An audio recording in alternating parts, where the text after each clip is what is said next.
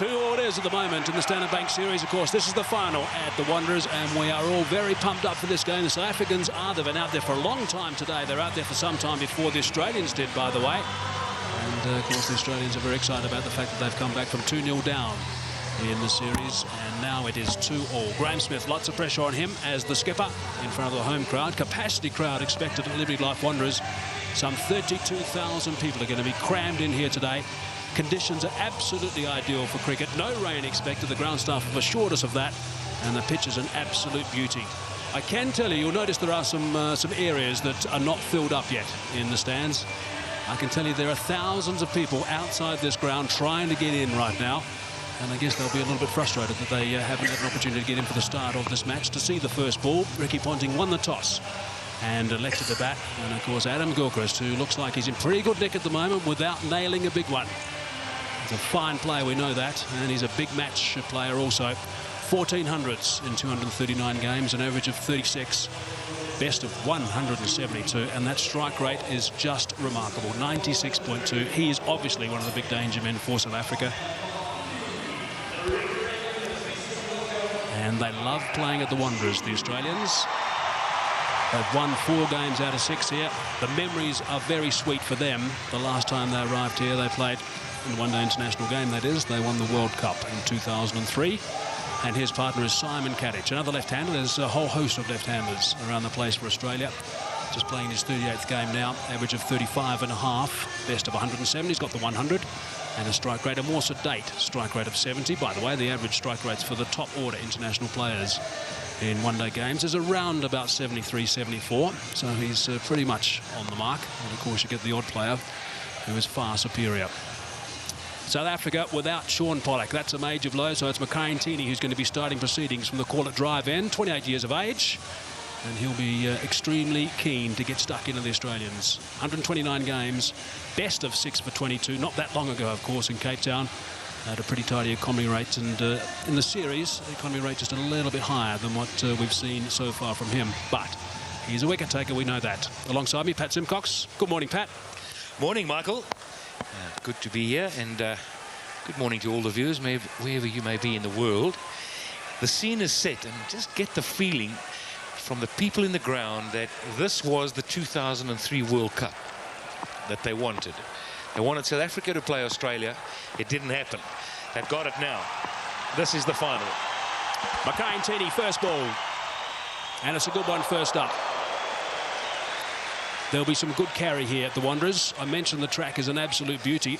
It is a 10 o'clock start on a Sunday morning. It's a good colour, this track at the moment. There's no grass at all. It's a little bit on the dark side, actually, which is attributed to the soil here at Liberty Life Wanderers. But there will be, with the new ball, just a little bit of movement in the first 45 minutes to an hour. Just a little bit, which is what these batsmen are going to have to look out for. And there's a bit. Well, good pace. 141.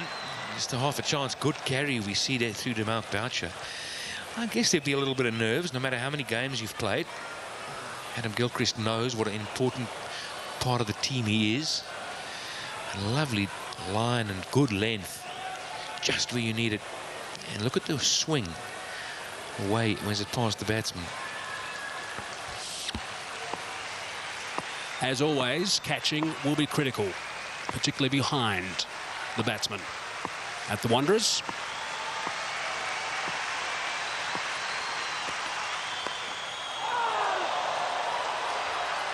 the other thing, Pat, and of course you'll know this after years of experience playing at the Wanderers for South Africa, it's not the easiest ground to hear at, is it? There was a situation there where Adam Gilchrist straight away said no, but Simon Kadich was about halfway down before he turned. So right, and the crowd are loud, they're pretty close, and that's exactly what can happen. You can make a misjudgment. And you see Kadich started to go. Now, the one other thing you know watch out is you don't turn on the green part of the track, because you can slip there. Very difficult. The ground is in remarkable condition. Looking for one, not there. The other thing about the Wanderers, now this is in the Highveld, playing at altitude. The other thing about the Wanderers, particularly when you come from the coast, for example, like in Durban the other night, on a bit of a drier track than what we've got here. As you can see, that ball just seam a little bit in and inside edge onto the thigh. If you're not attuned to conditions right at the start of this game, as a batsman, you can be just a little bit rushed because the ball does certainly come on a little bit quicker. There's a bit more bounce as well, as you can see with that Hawkeye graphic.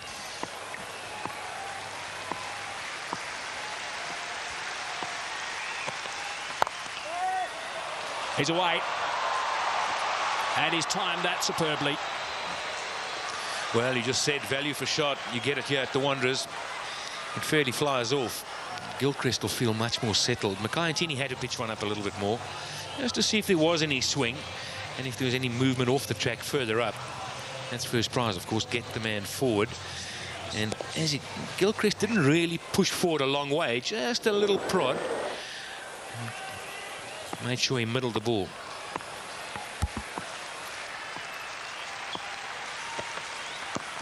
Inside edge again, so a little bit of movement that first over from Mackay-Ntini. 4 for none.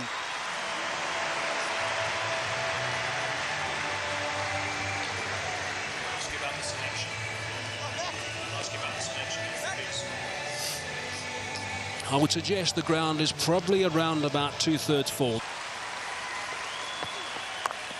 Bit of movement for Andrew Hall, bit of swing, bit of movement back in towards the left-handed Kadic. Of course, Andrew Hall grew up playing his cricket on this ground and played a long while for the home side here. So he knows the ground, the conditions pretty well. And he revels in challenges, as Andrew Hall. So he'll be feeling pumped up. He'll know how important this is. He's experienced as well enough to know he's got to get the ball in the right area and create pressure early on. Don't let the Australians get away. That's what he'll be thinking. He'll love this, Pat. He'll love this opportunity.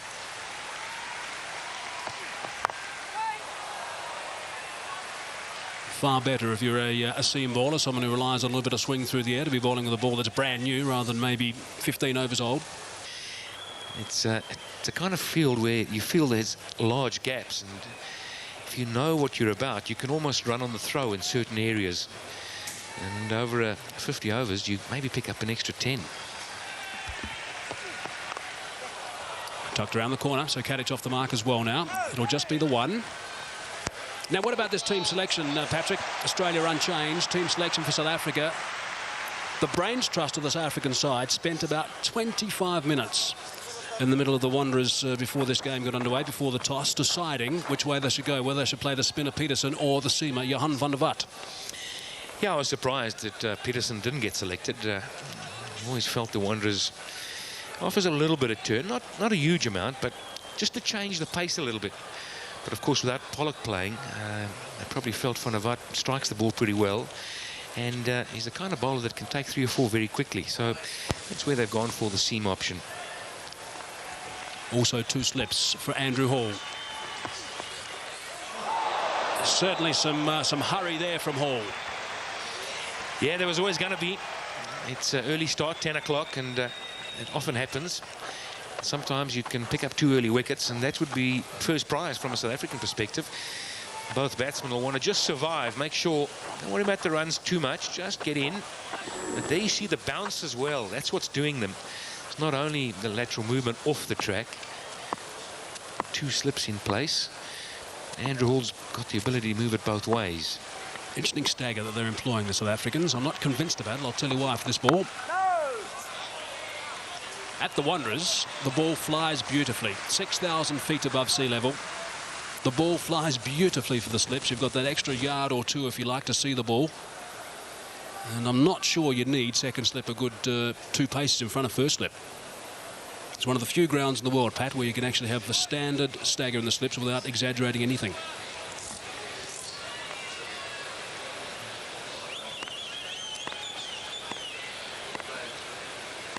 One off the over so far. Almost chopped it onto the stumps. It's gone just about over the top of off stump. Good stuff from Andrew Hall, 5 for none.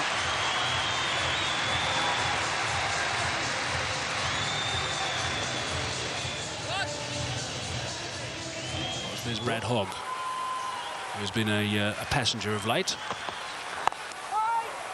So let's just assess, Pat, what we've seen so far. A couple of overs, we've definitely seen a bit of swing and some movement off the deck, but we've seen some pretty good pace in this track. We have, but what we haven't seen is a rotation of strike. We haven't seen both batsmen looking just for the single, get off strike, get onto the other end and change it around. So you've got to get it precise, drop it in the gap and run.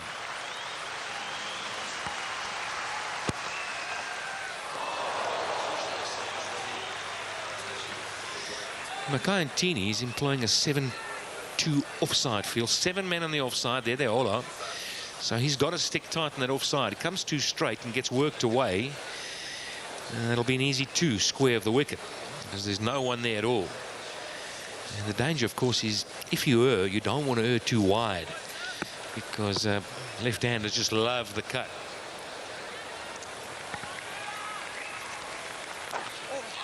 Now that has gone past the outside edge. It's a very good delivery from Mackay-Ntini at almost 140 k's per hour, but a cursory glance from Katich means some movement off the deck.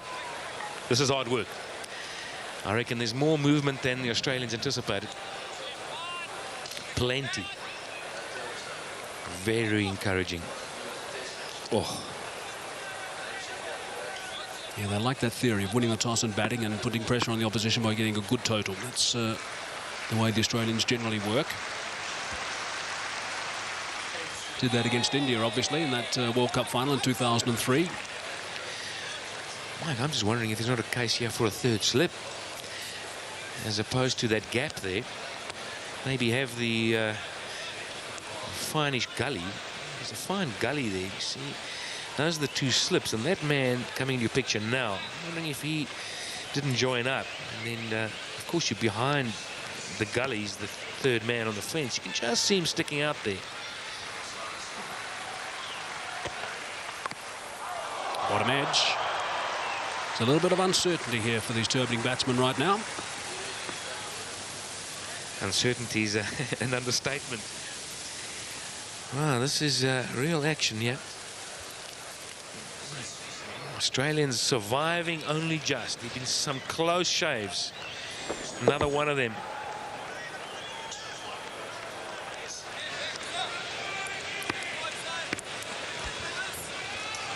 Five dot ball so far from Mackay-Ntini. It's a good start from South Africa. And it's just got to round off for the single off the last ball. 6 for no loss.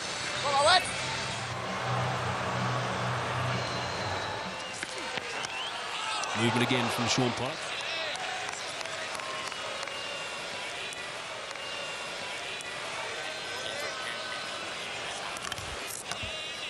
Correction, I guess quite a few South African supporters would be wishing it was Shaun Pollock. It's not, it's Andrew Hall, but he's doing a fine job at the moment. Just love watching Andrew Hall when he's pumped up, the adrenaline going through him. You watch his follow through. Goes all the way down. Really gets in the mix. Loves the battle as Andrew Hall. Just back with a square this time on the leg side. They're going to pick up a couple. Average score, by the way, batting first in day games here at the Wanderers. 235.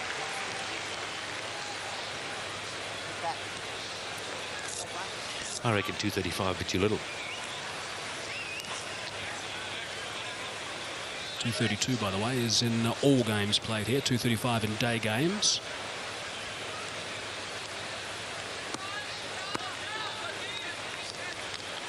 To all the bottom line. South Africa versus Australia here.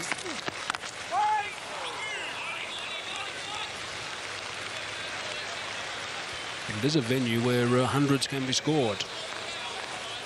Simons and Ponting have each got centuries here, so has Herschel Gibbs, big scores. Let's look at Andrew Hall's first over. Right on the money, first up from Hall. Just look at the bounce. He's not a tall man as Andrew Hall. He's getting plenty of it, hitting the right area, the right length. No singles taken as yet in front of the wicket. No drop and runs.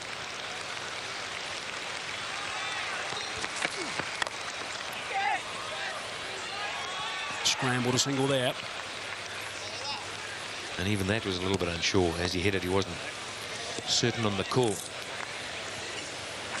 It's always nice for a bowler if he's hit his straps already like Hall has and And then he gets a batsman on strike who hasn't faced him in a little while. Yeah, 10 strange room and so much up here for today. You win this. This is Telemarcus in picture. How well did he bowl in the last match? Wow.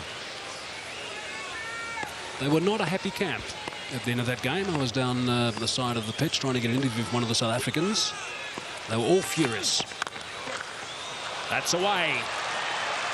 That's his zone. Loves it on the offside. And he drives well through extra cover. Again, no flourish. Just a little punch. It finds the gap. Once it beats the man, well, you know you stop running. It's quite remarkable, Pat, that leverage he does have. Adam Gilchrist with that high grip.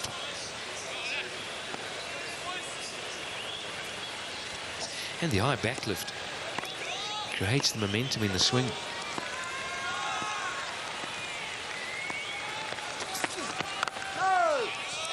Seven off the over, 13 for no loss. 4 overs gone. And it's Mackay-Ntini now to start his third. I think both sides would be happy with their start. From a batting point of view, you've seen the ball nip around a little bit and you've survived, so that's good. And from a South African perspective, they haven't seen Gilchrist kick off and get away from them. They're holding them in check. And remember, they had their weeks without Shaun Pollock as the opening bowler. They've had to fill that role, so they probably feel, well, we're doing good. We just need a wicket.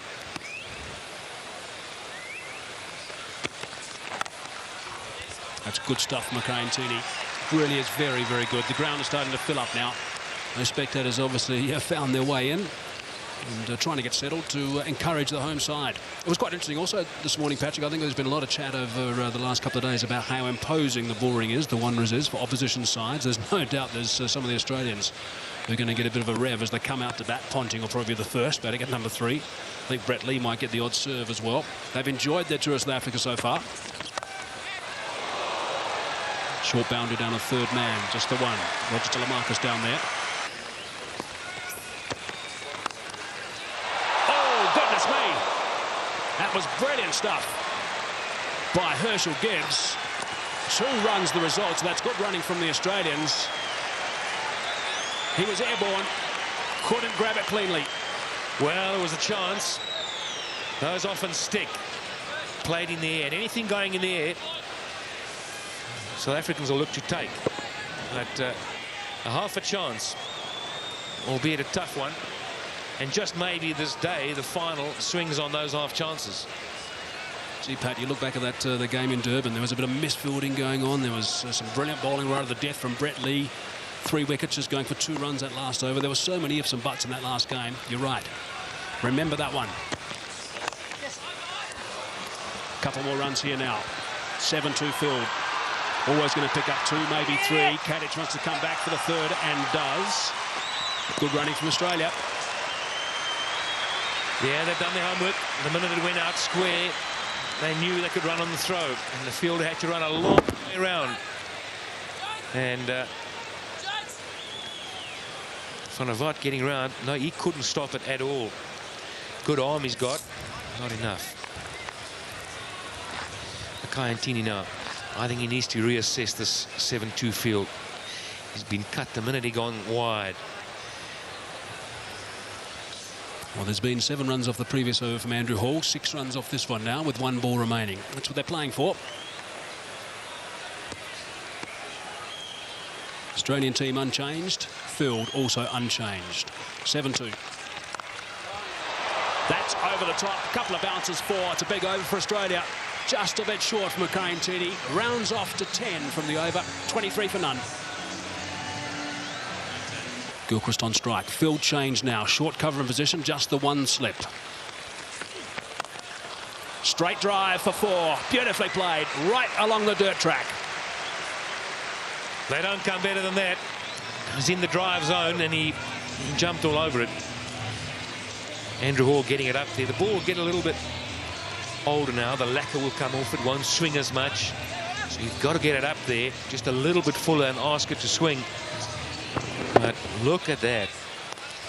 No running. Once he did it, just stood dead still. He doesn't appear, Pat, to me, to be trying to hit the ball quite as hard at the moment, Adam Gilchrist.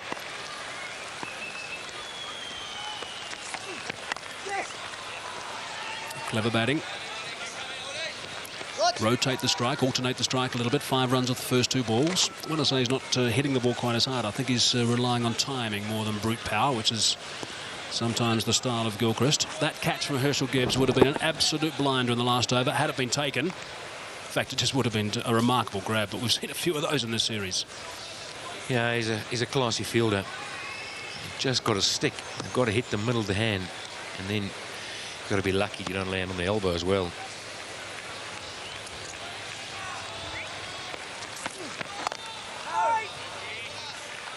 It is noticeable now that Andrew Hall is around about 130 k's per hour. Mackay Ntini has been nudging 140 once or twice already today.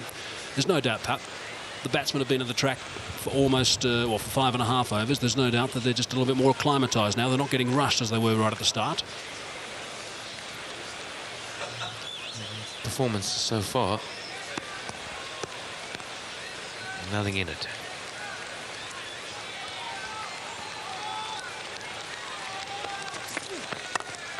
Straight again. 4 again. Well, you can clearly see it's a good batting track. Ball comes on nicely. Good for driving. Some thought it might be just a little bit slow in the beginning, and it may have been. But that big contingent of Australian supporters that have come out, they will be loving this. Closing the face on the drive as Kedic, making sure that there's no outer edge. Look at that.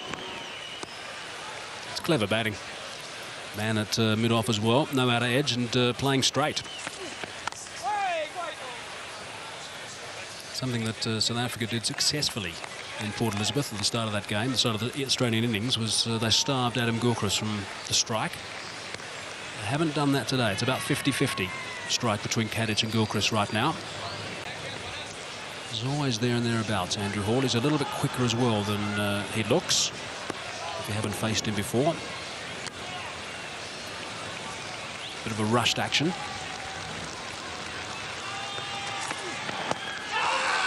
Shout from Hall, Boucher, and also Smith at first left, but not the affirmative from the umpire. 32 for none.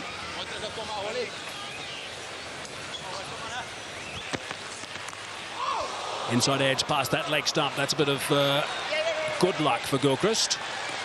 And 2 more. Yeah, the point I was making, Andrew Hall's normally your backup bowler. Now you start to have people coming into the side who will feel the pressure and the strain. It's so much easier to bowl if a couple of wickets go down. You might have actually picked up the exasperation from Gilchrist through the stump, Mike. It was another very good delivery from Mackay Ntini. The length key, that's what it is. It's not drive, and it's not going back. It's just in between. And his pace, longer time to adjust. Terrific carry again on this track. It's a very, very good wicket, this one at the Wanderers today. Has been for the last couple of years. Chris Scott, the groundsman, has done an outstanding job, and his team, obviously.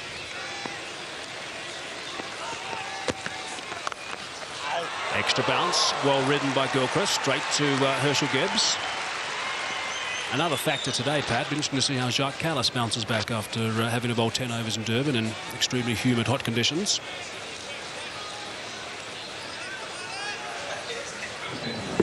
It's the last punch. Beats that man. It's gone. Well fielded Herschel Gibbs. As it bounced, it spun a little bit. You adjust. A natural ball player.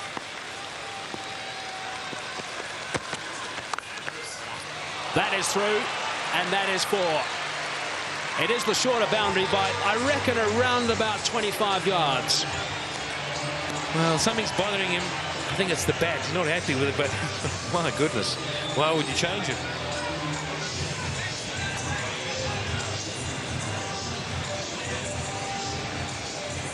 Six off the over already. 2 balls to come. He's got to hold on tight here. I mean,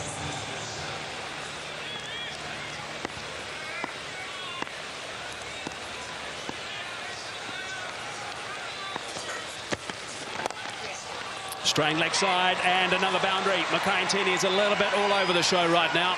And you can't do that to a player of the calibre of Adam Gilchrist. Well, I want to take Mackay Ntini's side here. I think this field placing is putting him under enormous pressure. No! Loud scream of no from Gilchrist. And Mackay Ntini might be thinking pretty much the same. 10 off the over. 42 for no loss.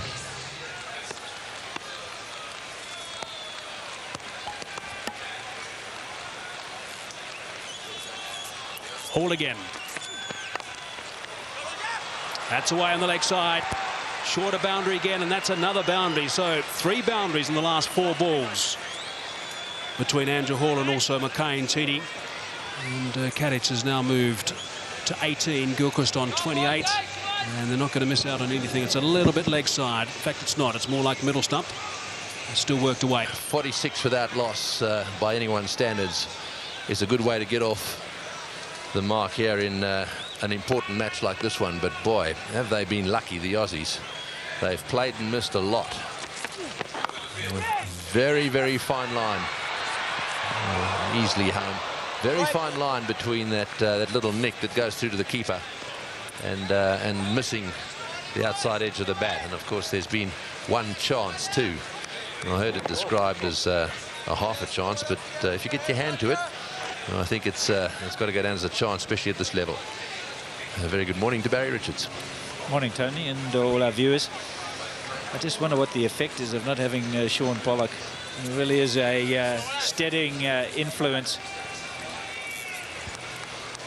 And he's not there today, which is a great disappointment for South Africa.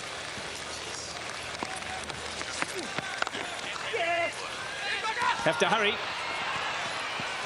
And in. I think Kadic was sleeping just a little bit and late to set off. But in the end, it all worked out for Australia.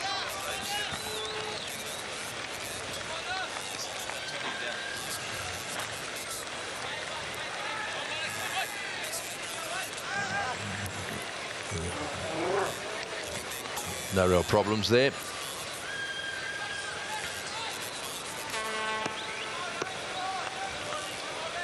So 7.3 overs bowled for 48 runs. Andrew Hall. I think I might have been inclined to go the other way with the opening bowlers. I would have gone for Funavat. I think it might just swing a little bit. And now he's going to have to bowl with the old ball with lots of momentum with Australia and a fairly recent arrival on the international scene. It's going to be a lot harder for him. I think he would have been given the new ball. This is a role that he plays in domestic cricket. They opted to go for a little bit more experience with Hall and Ntini, but it hasn't worked out, albeit with a little bit of luck for the batsman. Yeah, very fine line. Oh, that's a good shot. He's hit that very hard indeed. I don't think it was through the hands of the short extra cover. It went all the way along the ground, I reckon. That's the 50 partnership. Tell you what, beautiful shot by Simon Kadic. He was in position so early, and Hall obliged by providing half volley, and away she went. Last ball, or near enough last ball match there. Straight to the fieldsman, 52 for no wicket. Graham Smith played 68 matches. Short delivery again and pulled away. This is a fast outfield. It's 4 more. Well, the Australians couldn't have dreamed about a better start. They've managed to get a few boundaries away, despite the fact that early on they were nailed to the crease a bit. This wasn't a flyer like first or second over flyer. This has been building. Yeah, another good shot from Gilchrist, again straying a little bit in length. And Mackay Ntini just giving him enough opportunity to play that favourite pull shot of his. Ntini not quite the same bowler when Pollock's not at the other end. 4 overs for 29.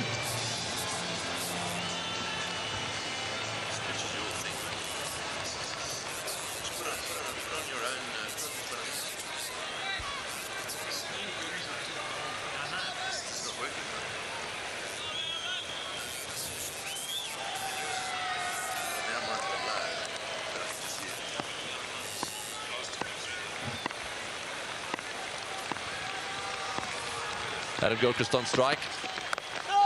And starting to look more comfortable. He played and missed a few times early on.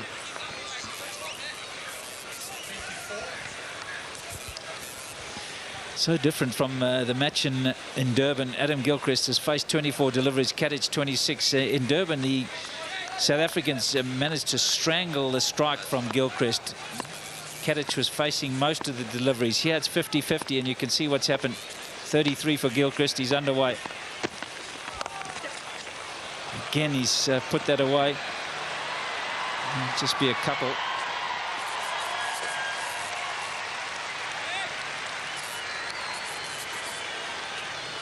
The South Africans in this stadium have gone very quiet. This is not the sort of start that they wanted to see. They wanted to see a wicket or two early on. Unfortunately, the Australians have got away with a few plays and misses.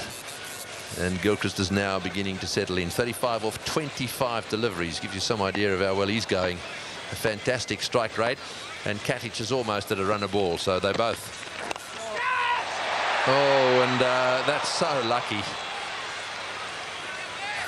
Absolutely no idea there.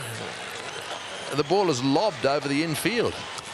Yeah, I think he premeditated a short pitch delivery. He was looking to hit it away on the onside, and Makhaya has fooled his man. He pitched it up. Gilchrist wasn't ready for it. Had to try and change his shot, and was very lucky to get away with it. I think he's setting himself. Yeah, you can see him. He's ready to play on the leg side, and it's just popped over Cover's head.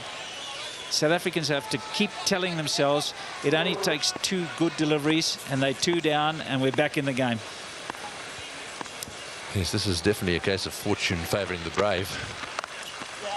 There's another smash. They've got a sweeper back now, and he's going to do a lot of work if they keep bowling there. That's just a little bit too short. Yeah, 10 boundaries already. It's a fast outfield.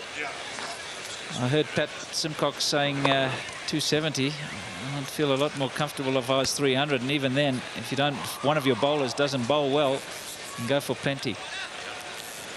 And the talisman that South Africa rely on, Shaun Pollock, not playing today. Well, straight down the ground, and that one will go for 4 as well.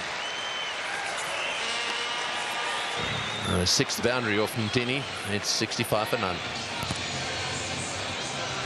That's half volley, that one, really. Or not quite, but certainly there to be struck down the ground. They are very, very aggressive, these two. And already no slips. Graham Smith opting for a short mid-wicket and a short fine leg.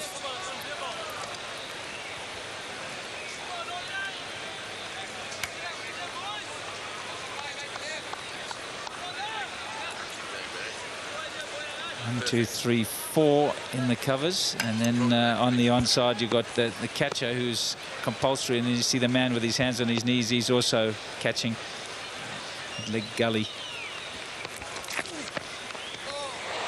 Oh boy, little flirt at that one. There's another example of the little bit of luck that the Australians have had today. It was outside off stump, and it was a very ordinary shot.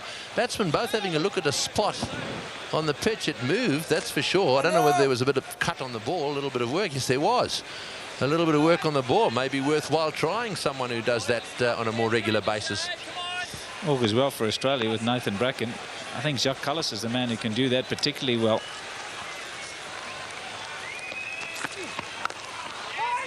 And he's tried it again, and that's what you've got to do when they get some momentum. Mix up the pace. They're looking to play on the up. There's the man who can bowl those cutters, and then he intersperses it with a really quick delivery, powerfully built, gets through the crease very quickly. So a good bouncer from Jacques Kallis.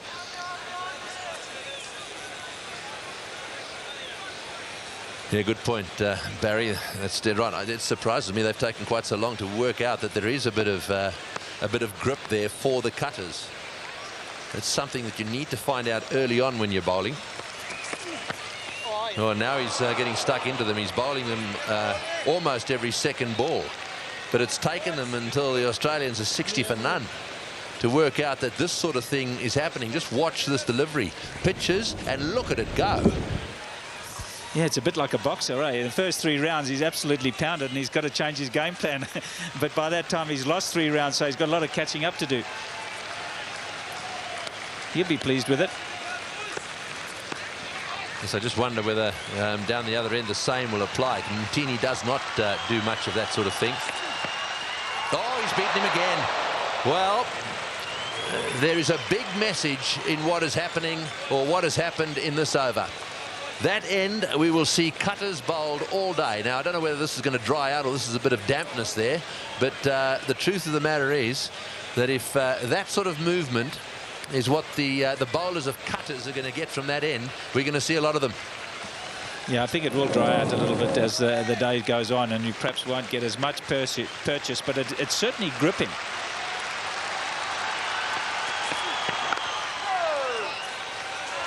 Changes the game, doesn't it, when there's a bit of movement of the wicket. 66 without loss.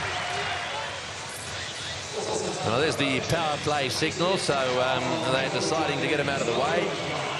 It's mixing the pace up that's going to count.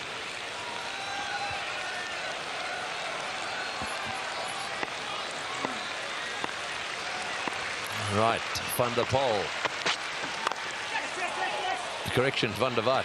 And, oh, that's way over the top, and that's pretty well done, actually. The throw coming in, the bowler hardly had time to get around and get back. Well, that's the zone. That's the place to go.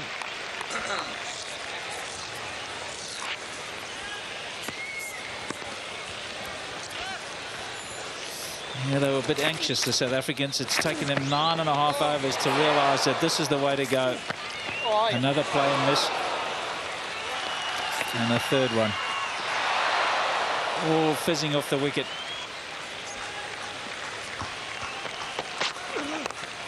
He's just watching those replays. One of the important things is that the wicketkeeper has got to read it as well, because Boucher was taking all of them on the half volley. Now, if he does nick one and it doesn't get there, that would be infuriating. That's the sort of thing that drives bowlers round the bend. So Boucher's got to read him as well as the batsman. Yeah, then he comes up and gets the bouncer and it goes over his head. Yeah, it's not an easy job being a keeper. Yeah, mix it up, Andrew. That's the go. Van der Vaart getting in the action too. His last delivery was a slower delivery.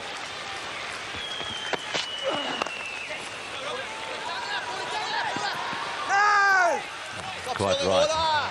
Well fielded. 2 singles, 2 dot balls in this over. This first one from Van der Vaart.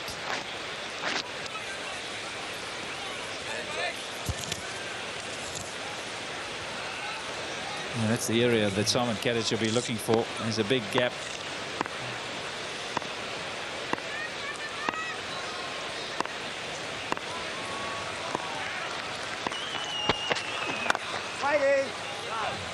Four men saving 1.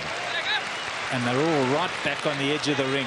Right back on the edge of the ring for Adam Gilchrist now. They know that he's not looking to just drop and run.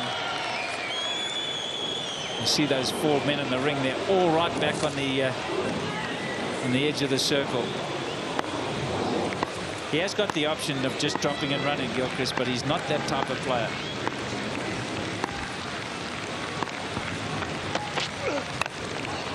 Oh, he's got that away down towards square leg. Didn't exactly go up the middle of the bat. I would settle for that over. For starters, 3 singles. That's it.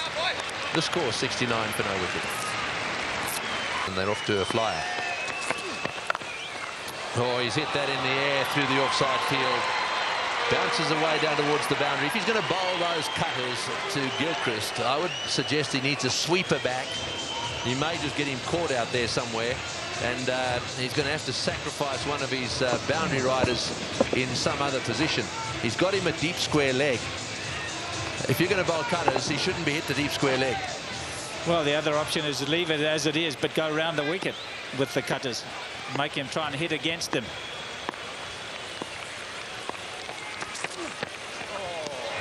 Oh, there we go. You see, that's the line he's going to bowl, and that's the shot Gilchrist's going to play time and again. So I would take the sweeper on the leg side and put him back on the boundary on the offside and say, righto, now you hit me for 4 in that direction. Yeah, good call. He's having a bob each way a little bit, Graham Smith. With he's almost setting a field for bad bowling, in that he's trying to cover leg and offside, and that's a very difficult thing to do as a skipper. You get the line right, you can protect one side of the field.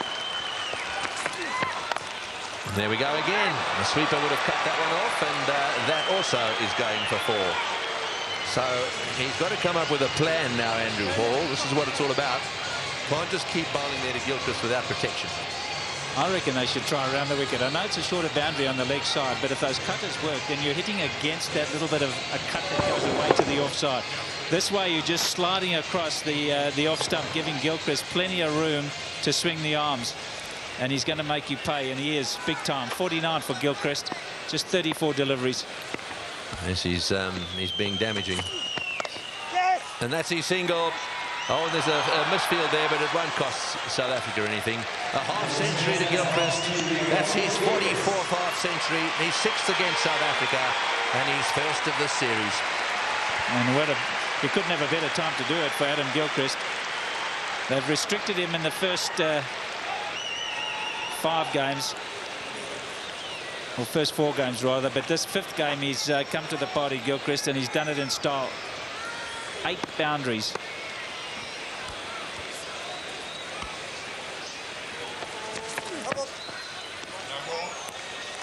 No ball. Well, they've been pretty good in this department, both these teams, at nullifying things like no balls and wides.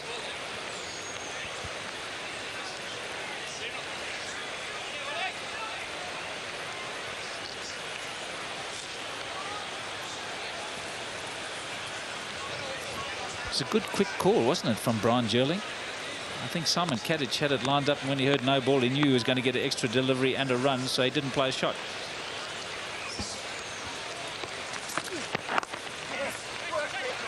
Well, that's a little straighter, and of course played away on the onside. It's a little bit different when Kadich is on strike. Not quite so damaging as his partner down the other end.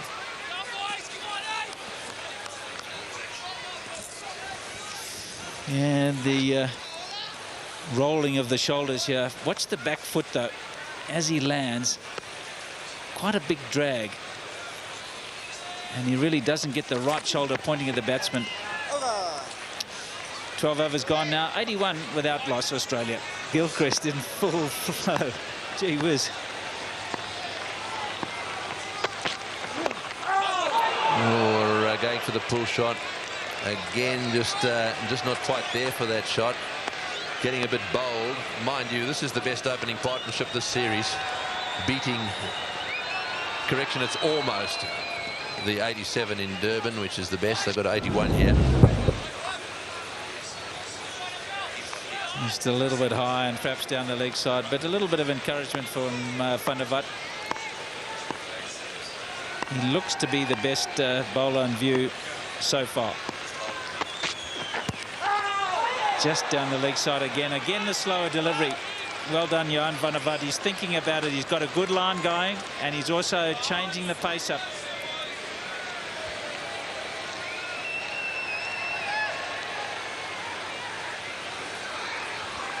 Yes, he's bowling a tighter line, is he not?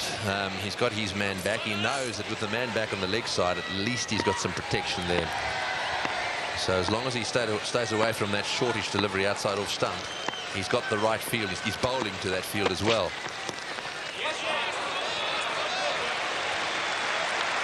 A little bit of extra bounce too.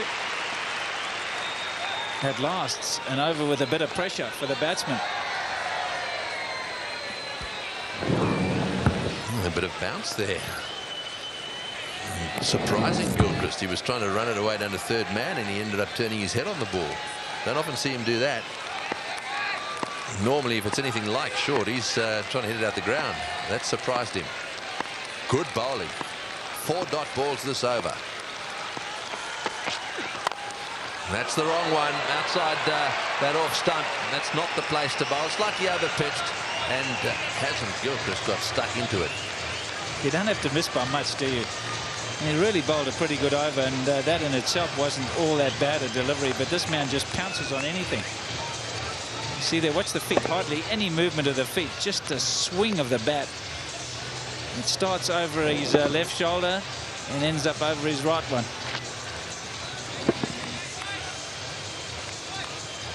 And not many, probably Brian Lara comes to mind, who swings the bat as far back and as far forward as Gilchrist. Yes, boy, there's not a negative bone in his body, is there? It's all aggression, that's for sure. Right, he's on strike again. Not 54. That's better. That's the line. Well done. Only one little slip up in that over. 85 for none. Boy, is he coming under the tough time. 85 for no wicket. Right, here we go. Straight away, a good length. Mind you, it is Katich, not quite so nasty. Down the other end is a man. There are times, I suppose, in a cricket watcher's life that you just get lucky, and I reckon that we've been lucky to sit in a commentary box and watch Adam Gilchrist play cricket all around the world in an incredible way. It's a bit like all of the South Africans here who watched my fellow commentator Barry Richards and Graham Pollock in that era. You know, you just get lucky from time to time, and Gilchrist clearly in that category in terms of entertainment. Yeah, and let's not forget Viv Richards too. And then during World Series cricket, Greggy, you'll remember so well how well he played. He was at his zenith. But Gilchrist equal to anybody as an entertainer. Yeah, good replay there. Just looking at those white spots on the pitch there. Telemarcus straight into the middle of them. There's a little grouping of what is clearly a good length to Katich anyhow. I think that's probably what he's got going for him. He's one of these guys that doesn't make too many mistakes with his length. Yeah, and he's a bit of a skidder. He's on a bit quicker than you think. And the ball's still relatively new, just 13 overs old, so it is still quite hard. He skids on a bit to you.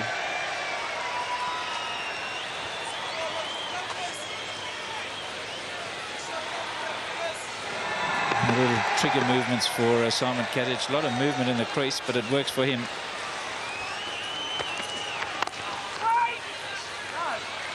Katich is getting stuck. What he's got to do is he's got to give it to Gilchrist, although this partnership has been such that they both from time to time dominated.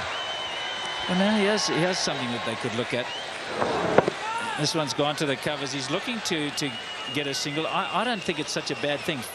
Ball 5 and 6 to go back a little bit. You prevent the boundary, but you might give Katich the single and then you deny Gilchrist the strike. And I think they need to look at that. Get those men in the circle back a little bit. Oh, there we are. There's that. There's the effect of keeping it quiet. You bowl a good enough over. One of these two, both of them, in fact, are going to do something silly if they get tied down. And this was very nearly all over. Yeah, well bowled, Roger Telemarcus. And you see they're just running it in off the seam. It's coming into the left-handers, so not as much room to swing. And extra bounce. So one ball for Gilchrist. They've got to try and make sure that he doesn't get a boundary.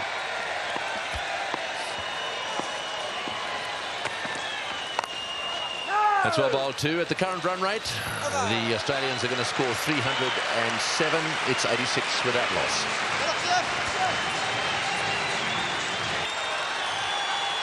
Gilchrist 54. Katich on strike.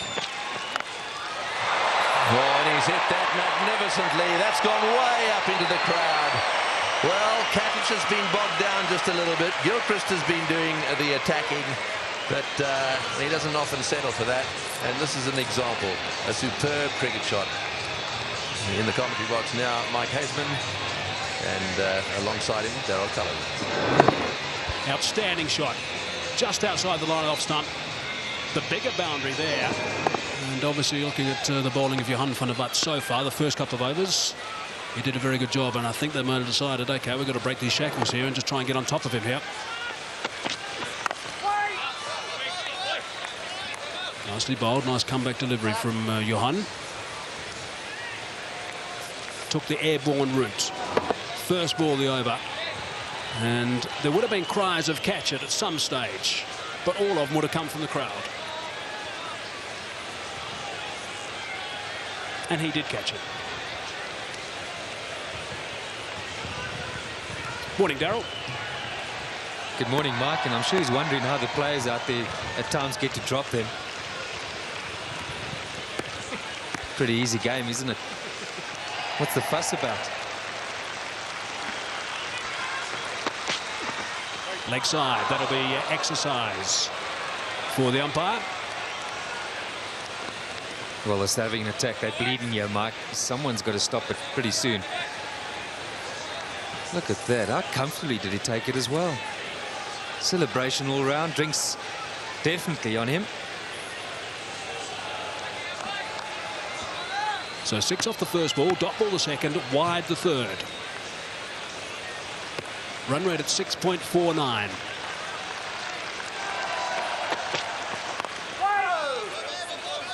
And we're only a few balls away from the end of the second power play.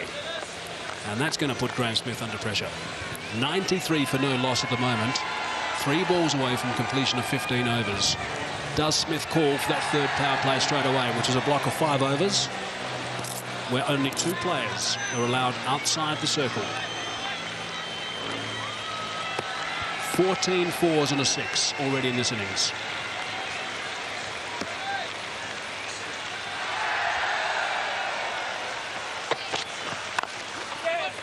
Past the bowler.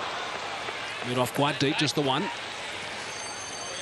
But what it does tell us immediately that it is a very, very good pitch. Not much movement early on. South Africa, well, they've lacked and they've missed the consistency of Pollock just to keep the lid on things. But you've got to say as well, these 2 played superbly well. Just wonder if Mackay and Tini bowling to 7-2 field. That was perhaps the option early on, or perhaps Van der Walt with a new ball instead of Hall. Should have gone to a plan B. And I guess that one's quite simple. Just bowl around the wicket and try and tuck him up. That's what Johan van der Walt did in the first over to Adam Gilchrist. Tucked him up quite nicely. And he has been just changing his speed from time to time as well.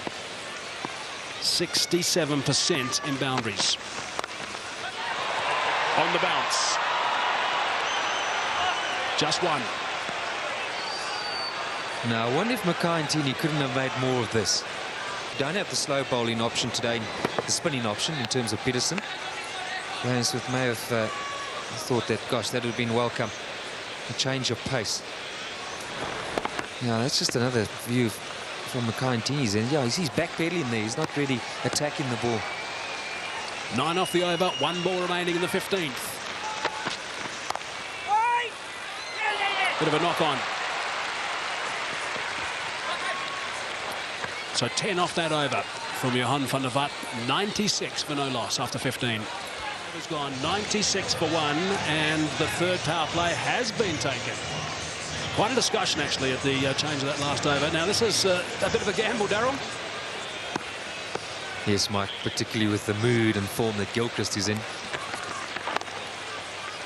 So I guess it's quite simple. The two Australian batsmen were thinking, okay, well, they've gone for it. There's only 2 men outside the circle. Let's make sure we capitalise. And Gilchrist strike rate now 128. Katic also healthy at 80. Well, it's just another further point which argues against this power play option.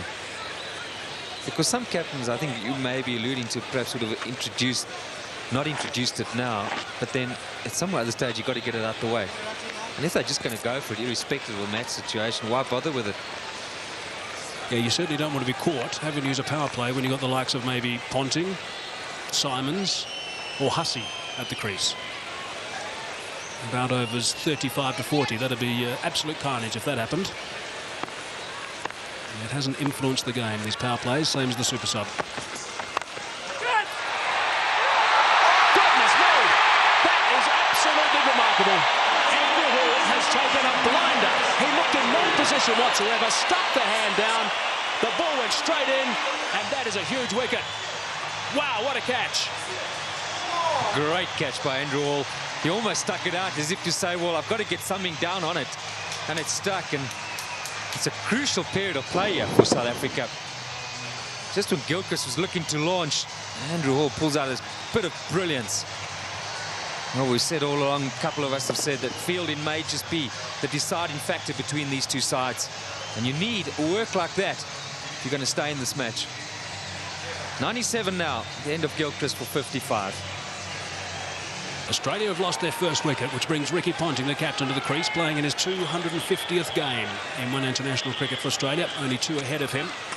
Alan Border 273 and Steve Waugh 325. Averaging 42 throughout a magnificent career.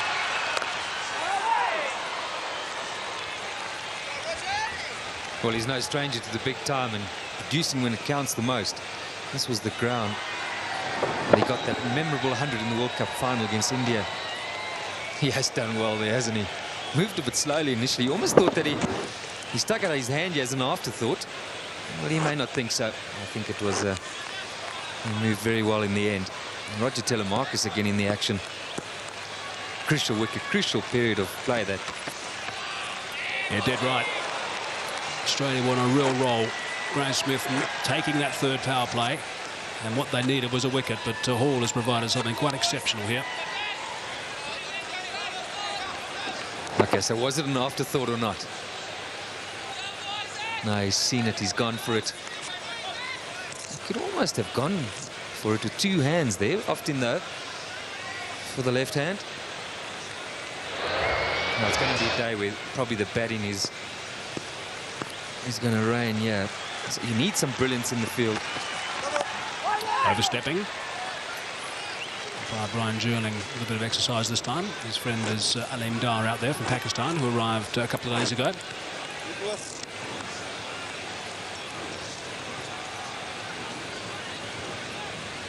It's all those little disciplines which are going to count a lot as well. Can't afford any extras in such a big game.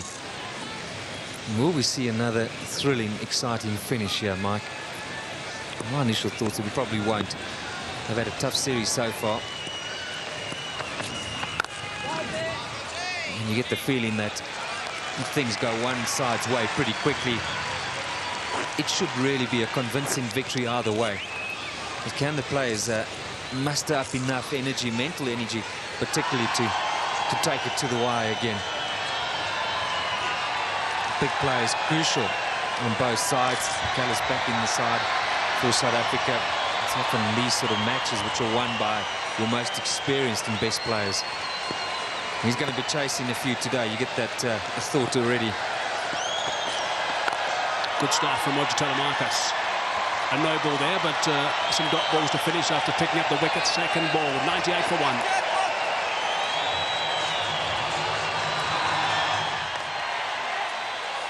Johan van der Vat will provide good support right now. Tough call for him back in the lineup after warming the bench for a few games.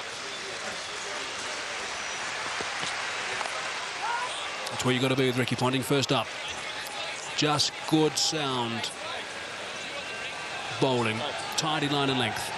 Well, if you can get it somehow just to come back at him, because he does walk a bit initially, doesn't quite get the feet going as such there. That front pad's right in line with off stump and outside.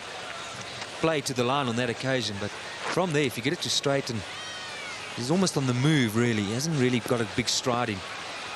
You've got a chance of getting him out LBW early on. It's quite amazing, Darryl. You look at all the great players around the world, and there certainly have been some amazing performances. There's the 100 up for Australia, by the way. And you hear about all these various plans and the tactics the bowlers have to bowl to various batsmen when they come to the crease. Most of the best players around the world, it's basic cricket, isn't it? It's just doing the basics right, tidy line and length, unless you've got someone who's a little bit suspect of the short ball, I suppose. But just get in the right areas first up. They are vulnerable early on, or periods of the innings. There should be a chance for a second, yeah. But ultimately, it does boil down to you get the ball in the area more times than the opposition. You should most times come out winning the match. I've been very impressed with Johan van der Vat since he started wearing the green and gold for South Africa. Certainly performed very well after an emergency fly-in when Macrae Tierney got injured 24 hours later on the park, and picked up a couple of wickets in 5 overs against Australia. It was quite interesting talking to him the other day. He was saying that first over that he bowled in that VB series in the South African colours the first over. He thought he was bowling with someone else's action. He felt like he was nowhere. Yeah, I'm sure the folks at home would enjoy that. It just shows you what pressure can do to you in unfamiliar circumstances. The body's a bit tighter than normal. I remember seeing that when that first ball he ran in, it just didn't look like the Van der Walt that I've played against for many years. I like the way he gets nice and composed. He's a thinking cricketer, Johan. There we go, that's spot on. And really, the single shouldn't have been taken, I guess. Outside the line of off-stump, premeditated from Simon Katich. I'm not sure. A little bit of a mutter as well from Roger Telemarcus. I'm not sure that was necessary. His strike rate's okay at the moment. Interesting option because he's got fine leg up. He's got a deep square leg, very much in front of square. Now he's going to back himself with Telemarcus with that, you would think, that low position of delivery and around the crease. He surely can't get me out in front. So I can walk across my stumps, and whatever options that brings, he's going to go for. Gone this time on the bounce. Not out of the screws. Perhaps a little bit of good fortune there for Katich. Maybe he's getting a bit edgy. I can only think, Mike, that Australia have decided, look, we've got to keep this rate going. It's a good pitch. We've got good batting to come. I'm set, I'm in. If I feel it's in the right area, I'm going to pick a spot where I'm going to look to take Telemarcus on. Danger is, though, they'll lose a wicket. That South Africa then have got a great opportunity. 2 new batsmen at the crease. Good stuff from Telemarcus. It was quite interesting looking at that. We're showing that slow-mo of Johan van der Walt with his run-up. And we got a little squiz of Damien Martin. They've got a TV monitor in their changing area.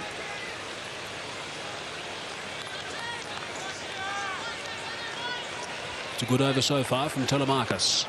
2 from it and 2 balls remaining.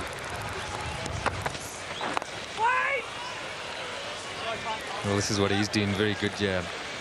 Roger Telemarcus just ensuring that his lines are good. Back of a length with the change of pace. And you have to think there's not much other option here from a bowling perspective. In the air, over the top of Andrew Hall. And to the result.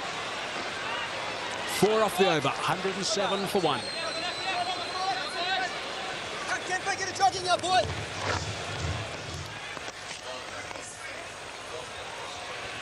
This is something they're doing quite nicely at the moment too, the Australians. They're realising the boundaries have just dried up a little bit with Gilchrist departed. He at 9 boundaries, by the way, 9 fours.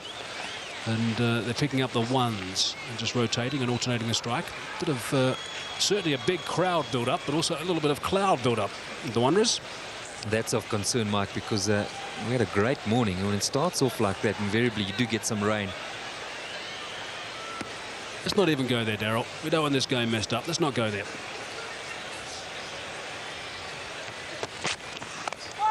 I did speak to some of the ground staff this morning, and they were quite confident. Obviously, the boys that know what's going on here at the Wanderers, they were quite confident there wasn't going to be rain later on. Hasn't rained for a few days in Johannesburg. One of our camera crew, I asked him this morning, and he said, no, there's 70% chance of no rain. That's why he's in the camera.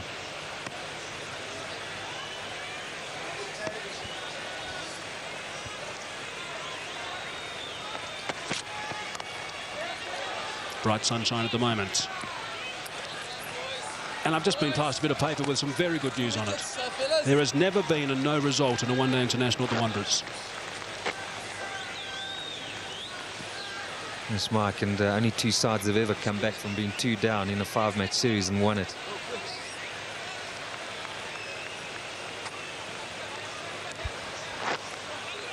Are we tempting fate here today?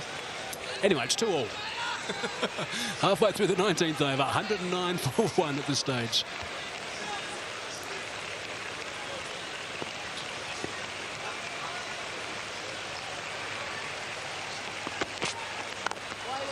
Well, this is good stuff here from Slovic. Just keeping Ponting quiet. He's now faced 11 deliveries, only 3 on the board. He hasn't been able to latch onto anything loose. He's an experienced player. He'll know that often an innings will start in this sort of fashion. It's not the worst thing. It does give you time to play yourself in and get a feel for things. Often you might be given a few loose balls and you look again, you're on 12, 16 runs and you think, gosh, can I keep this going? You get a bit excited and out you go.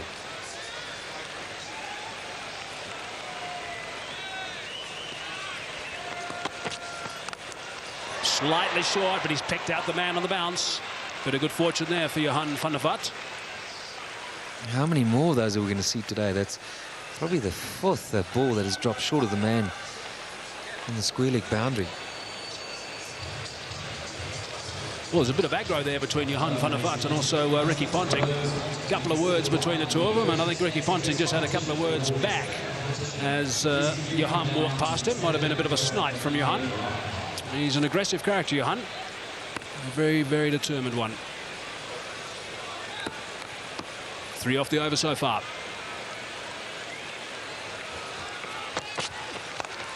Slightly leg side, and there's no protection down there. So they've finished that over in style. Ricky Ponting, I think, had another word or two as well in the middle off camera, just to put his point across. 114 for 1.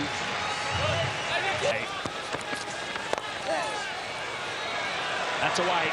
That's where Ponting wants them, and that's gone for 4. He will not miss out in that region. Well, he hadn't quite finished what he was saying, and the ball was on him, and now it's gone for 4. You don't want to put yourself in a situation just playing into Ponting's hands here. That might just get him going, get his adrenaline flowing. Can work against him. I think he's too good a player just to fall for that sort of stuff. Maybe a bit of desperation here from South Africa. And Graham's not just backing up Johan van der Vat.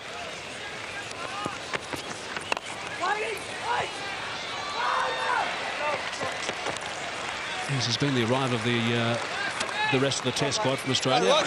Because this morning full of a war of words again between Shane Warne and Graham Smith.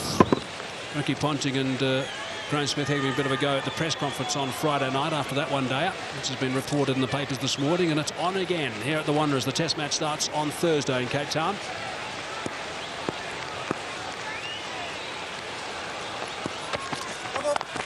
Overstepping again. I can report that the last comment I heard was Ricky Ponting's to Graham Smith, saying that in Australia we didn't hear much from you at all after the first game.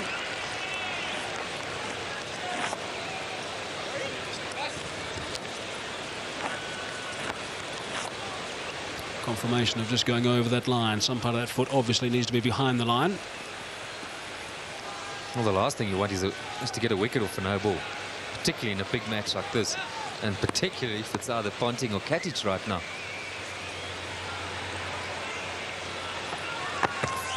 Right ball. He's not happy with that, Roger Telemarcus. He said, no general man. That's what they call him, Brian Jerling, the general. Former Defence Force down in the Eastern Cape. He's not happy at all, Telemarcus.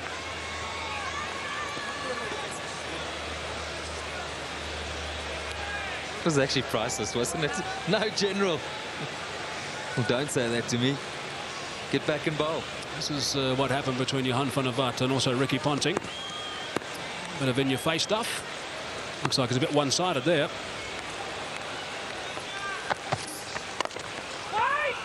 It's almost a WWF stuff there, Mike. Now, I've got some young kids, and I'll tell you what, we do spend a fair time watching that.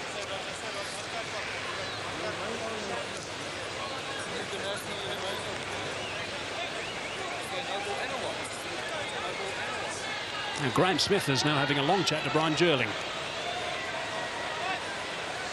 about that. That's a tough call, you know. You can understand why Roger Telemarcus was a bit frustrated with it.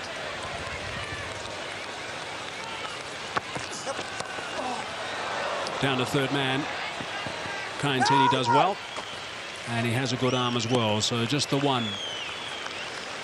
Just judging by the series that we've seen so far, not much to choose between both sides. You've got to think that today's match is going to be about looking after those small little things. If you get in, build a partnership, make the most of it, get the opportunity to really get on top of the opposition, take that opportunity, and don't keep the umpires busy. No balls, extras. Don't want to lose the match or get a wicket off a no ball in such a crucial encounter through extras. Well, these are the two additional deliveries. The third ball was a no ball, the fourth was a wide. He's got away with that one. That was a dot ball, so there's still just one ball remaining now. And I think the same goes for in the field. No fumbles, get a catch. You've got to take all the opportunities that one can get. Try and turn those threes into twos. It's a really tough ground to field on. It's a fast outfield. And if you get the dive, put the dive in to try and stop the boundary. Quick single. Might have been tight. Had there been connection with the timber, there wasn't. 123 for one.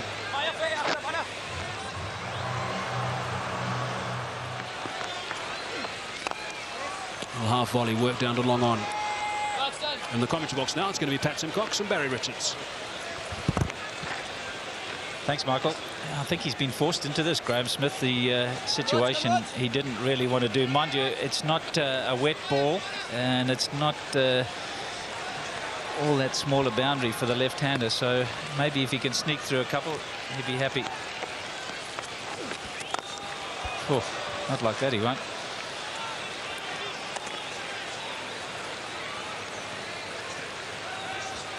Australia right on top, 125 for one. Just 20 overs have been completed. 300 plus on the cards.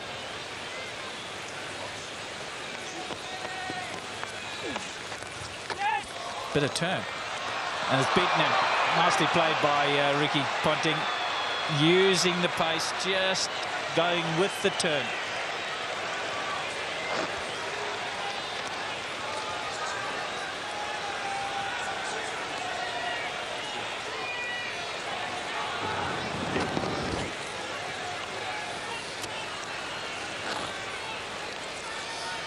Boundaries galore. 6 for Ketich, 2 for Ponting, plenty for Gilchrist.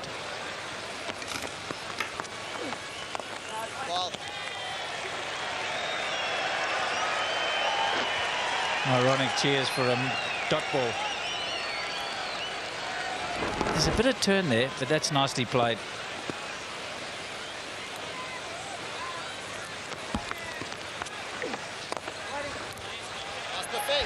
Yes or no, Pat? Bringing himself on. It is turning a bit, mind you. I thought it would, you know, Barry. It's been looks a dry pitch. It's a good wicket. The change of pace is very important. Just a single. Up until now, we've seen one-dimensional. 130 for one. Edged wide. Unlucky. Got out like that in Durban. This time he's had a bit of luck. Well, could that be a defining moment in the day? You're just bleeding for a wicket. Outside edge, genuine nick. No slip in place, not that you can have one now. But Telemarcus, we've seen in the last match, got the ball to move off straight. Nicked a couple of batsmen off. As you mentioned, one of them was Ricky Ponting.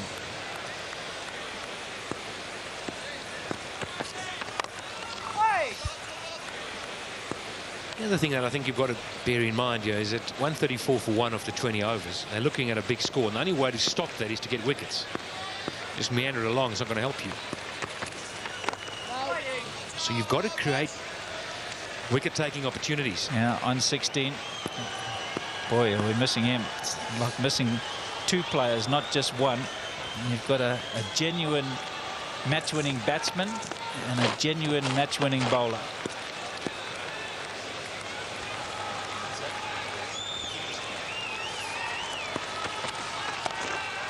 And he's put that one away too. Just straying down the leg side. He plays the pull shot so well, Ricky Ponting. Just rides with it. Anything on the leg side, he's dynamite. Well, Mark Boucher came up to the stumps, and immediately Roger Telemarcus had to come straighter. Outside off stump. He'd have a thrash at it. If he got an edge, it wouldn't matter. And he's flipped that one over the top too. Again, a leg side boundary. One short, one up. Doesn't matter to Ricky Ponting. I'm not sure it's a good move having him up. As you say, got to bowl straighter.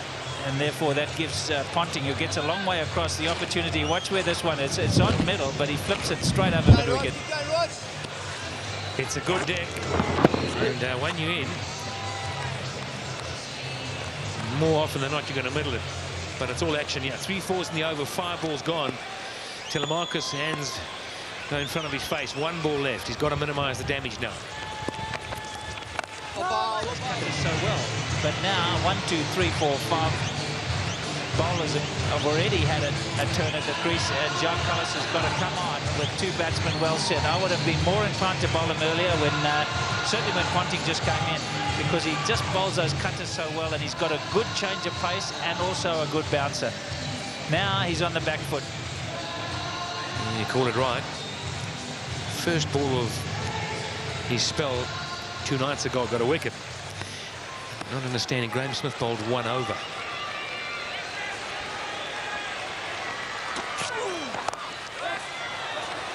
And the 1 over would suggest there was no process to it. Maybe each one have a look and see if there was any turn. Wasn't happy if there was going to be enough. But this man, with all his experience, must know that it's time. Someone has to do something special. And they've got to do it pretty quickly. They can just play from here, Pat. Just running it around, they're going to get 300. And that's without much acceleration from here. And bowled. That's an extra bit of pace again. And that's where he's so good, Kallis. Strong man.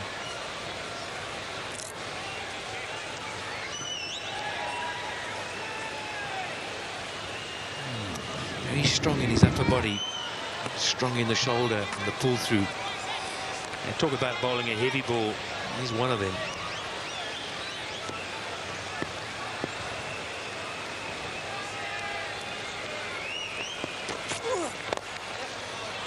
It's a short boundary, but there is protection there. A lot of work to be done. Good fielding. Ricky Ponting so strong there, Barry. Just never misses out. That man on screen, he's got a lot of work to do. And there you see just a turn of the wrist to make sure it goes into the gap. He knows it's only going to be 2. Butta does well. He's under pressure because they're going to be chasing a large target by the looks of things. You see, Jacques Kallis's natural ball is the one that goes away from the right-hander. So when there's a little bit of swing, he has to start at middle and off. There we see, that's a perfect example of it. And that's why I think Telemarcus has perhaps got the best opportunity of getting Ponting out by running the fingers the other way. Not the off-break style, but more like a leg break, which goes away from the right-hander. And that's why he's got to be allowed to attack Ponting outside the off stump. Look at this, it's about on middle and off, and he plays it to mid-wicket, backs the eye all the time. It's the one that goes the other way off the seam that's going to trouble Ricky Ponting, and that's, you've got to set the field for that.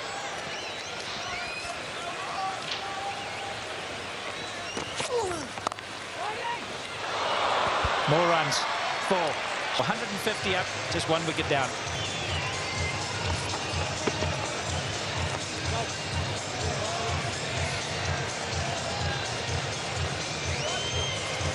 ...21 fours and 1/690 out of the 150 in boundaries. Oh, well, he's found out that there's a little bit of spin at one end. Is there going to be a little bit of spin at the other? He obviously said to Jacques Kallis, which end would you prefer? And that's why Smith one end in the call it drive. Now he's at the duck pond.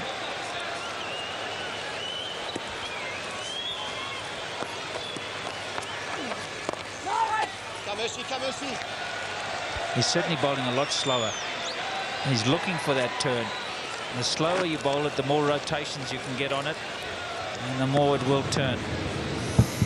I think Ponting may use his feet, you know. The slower he bowls.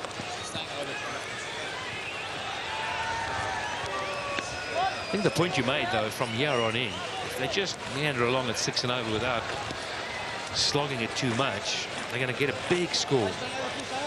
And they've set themselves up to be able to come hard with the likes of Simon still to come. Martin. Keep him in. Simons is the worry.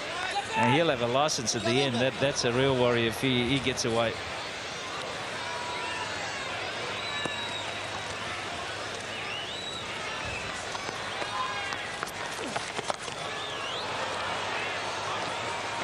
Lucky. Graham Smith, full toss. Should have been put away for a lot more than that. Just the single. Kadich is not happy with it, and rightly so.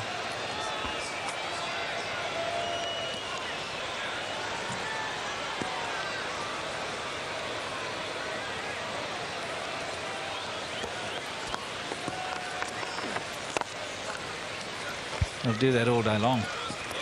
Just pinch the one.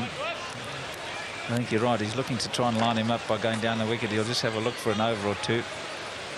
Got the spin covered, yep.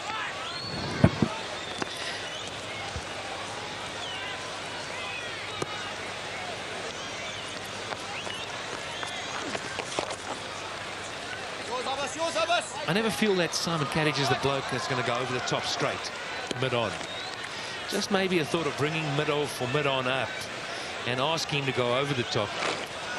Ricky Ponting's got both men back on the boundary, so he can just play down the ground and get an easy single. You see them very easy to get the single. Maybe risk bringing one in. There's the attempted quicker one, and Ponting won't miss out on that. Far too short. And so Graham Smith at the end of the over pays another heavy penalty. 158 for one.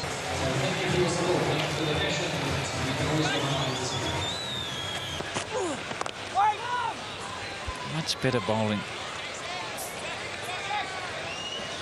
Do you think they really knew who they were going to go in with the opening bowlers? I think Intinian Hall, to me, wasn't the greatest selection. I think Van der Walt, who does natural in-swing to two left-handers, would have been a better bet early on.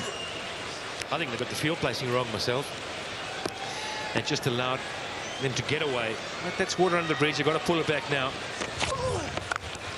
Oh, and that was premeditated. Smashed away.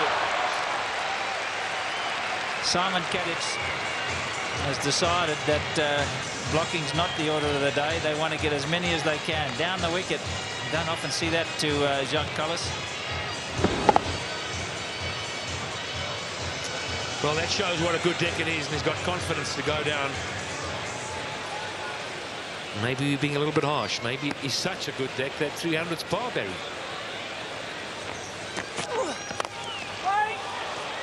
Again, I think Kadich, I think, has got a license from his skipper. He said, Simon, you've now done all the hard work. You can go out and enjoy yourself, play a few shots, premeditate if you want to. And he's quite happy to do that. I think they realise that Jacques Kallis is the one man that can pull it back for South Africa, and they're prepared to sacrifice a wicket to get after him.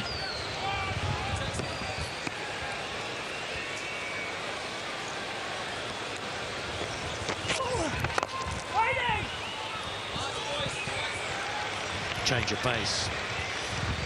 Mark Boucher pretty animated behind the stumps there, just having a walk around, chatting, talking to Captain Smith. He's been around a long while, seen this all before, and he knows how important it is to get the breakthrough now. For that matter, I think everybody in the ground knows as well. It's gone a little bit quiet.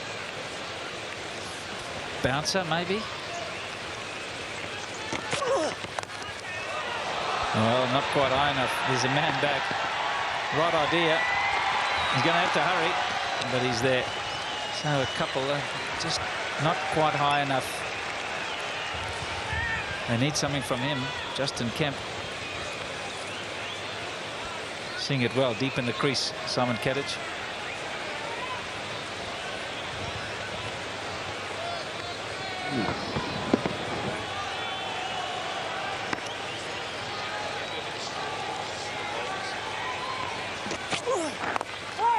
And a better one to end with. Australia 164 for one. Back from the golf course end.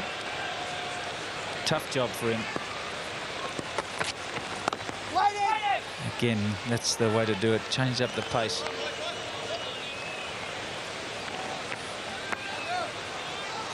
Which one are you backing? Well, minimum 6 and over from here on. 313. You get anything more than that? Tell you what, you don't keep it tidy. 8 and over is going to be hard to defend. A lot depends on Simons. If he plays a knock of any significance, I'm sure 8 and over is possible.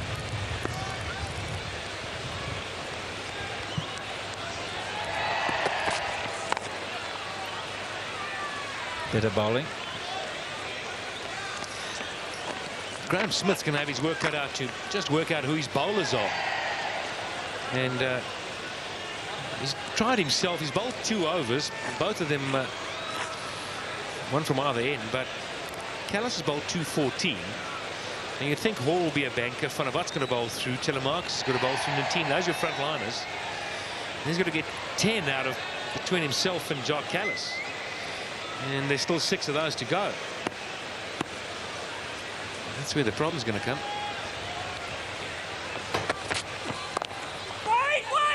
Whoops, there's a mix-up. Yeah, if he hits. And wow, they'll be very disappointed there. You could see that. Every right to hold his line, but the run-out was possible. Van der Wast tried to get back to try and stay at the stumps. He may have hurt himself, but good fielding. Ever awake, Herschel Gibbs. Now, had he caught the ball, and there had been a good direct throw, he'd been gone.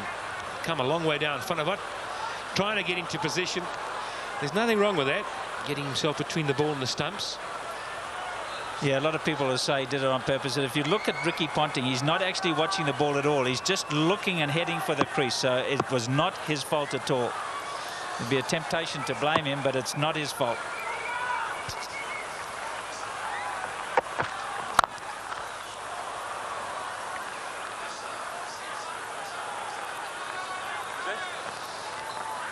Almost every delivery a single take in the left-right combination, just making it really tough to hold your line. It's never easy. Graham Smith just looking up the scoreboard. You're probably trying to work out the overs himself. Yeah, where those 6 are coming from. Kemp, I suppose, is an option. Here it is. Look, watch Ponting. He's just heading for the crease. He's not actually looking at the ball at all.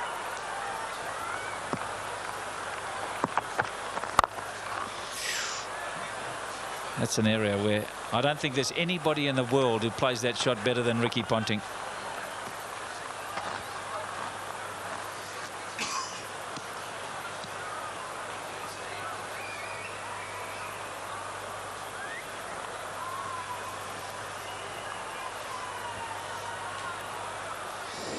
His balance is so good. Yeah, the key is his head. It's so still when he hits the ball.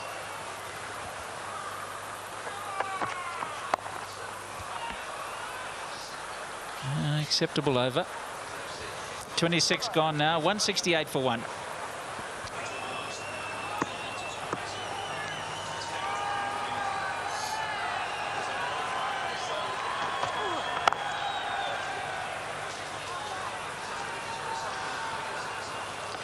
I'm happy with the singles.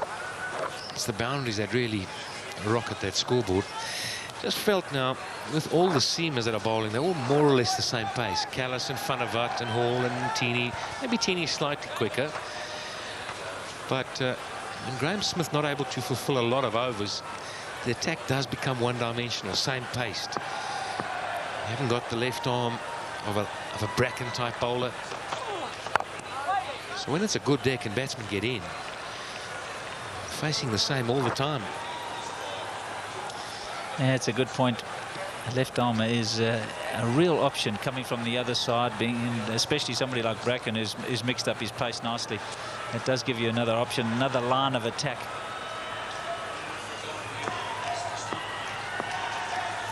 Who's that? Another single taken. Yeah. I know there's been a lot of talk about Mackay and Tini coming close to the stumps, getting him in closer, but he was a real variety. And he bowled to Adam Gilchrist today. It was really, really tough for him. And then the wicket of Gilchrist, well, that was special. What a catch from Andrew Hall.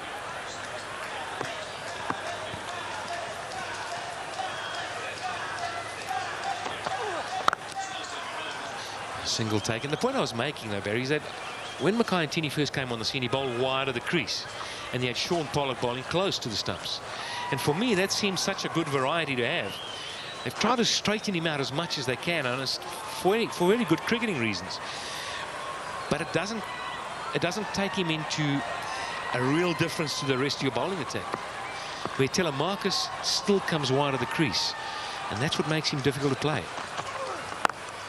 Oh, he's gambled. I think he's picked that slower ball from Jacques Kallis, and he's gone after the short boundary, and it's 20 rows back.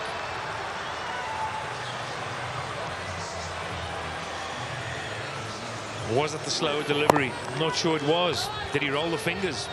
What do you think?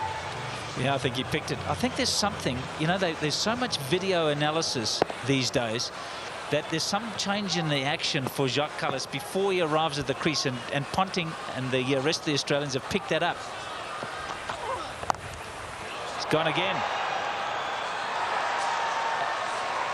And another one. Just drifting into the pads. This is going to cost them big time. Ricky Ponting, 100 in the World Cup final a few years ago, and now he's gone to 50. And in style. Sixes back to back. Superb batting.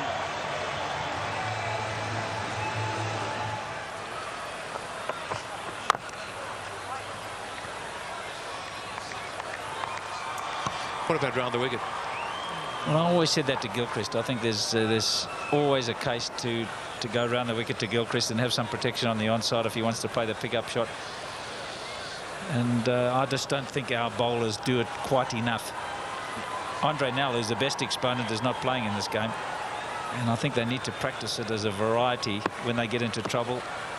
Go for the block hole from round the wicket. Jam them in.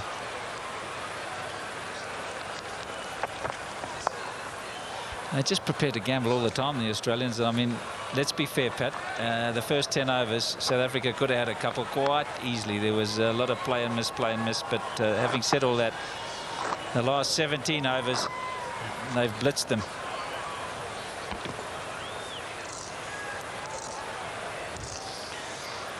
It's a good deck. Let's be pretty fair to the bowlers and to Graham Smith. He lost the toss. Good deck. And Graham Smith will always fancy still chasing it down. He's a positive man.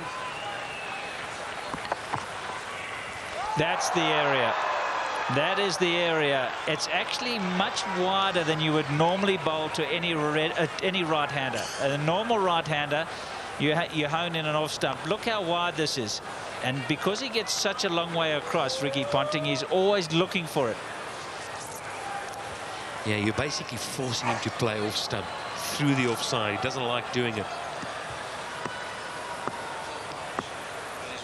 Happiness is.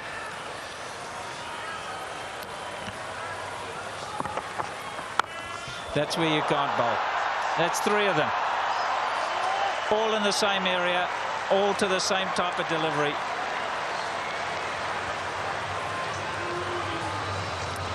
So easy, with so much time. Off the front foot, the pickup. Got to have such quick hands. Pick the ball early. You just can't afford to bowl at the stumps. It's got to be a foot wide.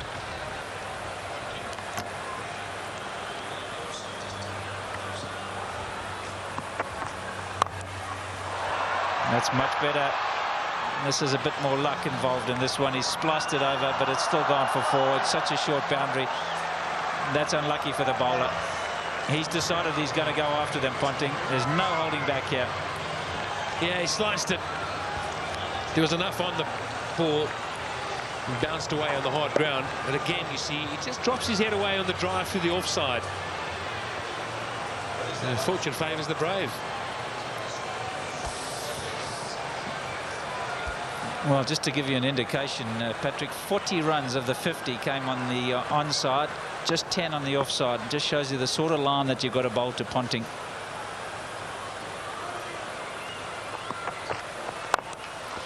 That one he's hit in the air. And again, picked out the gap. He's on a mission, Ricky Ponting, on a big mission. And that's to beat Graham Smith into submission. Make predictions. Perhaps we'll see the first 400 in one-day cricket. So 400, is that a possibility? Well, I don't think so. That's not going to happen, surely. Yeah, it's a long shot, Tony. We all know the game doesn't quite work like that. But at this rate, you've got to think that 350 is definitely on the cards here. And South Africa, they've just got to somehow ensure they stop the boundaries. It's all about stopping boundaries right now. Yeah, I suppose it's also stopping boundaries, creating a bit of dot ball pressure, and then getting 3 wickets. You do that, and you can change things around a little bit. If you don't get wickets here, then the boundaries are going to come, because these guys now are going to play really gay abandon type cricket, because they know they've got all this batting to come. Guys that could do exactly what they're doing, throw the bat. They've got a wonderful launching pad. It's a superb position to be in. Could have been a little different, though. I mean, let's just dwell for a second on the things that have gone wrong. I mean, first of all, they haven't had any luck. I mean, they beat the outside edge a lot. Gibbs also let one, well, he missed a half chance, I suppose, but he's caught half chances before today. Well, we keep saying it, these sort of games, it's exactly that. Those half chances which can swing a game.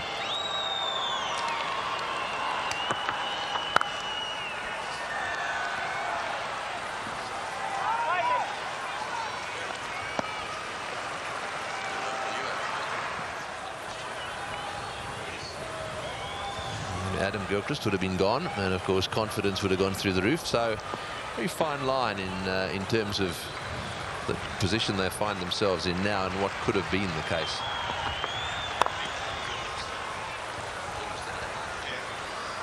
Just to add to that, Tony, it's a good pitch. I mean, let's not fool ourselves.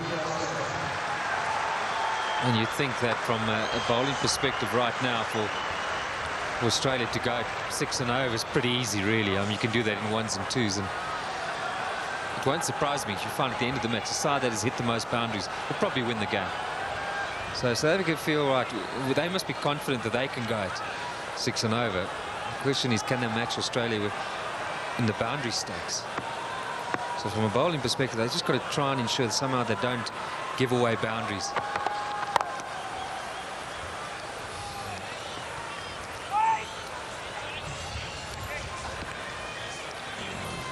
So that's the end of the over. It's 201 for 1.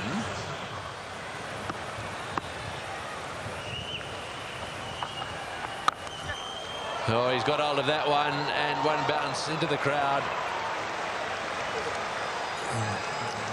This is not a great time to be brought into the attack, because absolutely anything could happen. There's no way they're going to be playing themselves in. Have a look at that from outside off stump.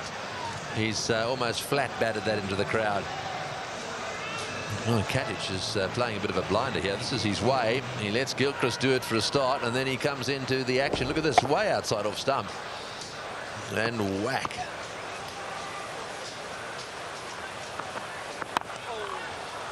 Going on that onside again. He seems to be pretty happy working it away on the onside. Well, just from our commentary position, that mid-wicket boundary for Katic, particularly him being a left-hander, is probably the shortest boundary right now on this field. And he's making his intentions very, very clear. If he's got a bit of width and the length is right, he's going to take you on exactly in this area. That it's a very, very good pitch, because you can swing through the line of the ball or cross it with confidence. Yes, and thinking about a second, no is the call. Yes, and that's the point that Daryl Cullinan's making. Bowl in such a way that they've got to play shots into an area where you can protect boundaries. And we know one way to do that, and that's right up in the block hole. Most of the boundaries that have been hit in this innings have been taking length balls. Yeah, particularly when they're offline, Tony. Now, it's a tough job for a captain. You know, when you're getting hammered really like this, it does require some good thinking And you need your bowlers to back you up. They're not getting it right. You're not going to look very good. And you feel that if for saving, just get Australia to hit them down the ground. If you're going to go for boundaries, rather say to your bowler, look, go for boundaries where we've got a chance of protecting them. And you feel the straight boundaries are long. But they've got to take on those guys. You don't want to be going for 4 over mid-wicket or backward or beating the sweep on the square boundary on the offside. Because then you haven't got it right. You can only do so much. And when it's a good pitch, you've got to try and limit as much as possible. Sweeper coming into play there. That's the end of the over. 209 for 1. Oh, that's down the ground. It's going to go all the way. Don't worry about trying to catch that one. It just kept going. 3 or 4 rows back, but enough. This is a great shot from Ricky Ponting. He had a very quiet start, and then all of a sudden he broke loose. Mackay Ntini straight back into things. It's right up there. Just showing us, and he can take on the straight boundary as well.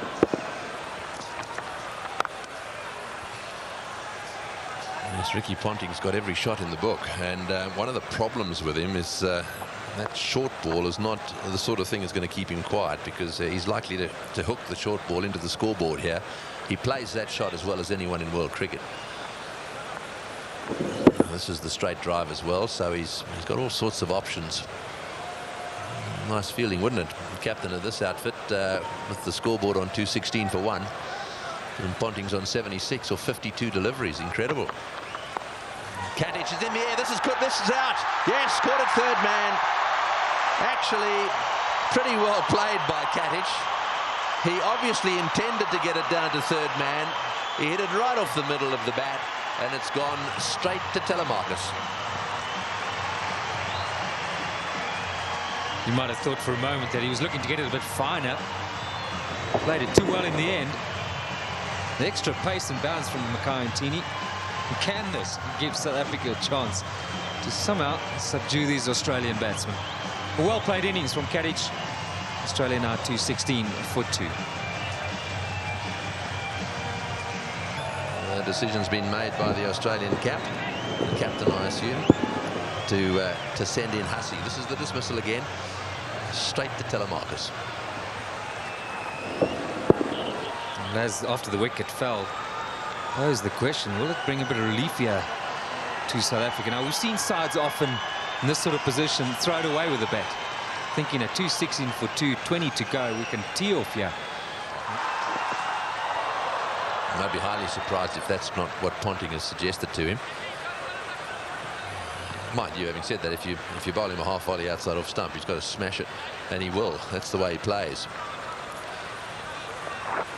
I'm surprised. I mean, it's 20 overs. Surely Martin had to be the option. Or perhaps it's maybe some do the left-hander, right-hander combination. Well, I think you picked it. I think that's dead right. Much more difficult for the bowlers, especially Mackay Ntini. I mean, Ntini bowls from wide, we know that, and the left-handers don't mind that sort of thing. I know he's got a little closer just lately, but oh, Ponting is having a go, and that's gone through the field as well. Boy, this is lightning. This outfield is unbelievable. Another one. Well, Ponting definitely has decided that almost everything's got to go. He looks to me as if he's after the world record here, 400. Look, there are given days where you've got to hand it to these sort of players. They come off, they can single-handedly win you a match. And whatever he's doing here, it's just coming off unbelievably well. What a treat. Look at that. I mean, that's sort of front foot, back of a length, and he's driven it past extra cover for 4.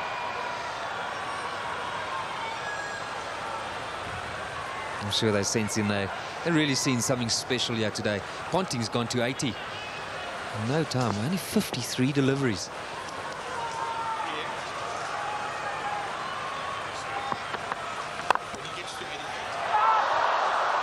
It's well fielded. Right.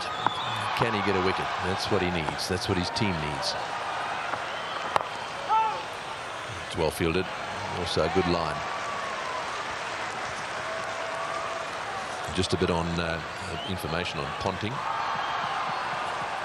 Ponting is very fast, climbing up the list of runs made in one-day internationals. Obviously, he's one of those players who's played so much more than the generation before him. Currently lies in 8th position. Just gone past Dravid. And it's not far now before he'll reach the 9,000 run mark. And he's number 1 for Australia. That's 9,000 more than Bradman, Tony. That's right. I mean, you know, there'd be a few old boys that'd be... I tell you what, there'd be a few pretty good players like Viv Richards and co, who you won't see on these lists, who did play a lot of one-day international cricket. And that's the point I was making. Obviously, Bradman is disappearing off the test match lists in terms of runs made. And that upsets the old fellas. But you can rest assured that there'd be a few like Viv Richards who'd be saying, well, I may not have made 9,000 runs, but Ponting's not that much better a player than guys like Richards. So we've got to look at strike rates and we've got to look at averages. I think they're very important. Whichever way you look at Ponting, he can play.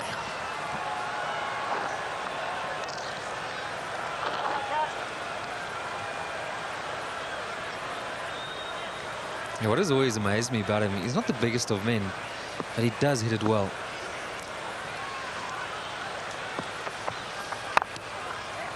He just on occasions effortlessly just clears the boundary. He must have strong forearms and a very good bat in his hands. And I guess that's what the best players do when they go for it. Invariably the timing is so good. The contact is so good. Very seldom you see them miss hit shots, particularly when they're going for the big one.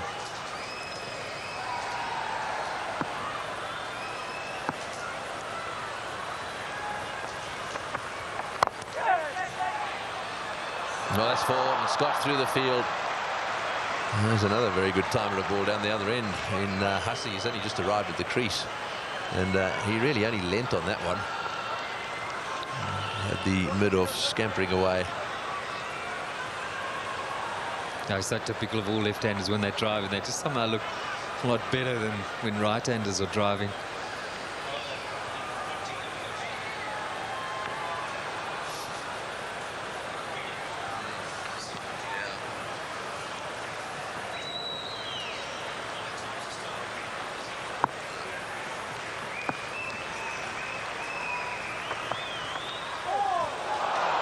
That's beaten him all ends up.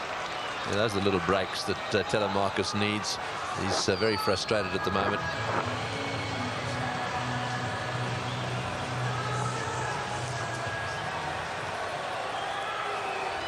So Roger Telemarcus back into position on the boundary. And Tini continues. Ponting on strike. Didn't go where he wanted it to go, but that so often happens. And wants another one, but Hussey's not interested. It's not often that Hussey's not interested. He is lightning fast. But he settled there, and Ponting looked a little upset with him. He settled there for 1. Ponting was looking for 2 and running to the danger end. Well, Ponting might have made it, but I think he quickly realized, I'm not going to get to the other end. I think it was a very, very good call.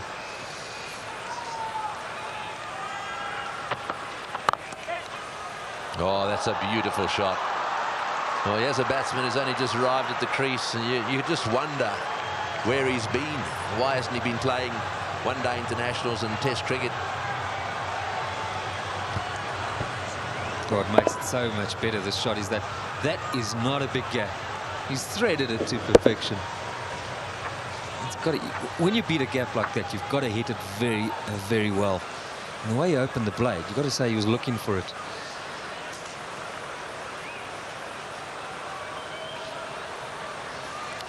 This is a lovely striker of the ball. Bowls a bit as well. Good fielder. Left-hander.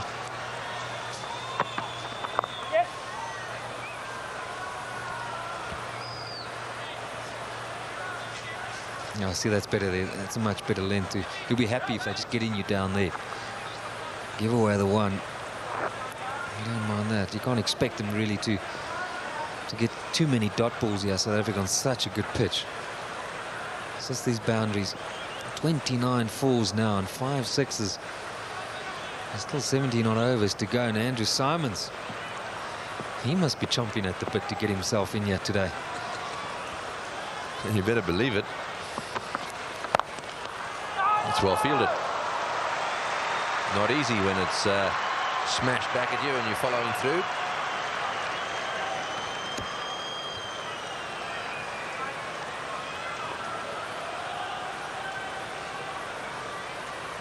Well, it's interesting to note again that Graham Smith would have bowled first. He was quite happy to have lost the toss.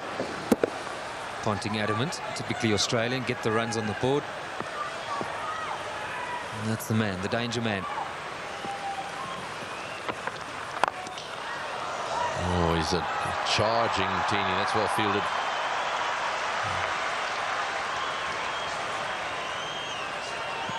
Yeah, the captain there doing his stuff.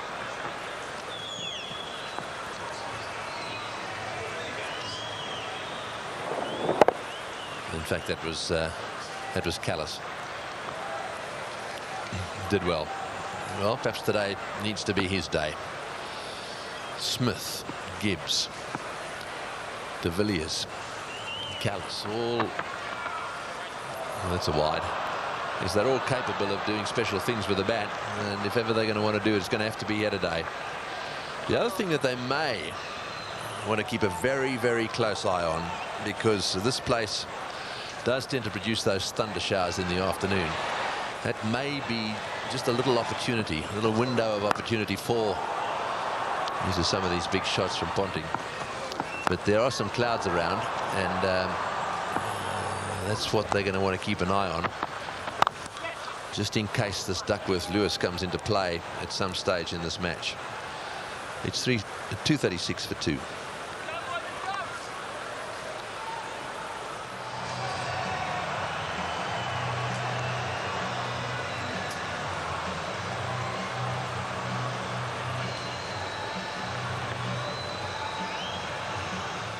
Yeah, Ponting 83 now, 59 balls. Australia limited overs international records. In terms of going to 100, the fastest century is Adam Gilchrist of 67 balls. So that's not a bad little bet, that. Will Ponting get to that 100 above or below 67 balls? Just doing some quick maths here. That's now 59 balls, so that's 8 balls. He's got to get 17 runs. Very good. Obviously had a good maths teacher. Plays and misses. Hussey on strike at the moment. I was just saying that how long it had taken him to get into the big time. He's over 30 years of age. And I mean, we've only just heard of him last year or so. That's a big question for me. How can you miss this sort of talent? Roger T, come on, boy. Well, he must have had to deal with the likes, compete against the likes of the Wars in the middle order. Martin got an early run in, favoured before him, a similar age. Oh, yes, Roger. But I think it does prove the big point, the way that he's fitted into international cricket. And his interview earlier, he just said that he asked the question himself, and he said, well, it's probably all that experience that he's learned playing first-class cricket. I think when you make it, you shouldn't look back. There's no dropping a bloke and he isn't quite ready to bring him back. You actually set him back 2-3 years.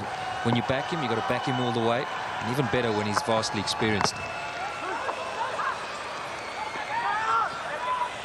Coming back for the second, and that's good running.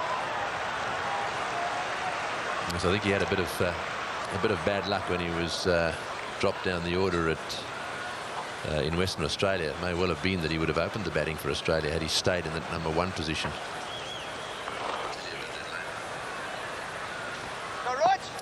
Right, well, it's 238 for 2. The run rate there is through the roof. It's over 7 and over. There are a few clouds, storm clouds gathering around the ground. So we'll have Duckworth-Lewis at some stage, I would have thought, come into play this afternoon. That gives South Africa just a little bit of hope. After all, they've been on the end of a real bad one in Australia in the early days of calculations. You are stirring the pot. Yeah, those aren't great memories for all South Africans. Not too bad right now. That's not quite though where it is. It's more to the northern side of the ground where we've got the build-up.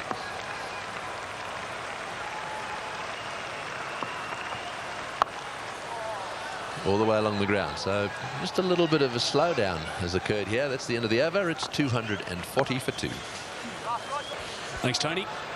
Yeah, it's certainly a very, very tough call this for South Africa. 240 for 2. Still 16 overs remaining. 6-0 from here, and they'll go more than that. We'll get them to 336.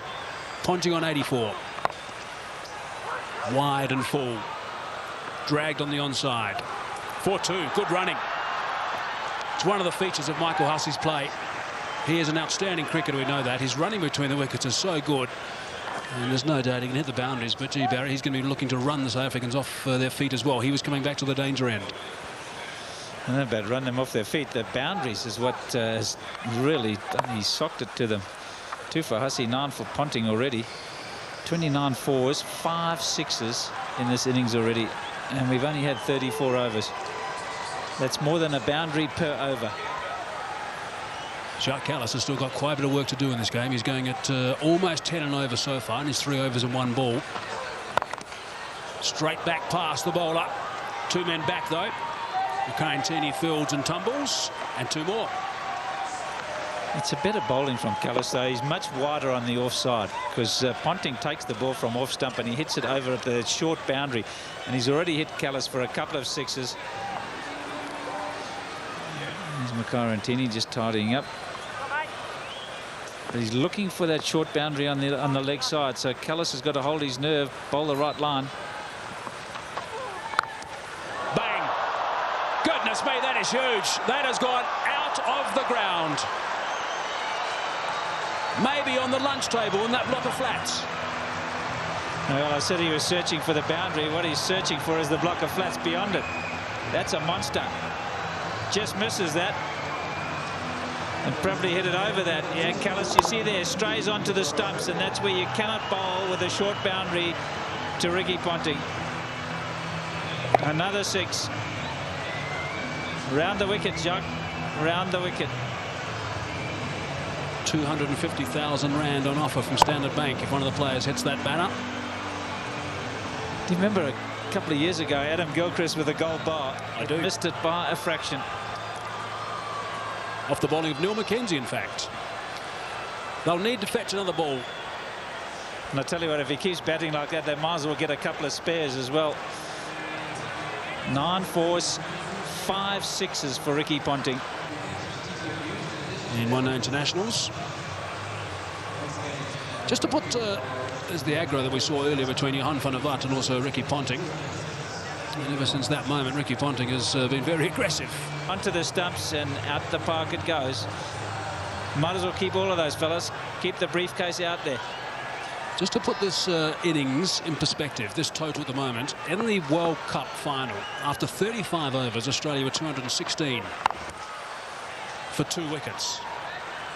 We're 2 balls shy now at 35 overs. Already, they're 251 for 2. They went on to get 359 for 2 in that game. They're a long way ahead now than they were in the World Cup final. It's been a blitzkrieg, hasn't it? Just no answer from the South Africans. In fact, Barry, after 40 overs, they were 250 for 2.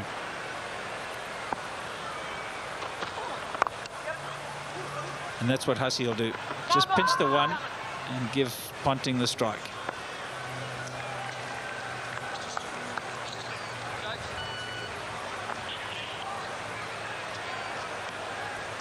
%61% of these runs have been scored in boundaries. 29 fours and 6 sixes. And there's confirmation of Ponting going past 9,000. The focus right now is Ponting on 95, 64 balls. Can he beat Gilchrist 67? Just the 1. He's wasted that one, Barry. But 13 runs off the over. 253 for 2.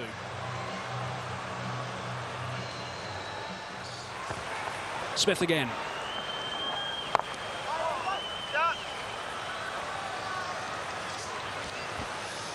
Yeah, a lot of people will be a little bit worried with the Graham Smith coming in. At least he's at the end now, the golf course end, where they've got, if they're going to hit the leg side with the turn, it's a much longer boundary for the right-handed Ponting. For the left-handed Hussey, he has to hit against the spin, but he will search for it. They're too smart as a batting pair, and that's what you need, to not know that boundaries are still important for somebody like Mike Hussey, who's playing the support role. I just zipped out the back, Barry, just had a bit of a look at the weather conditions. Comes from the Corlett Drive in the rain, and there's quite a bit of blue sky. Looks like the rain that we did see, the bad clouds over the last hour or so, looks like they might have missed us. I'm not saying there won't be more coming back later, but about 10 minutes ago it wasn't too bad. That's generally where the bad weather comes from, and it looks okay at this stage. So that's good news. For who? For cricket lovers. Short, worked away, protection down there. McCain, he's been doing a lot of fielding today.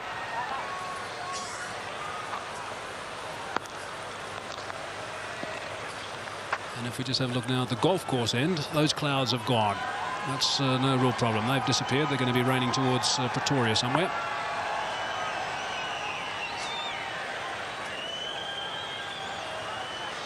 Anything on the stumps, yeah, he'd be looking for the leg side. Mike Hussey. Beaten by pace. Lack of it.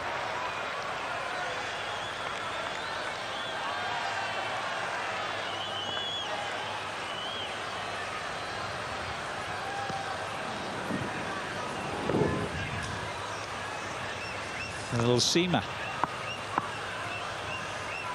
3 off the over so far. Last ball.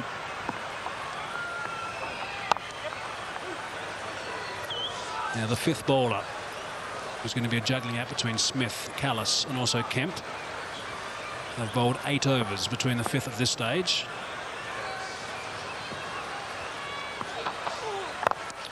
And that's of course if the recognised 4 bowl 10 each. A couple of those have also had a bit of tap. Andrew Hall 6 overs, none for 40 for Navat. 48 off 7. Telemarcus has done nicely. McCain 8 overs, 1 for 62. He got run out in Durban. Mike Hussey backing up too far,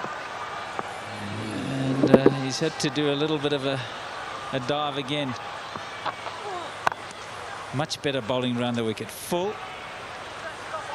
into the block hole, and he can only push it down the ground for 1. You get him off strike. They should have done this some time ago.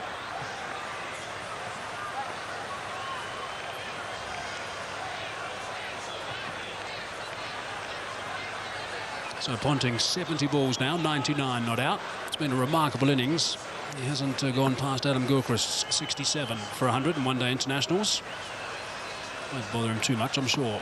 Although Gilchrist might have been a little bit concerned about 15 minutes ago. Callis again. Advancing. Callis saw him coming, and that is a great shot. That is a very good shot indeed. Saw him coming, dropped it short, he backed away, gave himself width and slapped it for 4. That's a sign of a really good player, in touch with his game.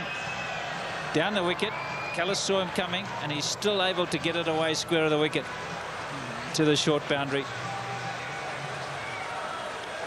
They've managed to get a boundary every over. It's putting so much pressure on the bowlers. Down the track this time and into the crowd. That is a great shot from Mike Hussey.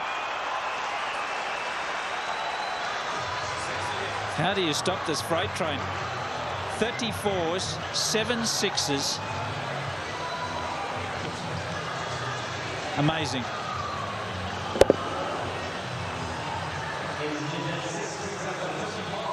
He's got a strike rate in his one international career of the high 90s. He's now going at very close to 150, Hussey. 28 rather, off 19 balls. Ponting's at 141.4 his strike rate in this innings as well. Short this time, and again it's been dispatched easily for 4. Lovely control from Hussey. I'm just wondering, just projecting the game ahead. Beautiful batting. 4-6-4. No answer. What's South Africa going to have to do when they come out? I mean, they're going to have to review their batting order. They cannot afford to have a Dippenaar-type innings. I mean, it'll only get them at best to 270, and it's going to be much more than that. So they're going to have to revise their batting order, South Africa. Have to think about it right now. Full toss. Just the one this time. And Kallis will be happy that over's finished. 16 from it, 274 for 2.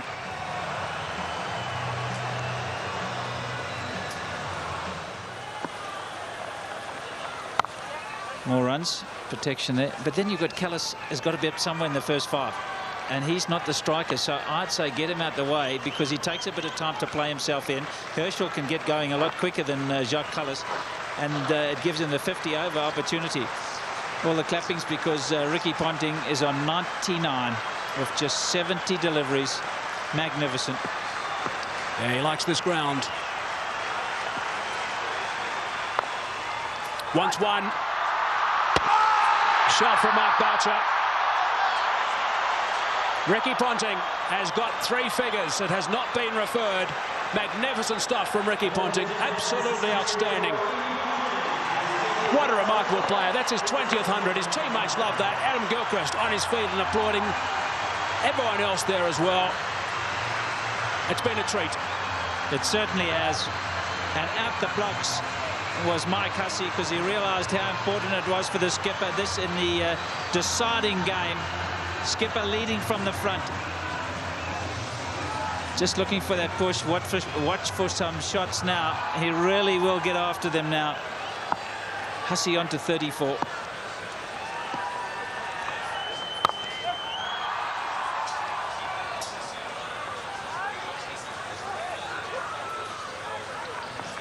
Look to him using his feet now, Ricky Ponting. Partnership now of 61 off 42 balls. Just a little single to pick up 3 figures for the 20th time. Brilliant stuff. Short and wide and gets the treatment.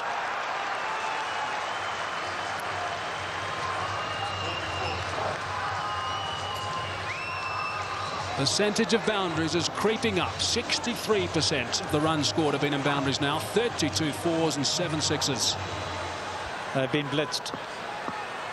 They've been blitzed.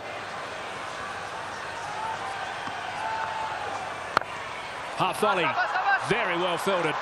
A.B. de Villiers in the covers.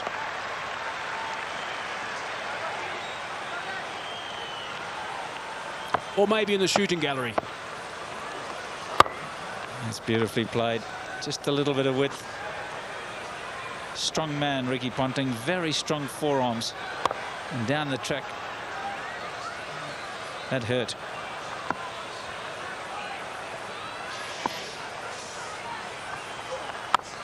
Short again. Worked away. There is protection, though. Just the one. And that'll be 9 runs off that over from Smith. 38 gone. 283 for 2. Runs all over the place. Advancing. And 4 more. Goodness me, that's a boundary off the first ball of the over. Johan van der Walt is starting to get some serious treatment here. Those figures are not looking very respectful these days, and I guess he's got a few mates with him. He certainly has. He's into his 8th over. He's gone for 50. Jacques Kallis 5 overs for 58. Graham Smith 4 overs for 29. No one has been spared. Everybody has been taken to with a vengeance. I guess Roger Telemarcus can be reasonably pleased at this stage. 7 overs, 1 for 36, but he'll be concerned about those 3 overs to come.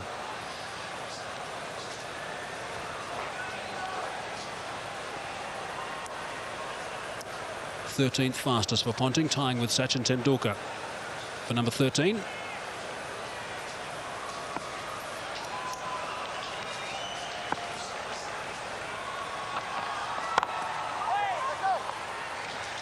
No, it's a smart move. Boucher's come up to the stumps. One of Hussey's biggest assets is his ability to charge down the wicket and hit a boundary. And Mark Boucher, at least by standing up to the stumps, is a possibility of a stumping. I don't know if it'll stop Hussey, but it'll make him think twice about it.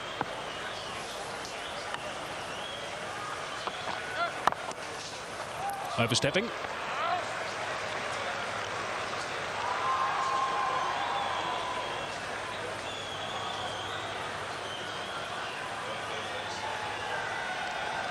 Another man who's going to need to get in the order, the batting order pretty quickly, AB de Villiers. Nothing to lose. They've got to just go for it from ball one when South Africa bat.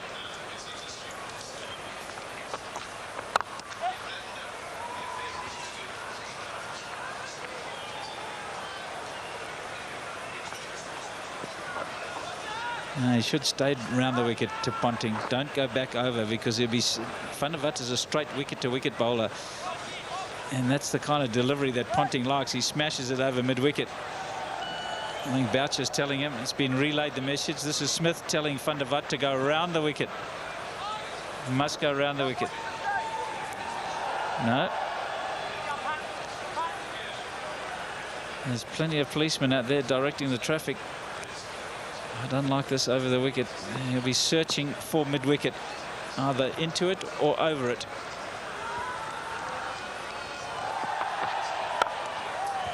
Full toss, wide outside the off stump. Kemp gets the dive in. They're going to come back for two, though.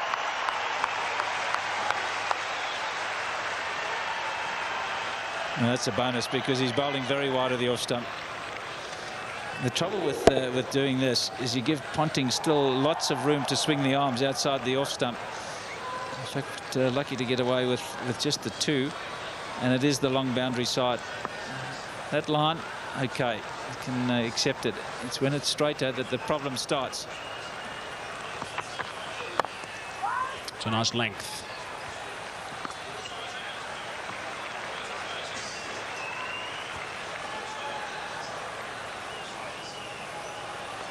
I suppose one of the things, Barry, you've got to look for in this sort of situation is if their heads are dropping. I'm sure they're not. South Africa are a very determined side, but they have been chasing leather all over the place. And there's more to come, I'm afraid. Simons, Clark. It's not a good scenario.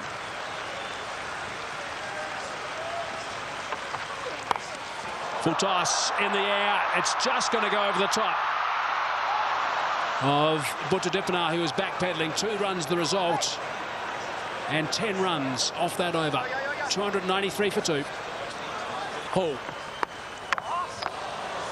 I just wonder how many Ricky Ponting would have got if he'd played a lot of his cricket in Sharjah, where I think Sachin has got at least 15 of his. And that is a very flat wicket and small ground.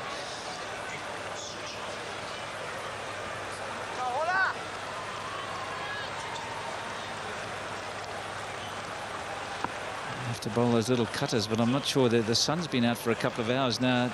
Might have dried out just a little bit. Won't be cutting as much. Loves driving through that region, through extra cover, and he's got himself 4.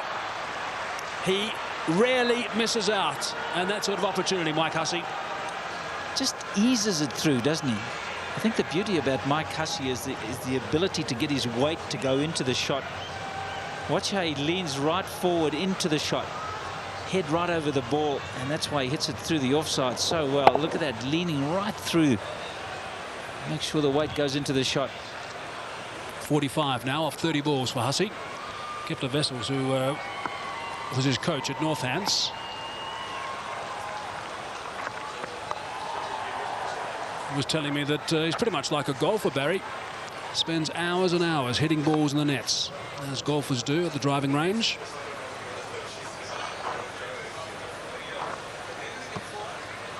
Paying dividends, that's for sure.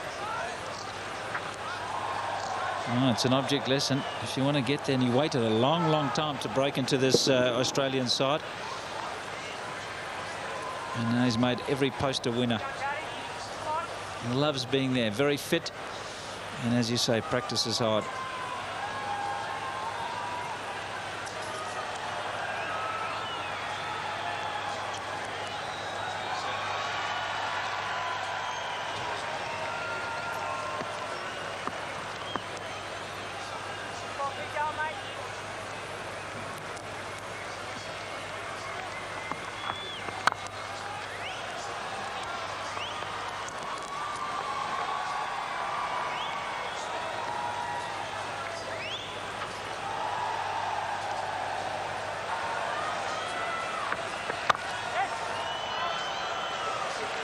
300 up now. 300 for 2. Australia. And there's still 10 overs and 1 ball to go. Great acceleration. It's good length from Andrew Hall. You can't do too much with that. Just the one. But still 8 runs off the over. 301 for 2. 50 runs ahead, Barry, from that World Cup final. 250 for 2 they were after 40. And this partnership has been 85 and 59 balls. Just inside the wide indicator. And that's not a bad line to bowl.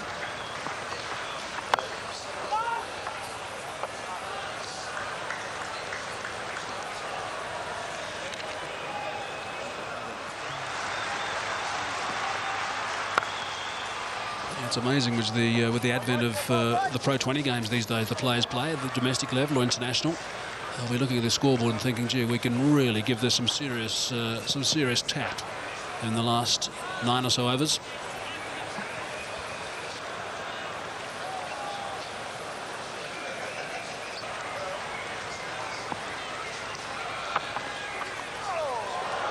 Now that's gone away for 4. It's been given runs, so there must have been a bit of willow there, top edge, which is a little bit dangerous for Mark Boucher. You're not kidding, that's a wicket-keeper killer. 50 for Hussey. In no time at all, 33 deliveries. 7 fours, 1 6. And that's a very, very happy dressing room.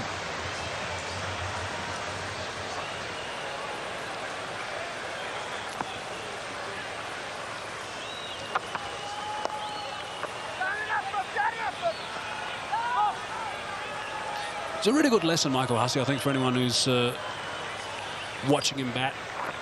I've never ever seen him run that first one slowly, Barry. He just scampers down the track, and even then he was trying to get back on strike and trying to turn that into 2. It wasn't a chance. Obviously, Ricky Ponting would be quite tired, but he was just screaming down, touching down at the other end and trying to get back pretty much the same way Jonty Rhodes used to. Yeah, very busy cricketer. Brings energy to the side. That's going to be called a wide. It is. Ponting knows that he's going to be bowling that line. Ricky Ponting knows that he's going to bowl that line. He really does, because he's starting to move across. Watch the footwork of Ponting, because he knows Telemarcus is searching for that off stump. That's why I prefer him to go round the wicket and bowl it into the block hole, because if you tend to go a little bit wider, that's what happens. You get wided by the umpire. Cries of catch it, but no one there. A boundary to finish the over turns that into a big one. 11 runs on that as well. 41 overs gone. 312 for 2 it is now. Remarkable stuff. Hall again. Full toss. Hasn't got past the 2 fielders at extra cover. In a line, basically, those 2 in the end. Yeah, it's like cadets, aren't they? Come to attention standing together. He wants 2. He's going to get 2 more than 2. Picks the gap so beautifully, Michael Hussey. That's why he's going along at such a rate. 100 they put on in 66 deliveries. 11 overs for 100 partnership. Absolutely amazing. I suppose the question they'll be asking in the Australian dressing room, can Hussey get 100? I suppose another question they'll be asking in Australia is why hasn't this guy played for the last 7 or 8 years? Just goes to show how strong that batting order was for Australia. Straight to the man at mid-wicket. Direct hit will find him wanting it. Gets the big swallow dive in. And no disturbing the timber. Safe. I think he might have a bit of a roasty when he gets up. Dived on the hard part of the pitch.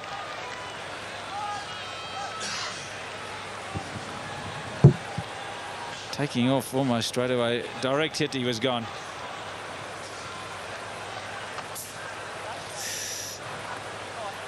Oh, well, he might have done the Herschel.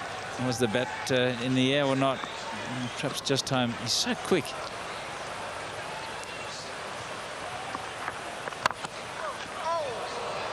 Down the ground, protection.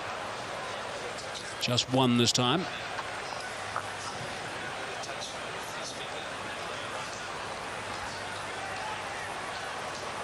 I think that was almost a run out there. That would have been a bit of luck for South Africa. Just touched it, Andrew Hall, but it went past the stumps, and it seems to be sums up the day. Watch this.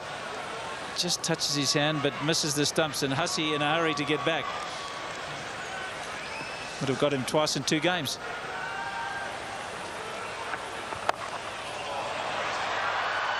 Six.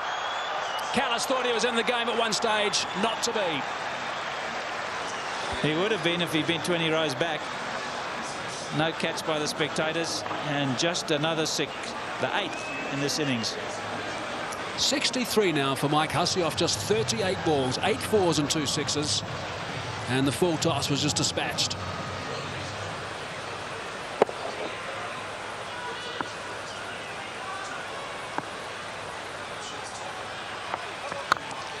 Overstepping. Have to bowl that one again, Andrew Hall. He's not very happy with himself, understandably so.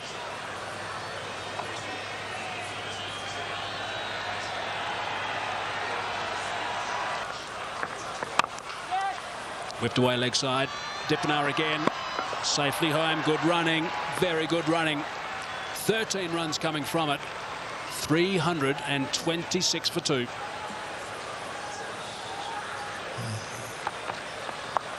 There'll be a few that reckon, oh, there we go again. I mean, they really are picking the gaps beautifully. What a position to be in, though.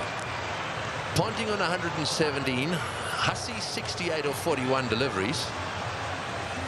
And they're absolutely carving him away. I mean, I've got to say that I haven't been here as often as you have, but this bull ring doesn't exactly sound like a bull ring right now.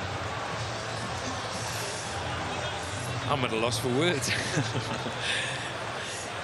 Yeah, it's a messy bull ring at the moment. You just got to hold on tight. I think what you've got to do as a side now, you've just got to take as much as you can out of the next couple of overs left. And make sure you keep your dignity and make sure you do your basics right. And believe that if one side can get it, well, you can do it as well. You've got to believe that. But don't let it get completely out of hand. And don't get it too messy. Yes, well, it's messy at the moment. It's not a bull ring, it's an abattoir.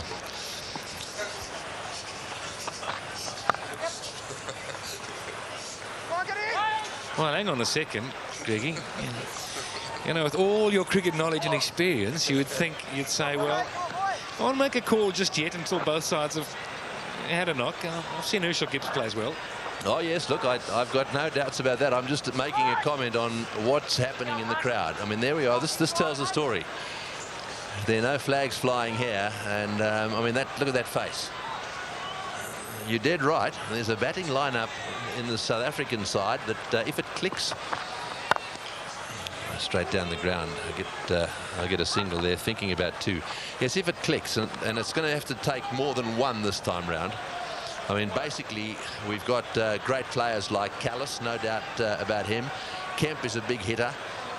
It's time that he came in and did something spectacular towards the end of the innings. But, I mean, for me, it's Smith, it's Gibbs, it's Callis, and it's de Villiers. And if all 4 of them fire, then who knows?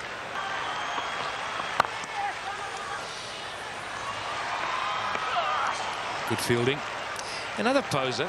With the advent of the 20 over matches, maybe this is going to be the norm. Maybe we're going to see 300s being pushed more often than not. And I know it's stretching our imagination that you think that 350 in a one-day game might become almost the norm. Well, you make a good point. I mean, the run rates in Test cricket have gone through the roof as a result of some of the things that they've been doing in one-day cricket. Right up in the block all that time, and settling for a single. It's 333 for 2.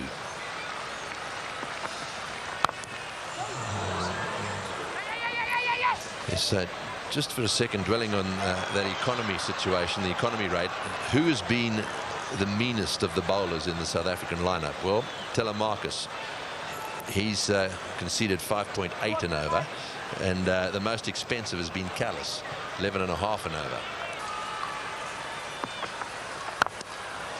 Oh, he's hit that one, and it's gone as flat as a tack for 6. Well, Ricky Ponting is certainly enjoying himself out there. I mean, 2 down they were in this series. This is a different looking side totally. Lots of intensity from Ricky Ponting, even though he's in a wonderful position. You just sense he's looking at bigger things here. He wants to button this down and make a huge statement.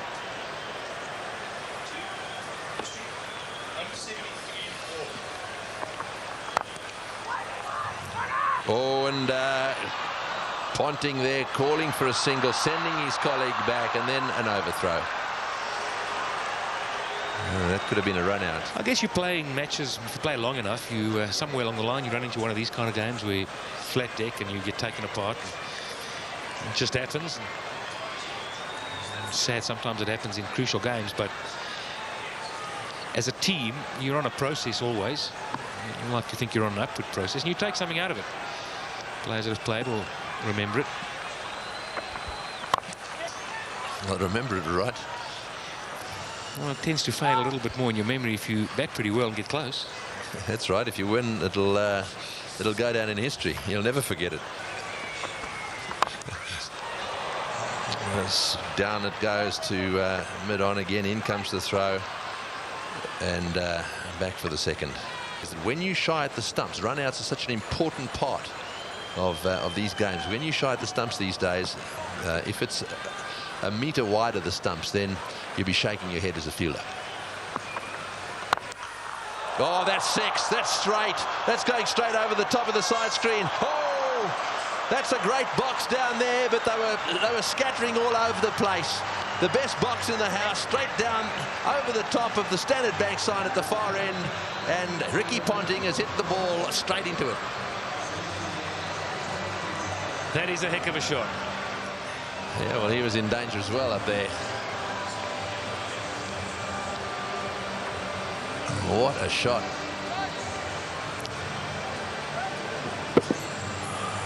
Well, he's heaved that one down the ground. Now let's just see if we can pick this ball coming down over the top of the screen. Here it comes. And there they go. Look out. Issue helmets around here.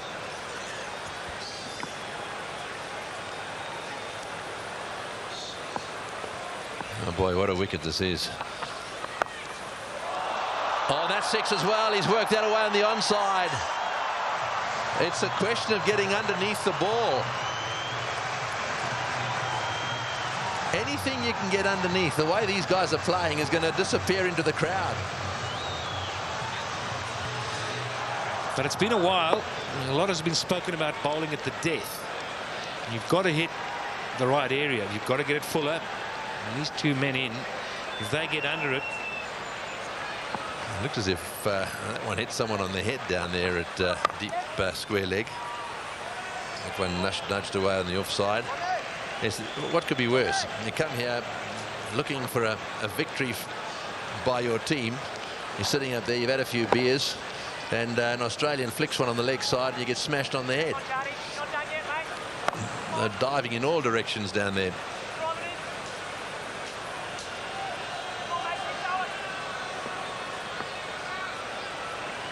There's one guy there that took a while to get up. That's him there.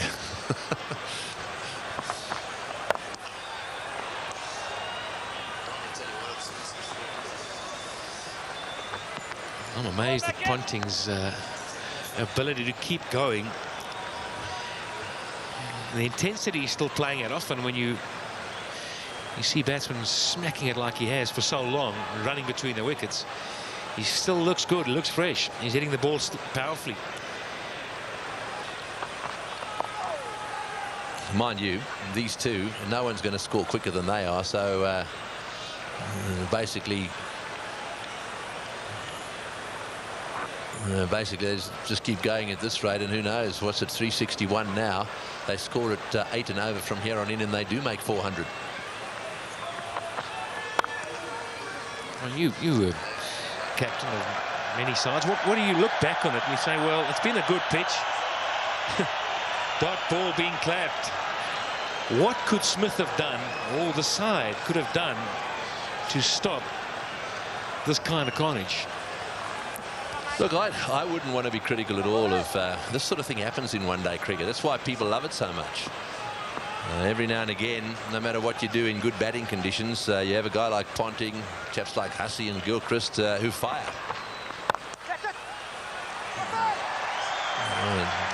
Shear for the fielding. It's 362 for 2, and the only thing you can really do is get it. Don't let them get underneath the ball. Get it right up there. Oh, not like that. That's 6 as well. That's gone way over the top of mid-on. Now that's an example of exactly what you don't want to do. I mean, that's the length that says take it. It's the length you spoke about. It's happy hour. It's been happy hour for a little while now. You wouldn't wish it on anybody to bowl. That's a little bit better. He's flicked that away, screw on the leg side. There's a very simple rule here, and I mean this is where Smith has got to, and he's just trotting across now, is he? You really have to just say to your bowlers, look, even if you slow it down a little bit, you've got to get the ball right up there so that they can't keep hitting these 6s.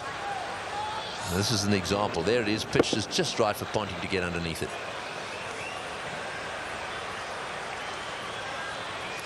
You've got to practice it as well. It's very important.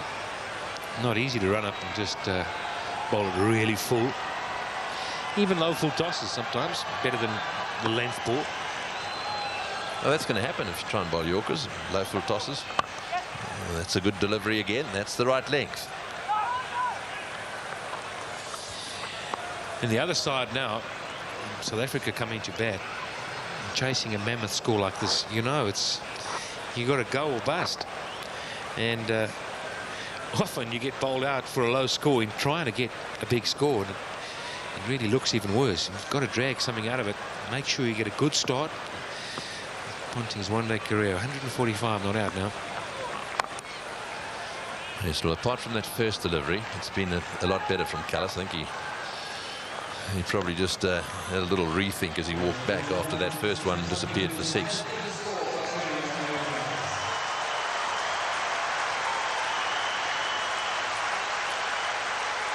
So the highest score by Ricky Ponting. That's why the cheers. That's Kallis to Ponting. You can see those just short of a length deliveries are the ones. At least if you're up there, they've got to go along the ground. You've got a chance of restricting boundaries. So they are 372 for 2.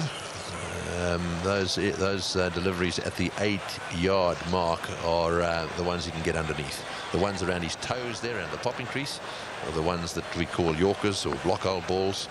Difficult to get away. Certainly won't get them away for 6.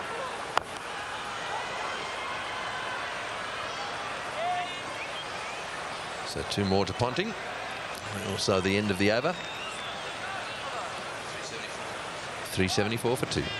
But they'll be going to the top of the charts, I should think, today. Here's a full toss, and it's in the air. This will be out caught. Yes, at last.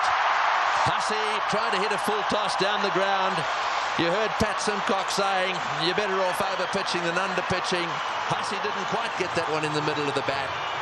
It's gone down the ground, and Mackay-Ntini's taken the catch.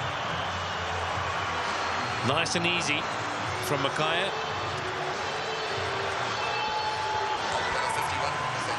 51 balls. Just have a look at that.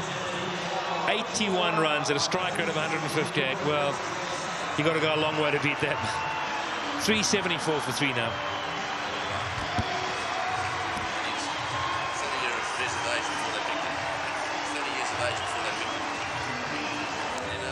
Simons is the man, and that's understandable.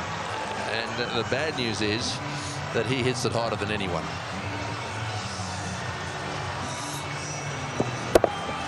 Zai's there. He sliced it, didn't middle it, and straight down Mackay-Ntini's throat. Good catch.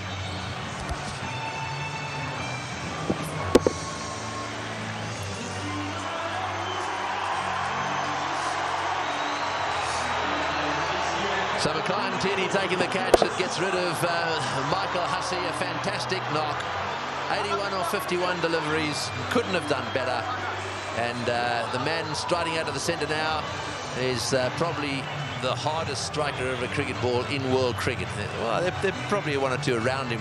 Kemp, I think, is another that when on his days hits it just as hard. Perhaps Andrew Flintoff.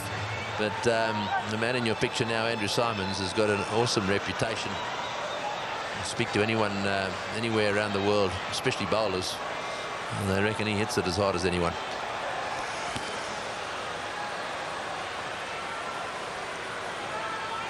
Yeah, and he's walked in, as you say, with a license. Have fun. Just tee up. Doesn't matter. Yes, he wants to. He can make an impact if he doesn't try and hit the first one for 6. So I really think that he should give it to Ponting. Ponting's going unbelievably.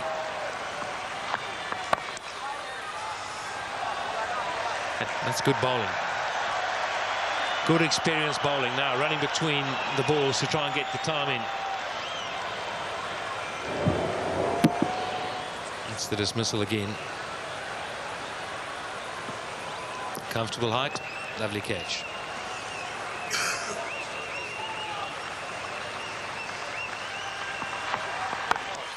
Well, it's a full toss. It's going over the top. Will it go the whole way? Yes, it is, all the way. That's the direction he loves. He really does heave them into that corner, does Ponting. Well, he's now reached his 150, 154 to Ponting of 99 deliveries. And there goes yet another 6. Well, applause all round for 150 well-played runs. As good as you'll ever see. No matter where you watch cricket anywhere in the world, this is a fine, fine innings. Knows the call from the non-striker's end. That's the ball to bowl, right up in the block hole. Now they've got to 380, so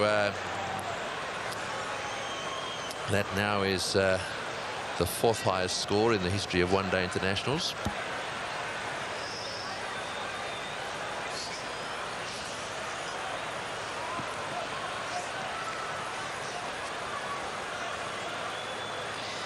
And he's behind the over rate now, the captain.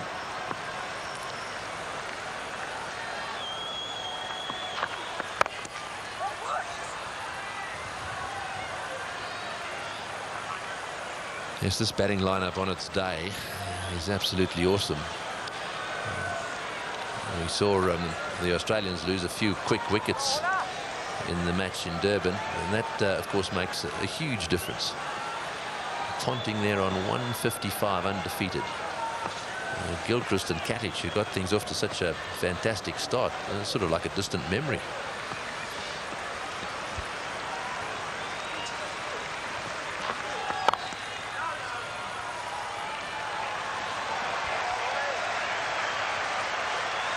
.381 for 3. Right, so Ponting on 155. Flays that one through the offside again. No ball called as well. So he's going to have to re-bowl that, and Ponting goes to 159. Well, you've got to get the basics right now. And it's never easy when you've been under pressure, but again, bit of width, no ball. And when somebody's in the form he's in, you've got to hold on tight. Roger Telemarcus has been given the dubious task of bowling at this time. You wouldn't wish it on anybody. No, you did right. It's this can't be a good feeling for Graham Smith and any of his players out there. They all know what's happened. I mean, you can't hide behind these things. They've just got to do the level best now to restrict the Aussies the best they can for the next 3 overs, and then hope that the batsmen can do what the Aussies have done.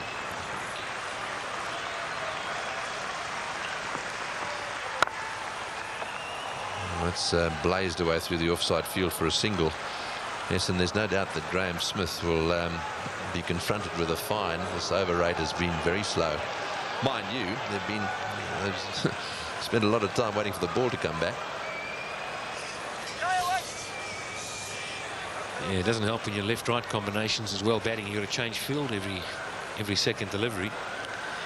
Symonds to face Telemarcus.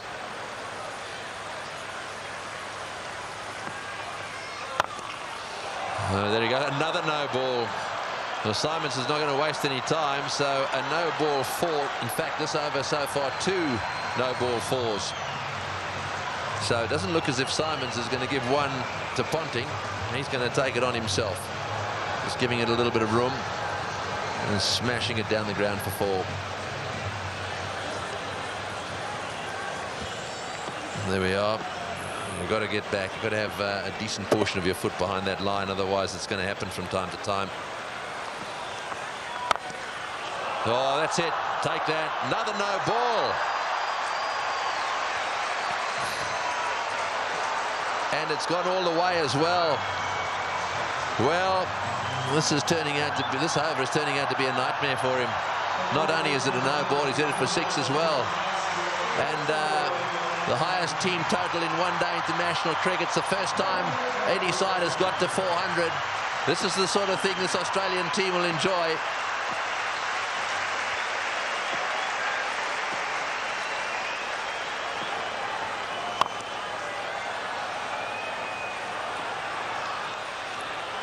Come back for 2. Yeah, who would have thought you'd ever get to a one-day game and see 400 scored? All set up by Ricky Ponting and, well, Adam Gilchrist up front as well.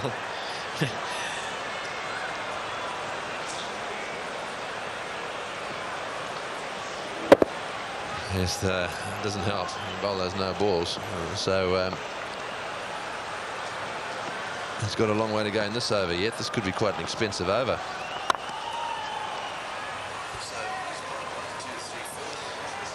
Of course, South Africa's bowling coach, Vincent Barnes, he'd need to get his bowlers around and sit down and say, guys, let's have a look at exactly what we could have done wrong, what we did wrong.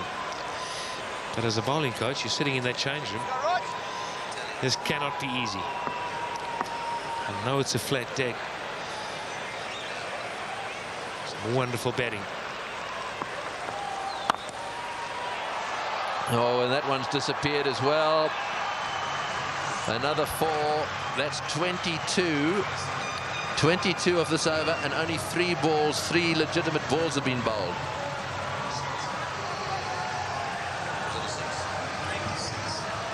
So, well, how many in this over already?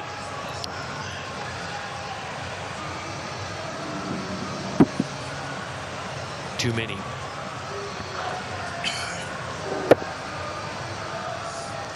The records are tumbling here. So back in now. Oh, he's hit that way over the top as well. And he's got him. No, he's got him. That's a great catch. That's a wonderful catch by Dippenaar. Well, this is as good a catch as you see in circumstances like this. He had the rope right at his heels. It was as flat as a tack. The ball would have gone at least 5 meters over the boundary. And it has been brilliantly caught and brings to the end what is one of the most brilliant knocks ever seen here, I feel certain. But Dippenaar had to judge it well. He'll stay just inside the rope. But Ricky Ponting leaves the stadium. The Wanderers Bullring have played an innings that will be remembered by everyone here for many a year. A standing ovation. Well played, Ricky Ponting. 407 for 4.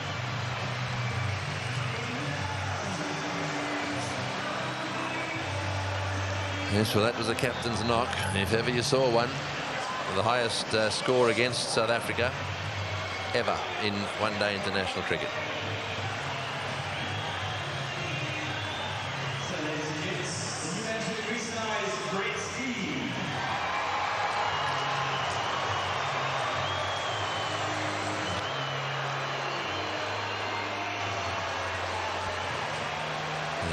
So Brett Lee coming out.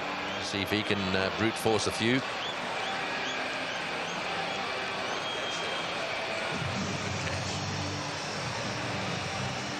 Brett Lee, he hits the ball well. Have a quick look at the pitch himself. Get a bowl in a little while.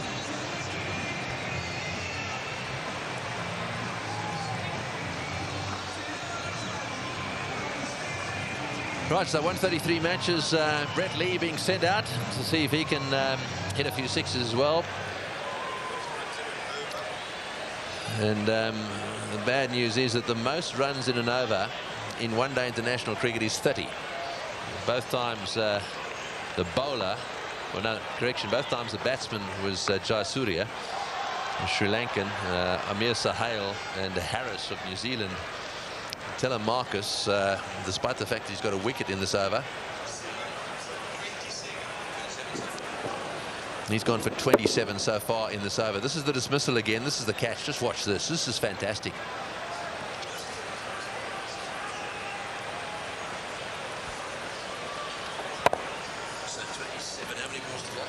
I have the presence of mind to stay on that left leg.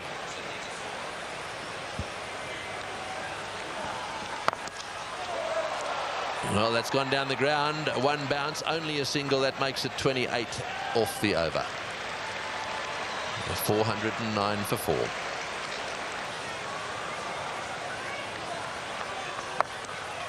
Right up in the block hole, but nicely played to third man. Thinking of a second, and back they come. That's good running. Well, shouts from Mark Boucher. Just a lot of frustration. He was shouting because he wanted to just get one, not two, and get Simons back on strike. Shake of the hand, hands on hips. Van der Walt just took a long while to get rid of the ball. It is a big boundary, though.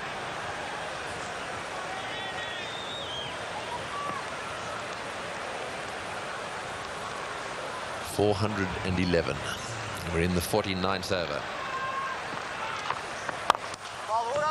Blasts it down the ground. And just a single that time. Well done. Nice throw right at the stumps, nice and low. De Villiers, the fieldsman down there. A lot depends on him. And the crowd behind him just needs something to cheer about. Of course, the team have got to really look deep themselves and be careful not to blame each other and lose focus. There's so much still to play for in this series and in this tour, and this kind of game can have a profound effect on your performance over the next couple of weeks. Straight to extra cover, and they're running. Will it be out? No. I think that needed to be over the bails as opposed to a direct hit. He had all the time, Graham Smith. It was a slow first start, and the throw was just too low. Yeah, of course it would have been out if he hit, but it may well have been worth just throwing it over the top of the bails. However, no good crying over spilt milk.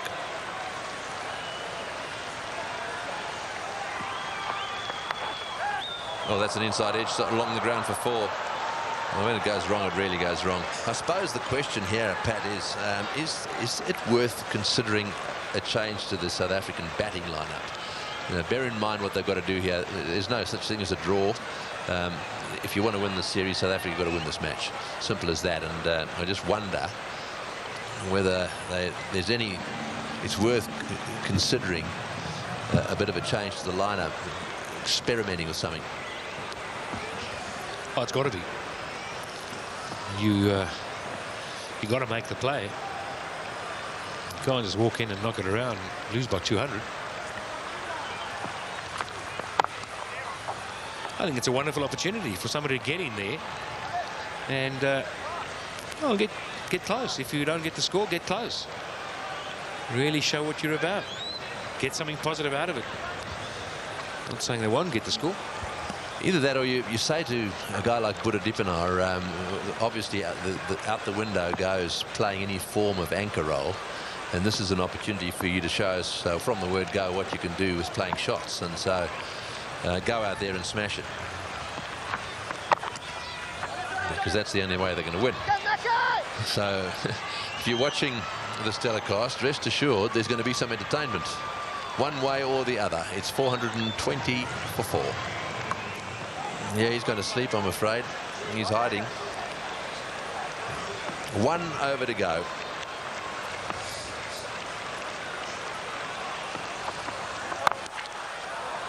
One-handed is another no ball. This is getting out of hand. It's gone for 4 as well.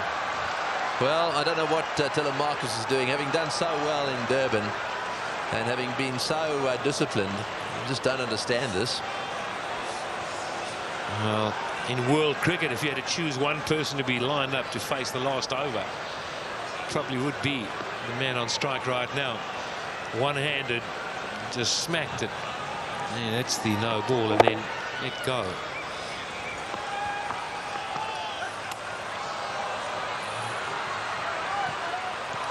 A little bit of a fumble there from Tini. This gives him another run. Of course, Tony, that's the danger now. The wheels start to come off, don't they? You go into the change room, heads go down. 10 minutes later, your batters walk out, and they got a daunting task ahead of them. They're shaking their heads, stunned. Well, you can't blame the batsman for this. The batsman just got to keep himself focused. This is the bowlers have got to look at this score, and they've got to find out where. Well, they've got to ask themselves, where did it go wrong? Or at the stumps, and now a chance of a run out, but it went like a rocket. Hit the middle stump down the far end, and bounced back, but no run out. Tell you what, the poor umpire, he had moved, just moved, missed the stumps. Hit one on the shin. Yes, it's not the greatest thing to say, but it's probably the closest thing we've seen today of the stumps being knocked down. Oh, he's heaved that one down towards the outfield as well, and it's picked up, and they'll come back to the second. Yes, just getting back to the batsmen now. So we've the South African batsmen have got to get themselves whatever else, they just got to get themselves focused on doing something special today. You know, there's a man that might have to make a contribution, and he can. We know that. He's got to go out there, be very positive. Graham Smith does most times go out and do exactly that, and that's a wide as well. So no matter what happens to the bowlers here, and they really are having a tough time, the batsmen have got to go out and do it. It'll be a test of their character, that's for sure, up against the highest score ever made in one-day international cricket history.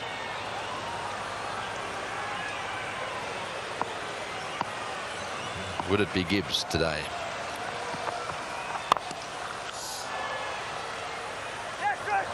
Another fumble down there and another run. And I think he's home. He's taken the bails off, but he's going to refer it. But I've got to say, I thought he was home. Yeah, I think Mark Boucher thought so as well. Just a little delay here. It, took the bails off, but when he took the bails off and he had a little an appeal, then he walked around. I think he could see he was right there. Yeah, Boucher asking the question very positively, because he actually was facing the other direction. It was a reluctant referral by the umpire. I think he knew it was not out. Righto, so 2 balls to go before the lunch break and the change of innings, and then we'll see South Africa come out here and try to retaliate. There's the not out decision. Telemarcus hopefully will stay behind the line and not bowl any wides here.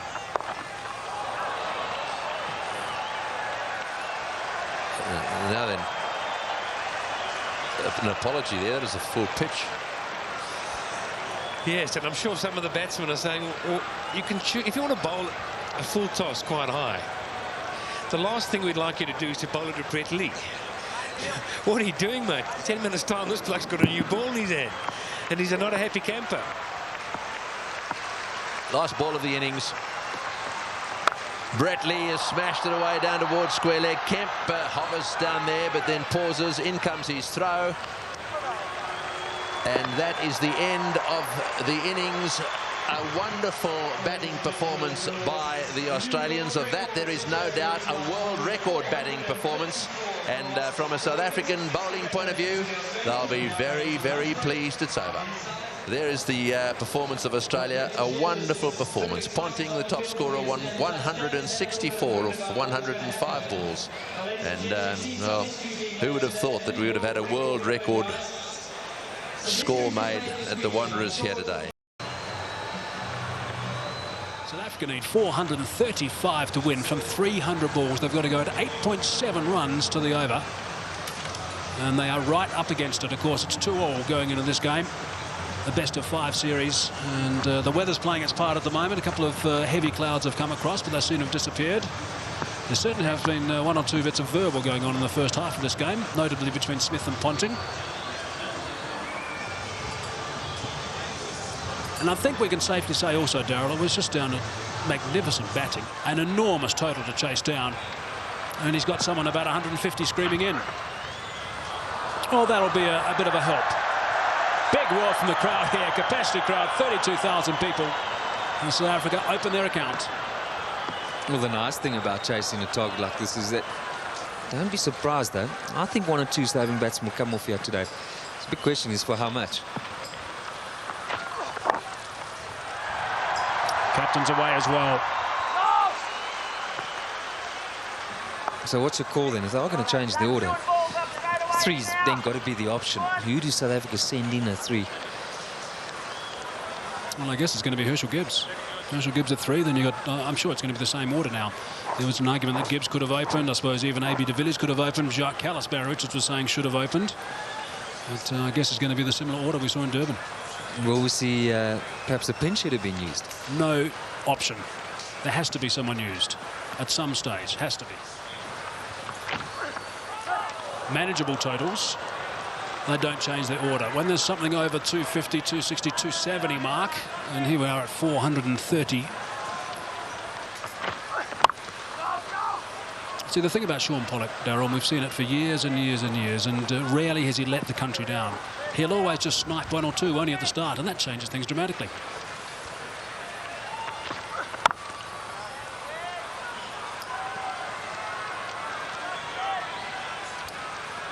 That bottom line, that bottom strap, in case you just happen to be tuning in for the first time, is not a mistake. Never before has this sort of total been posted in a 50-over game. A world record today from Australia. And now, of course, you've got to face Brett Lee. What do you think about South Africa pulling it off? Won't that be a game to remember? Certainly. You might just get your money's worth if you happen to pay to get into the venue. It's leg side. Well, we had the cast from the Tsotsi film. They paraded during the lunchtime break and showed off the Oscar. South Africa do win it. They might win an Oscar for it as well. That's real movie stuff, if they, in fact, they ought to chase that down. It's going to require some amazing batting. A single off the last ball. Yeah, you might just settle for some 870 odd runs in a day's play in a one day. 3 for no loss.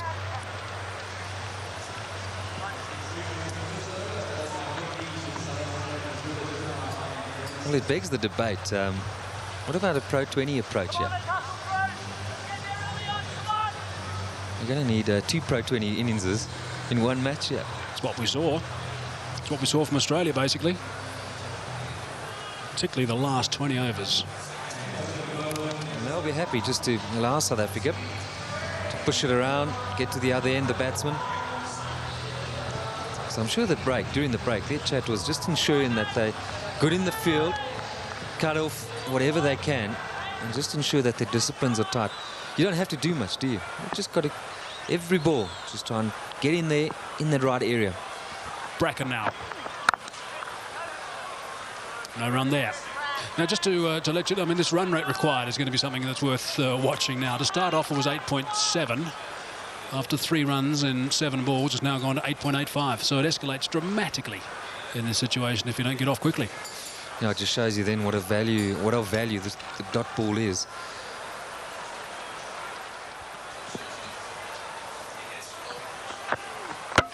Chopped it on. Lost a wicket early. Nathan Bracken did the business in Durban, and he started by getting Dippenaar today. A bit of fortune to go with it there. Inside edge. Dippenaar looking to get it down to 3rd man. It's a fairly foolish delivery. And he'll count himself very unlucky on this sort of pitch to get out in that fashion. Fortunately, the hero out of the Durban innings, he has to leave. But Dippenaar gone for 1. South Africa now 3 for 1. Now striding out at number 3 as we expected. And he's one of those guys who can tee off from ball 1. He's got that sort of ability, and sometimes, in fact, in the one-day game when he's playing like that, he ends up getting a better total and tends to flow better in his innings rather than just taking a bit of time to consolidate initially.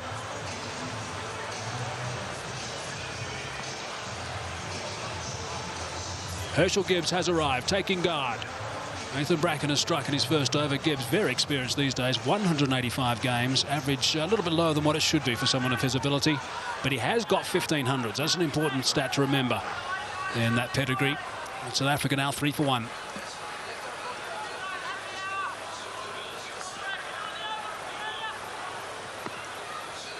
Two catches, a slip and also a short cover. Bracken again.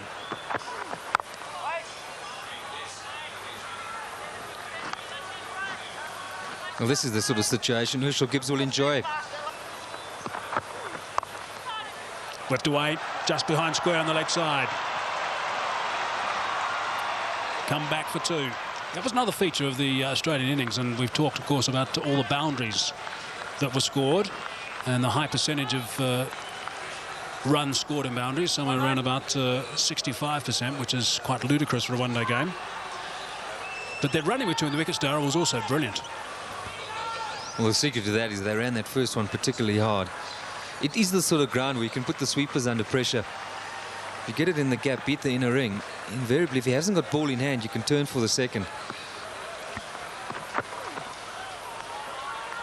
It just is a very tough ground to defend on. You rely so much on your bowlers getting it right on the day. And when the outfield is as quick as it is, it's an absolute nightmare. And now you're facing him again. And you've got to go at nearly 9 runs and over. 5 for 1.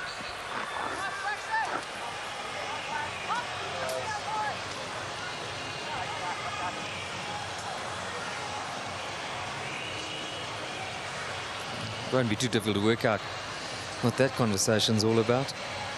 I'm sure they were thinking, look, you know, let's give ourselves a chance at least, yeah. One of us gets in, perhaps get a big partnership going, who knows? The likes of Kemp to come down the order, we could do the impossible.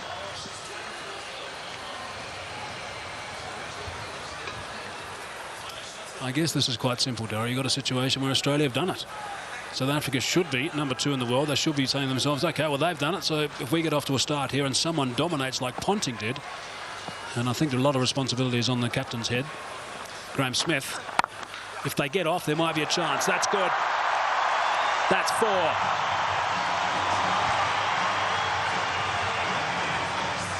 Well, South Africa will need a whole lot more than just one half volley. They need a good couple. And that'll give confidence to Graeme Smith.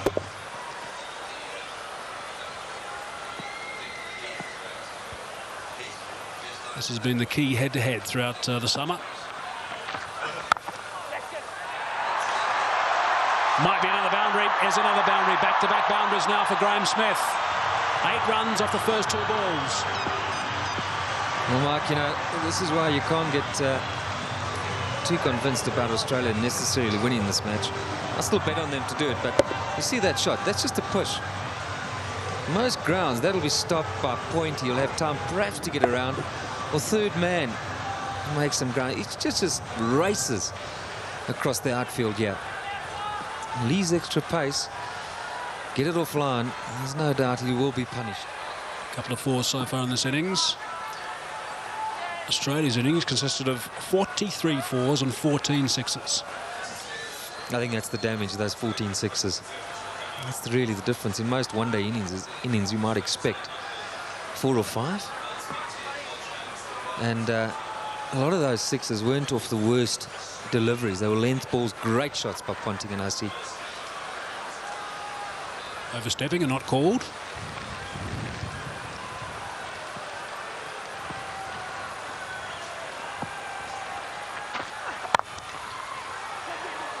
Just the 1. Straight back to Lee. Tell you what, Darryl, if you happen to be, and we know that there's a bit of betting that goes around the place around the cricketing world, obviously just punters getting involved. If your spread betting was wrong today, you might be bleeding badly.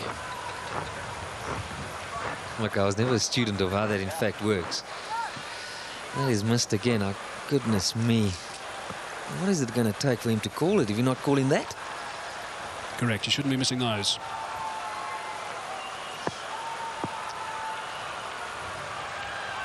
In fact, what there should be happening is a bit of communication from the third or fourth umpire, letting him know that he's missing a couple of no balls. Because that's all one of these two batsmen need, is to get bowled on no ball. And then see the replays later. That's past the inside edge and past the outside edge of the off stump. But 10 from the over, 15 for 1.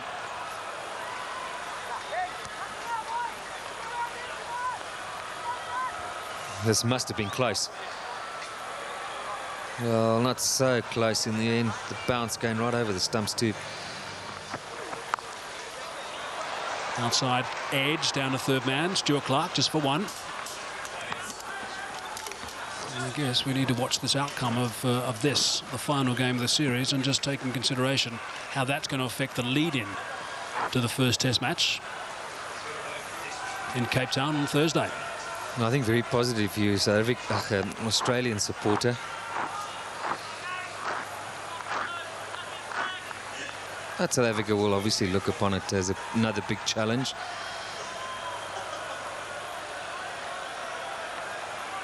The key question is, will Pollock be fit?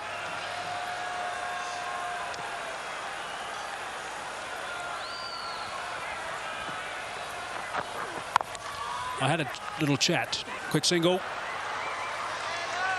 Safely home to Shane Javar, the physiotherapist this morning, Daryl. And Sean has got a strained ligament in his lower back. And he has improved from Friday to now. And he said there's lots of work to be done before Sean plays in that first of 3 Test matches starting Thursday. And I asked him to give me a rating. What's his feeling right now? And he said 50-50. So that's not great news. Well, the way he's sitting, I'm sure that can't be doing his back any good.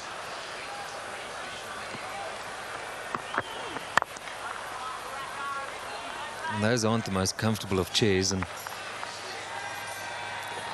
having battled with that very same injury, the sacroiliac joint.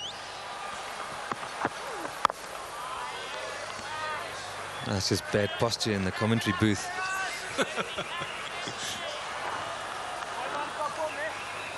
Everybody's up. It's early doors, so why don't you have the tops on? That's away and 4. Driving on the up. Beautiful shot from Gibbs. When he does drive on the up square of the wicket, he's as good as anybody in the world. And yet again, it just highlights what a great pitch this is. You know, when you can play through it like that with confidence and it goes where you wanted it to go, that does really excite you.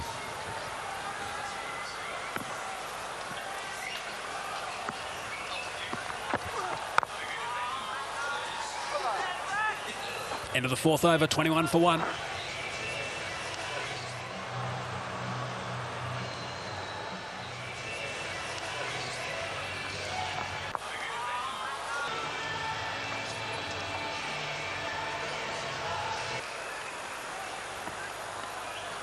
And South Africa have already lost the wicket of Buttadippan, 22 for 1. The run rate is at 5.28 at this stage. The likes of A.B. de Villiers, Jacques Kallis, Mark Boucher, Kemp, Hall, Johan van der Vat to come. And Roger Salamakis, who created a bit of havoc in the 3rd game in Port Elizabeth. Well, that field placing from Ponting and Lee. That just tells you immediately he's not going to look to get anything outside off stump in a hurry. 147 at release. As it hits the deck, drops 10 k's per hour and slows down 9 k's per hour, 11 k's per hour. Down to third man. You're saying it gets down to about 100 k's by the time it gets to the batsman? I don't believe that. 120 odd, 124 I think it was. Overstepping. So maybe the 3rd or 4th umpire's been on the walkie-talkie to Aleem Dar. It's always tough for the umpire because the last moment, he's obviously from there. Got to get the eye level up to see what happens at the other end. I've always been in favour for the square camera being used, just to help them. Maybe a little beep. And allow the opportunity just to call it. Inside edge. Not far away from the stumps. And he'll take that. Well, I'll take anything else, South Africa. And this is the sort of luck they need. Inside edge, edges, 1 or 2 drop catches. It's all going to count.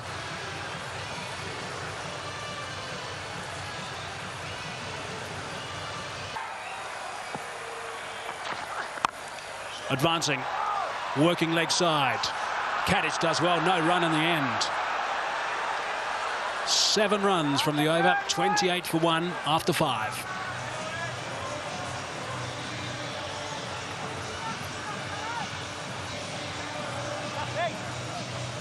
Some of the members of the crowd thought that they might have scrambled a single with that little misfield from Kadich. He did very well.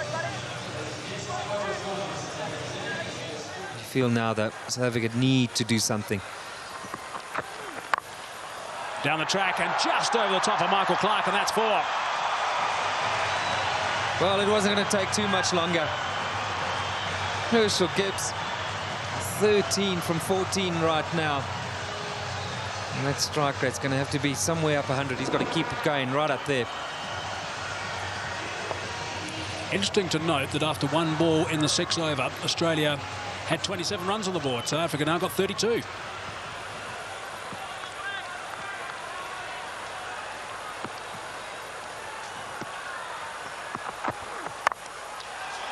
Gone again.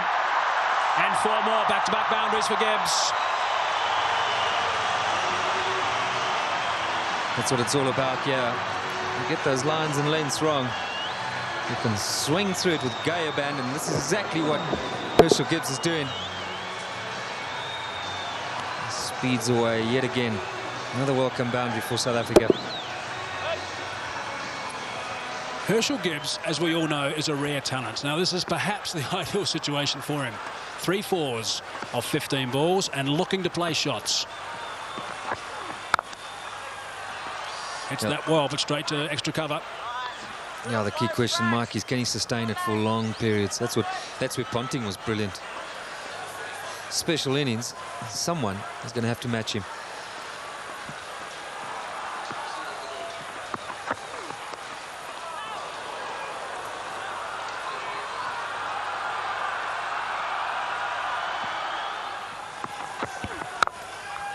You look up and you see 399 and you could panic. You could think that, gosh, we could never achieve that. The other way might be just to set small targets within that run chase. And just the one from Gibbs. 9 off the over. 37 for 1.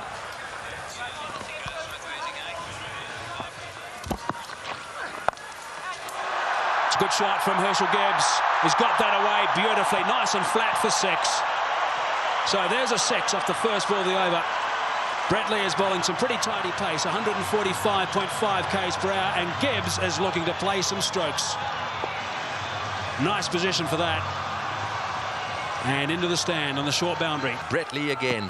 Gibbs needs to play an absolute gem here, needs support as well.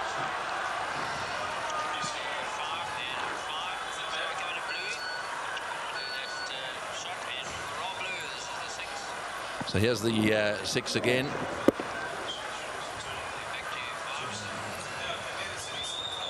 Beautifully played. It really was. Now that's what they need. They need a few of those. They need to get that run rate up. They need to score at 8.98 to win this match from here on in. So nearly 9 and over. So they can't forget that.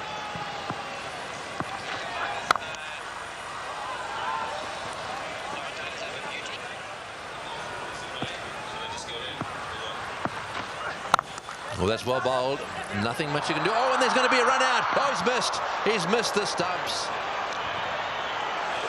Right, well, that was very close. Ponting, I was talking a little earlier about a miss on a run out. If you practice it enough, it should be by not much. And it'll be interesting to see how close this actually is. I'm not too sure that would have been out anyhow, but watch Watch this. It goes to Ponting, picks it up. In comes the throw. Oh boy, he would have been gone by miles. The question is, how far was the ball off the stumps? You can bet your bottom dollar that it wasn't that far. Within a skerrick of a run out there. The batsman not even in the picture. Off the pad, I think off the pad and down to the boundary for 4. Leg buys. They'll take them whatever way they can get them.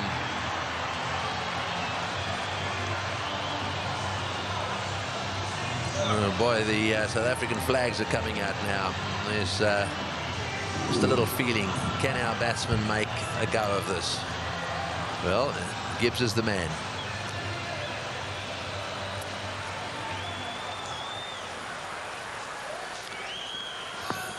.47 for 1.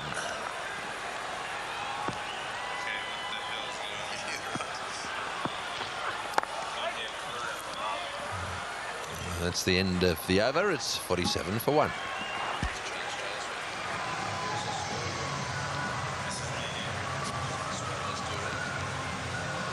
So 7 overs have been bowled. Speeds from the fast bowler Lee of about 145. They're about at the moment. Gibbs on 24 of 25. Smith gets it away. That'll go to the boundary for 4 as well. That's well played. Right. Now we need the South African captain to come to the party. He's got 20 of 12, so he's going pretty well. Lovely shot. The fine leg fieldsman up. And so the ball dispatched away to the boundary.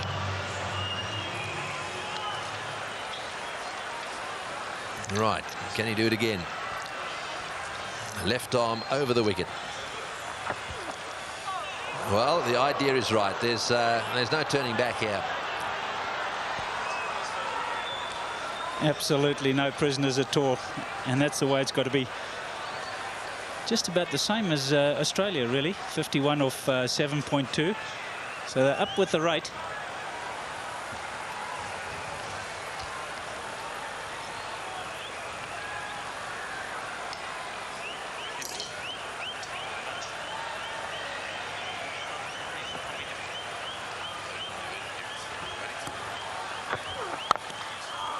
On the up, but unfortunately straight to mid-on. Well, there's no doubt that they've had a glance up at the board. They know it's 9 and over. They know there's no point in drawing this match. They've got to go down blazing if they're going to go down. Otherwise, they've got to win it. Simple as that. Imagine if they did that. 20 and 24. Probably a bit of an advantage that Butcher Dippenall got out so early. Brought Herschel Gibbs in. And I think he plays at his best now, Tony, when there's absolutely nothing to lose. He's got a full license to go as hard as he can. And if he has a little bit of luck, Herschel Gibbs, he can score 100 in absolutely no time. Yeah, a little bit of luck early on, but what they've both got to do is they've got to do what Ponting did afterwards, and then that's when you've got to really turn it on and stay out there. Inside edge, lucky, but runs. Gibbs wants 3, but I'm afraid there was no way that 3 was on there, so runs are beginning to flow. And the backup bowlers too, those are the ones. Lewis, he'll be the sort of pace on this kind of pitch which Gibbs and Smith can really target. That's a 50 partnership, just 39 deliveries. Some encouragement for the spectators. Could we have a good game after all?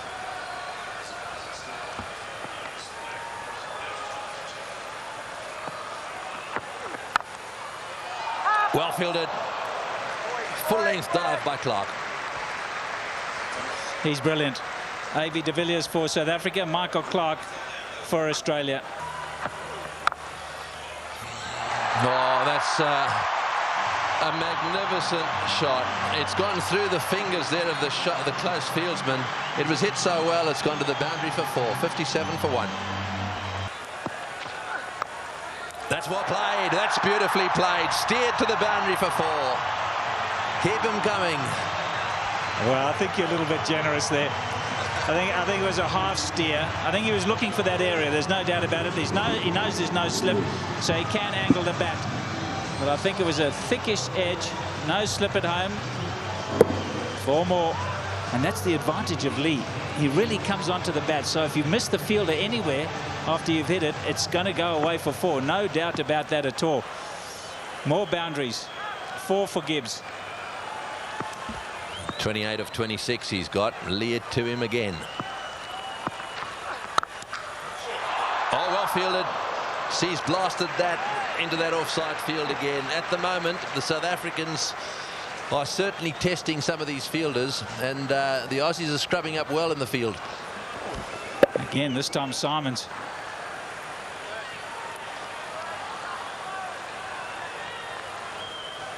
Hit very powerfully off the back foot. It's a beauty of a batting wicket. So, I mean, I think if South Africa just feeling a little bit raw in the nerves, because I think 350 was really possible. Brett Lee. Tight, really. You see, good bowling that is. Tucking him up. He likes to free his arms up. He likes to smash it through the offside field.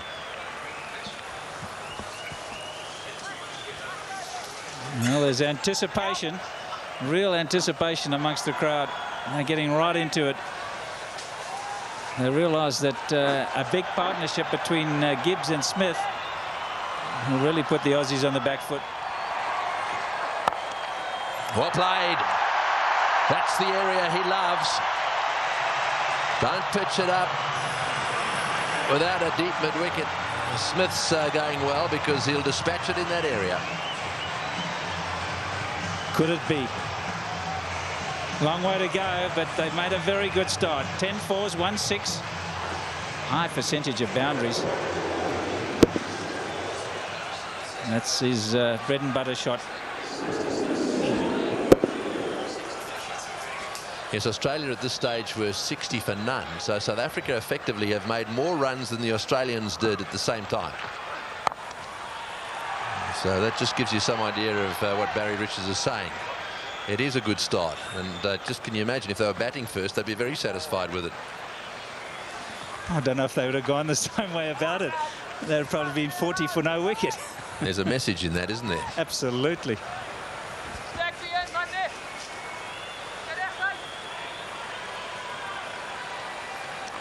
This is where fitness comes in as well. You know, you've been in the field. The last thing you want is tiredness, cramps, things like that. You've got to be fit for this. Brett Lee to Gibbs. Oh, he's got it away. That's 4. Take that. Short delivery. And it got the treatment it deserved. No ball called as well. So that makes it just a little bit worse. When he gets the new ball in his hand, Brett Lee, all he wants to do is bowl 150 plus. And when they're chasing a target and they're looking to hit every ball hard, what you've got to do is change the pace. Slower balls are the order. Slower, not quicker, Brett.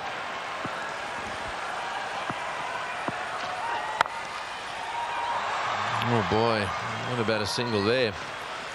Decided against it. So the end of the over, 72 for 1.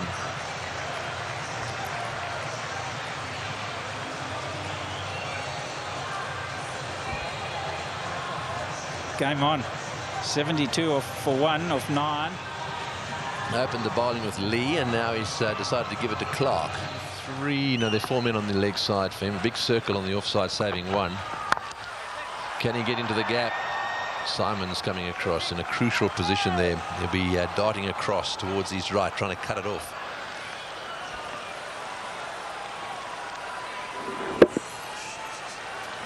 It's a beauty of a wicket, isn't it? I think for one-day contest, this is about as good as it gets from a wicket point of view, and the batsmen really enjoying themselves.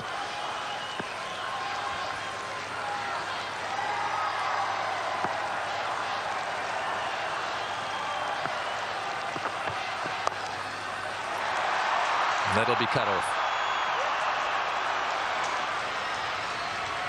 So Gibbs doing the right thing here, trying to work it into the gaps.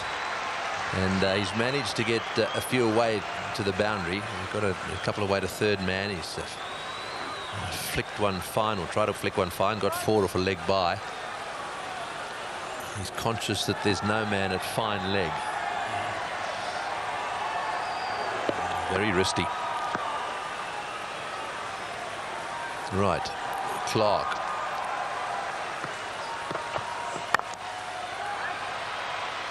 Well fielded. There's that crucial man again, very fast and a good anticipator.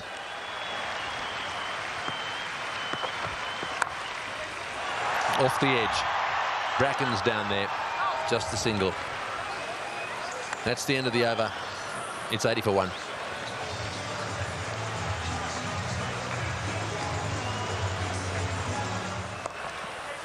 That's well played. It's going down towards the boundary. Will it be? Oh, it's beautifully stopped. Katic down there doing really well. Lightning outfield. Just a quick check. Not sure whether his foot went over the line. Again, good use of the wrist from Herschel Gibbs. Yes, I think it looked all right to me. Lewis is the bowler. There's been a change here as well.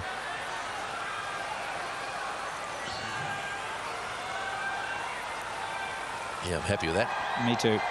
Good piece of fielding from Simon Katic. Good outfield. It's like a carpet. So I'd leave those to the fielders.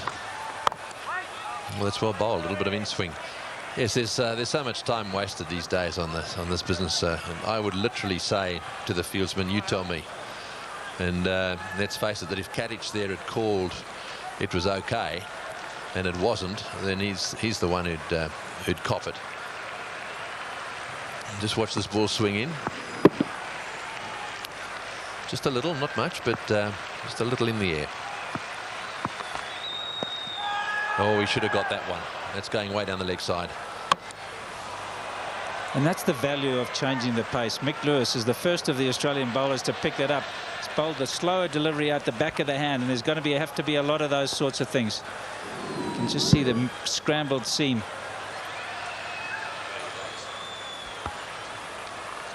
Yes, on leg stump, you've got to get him away. Now then, what's happening?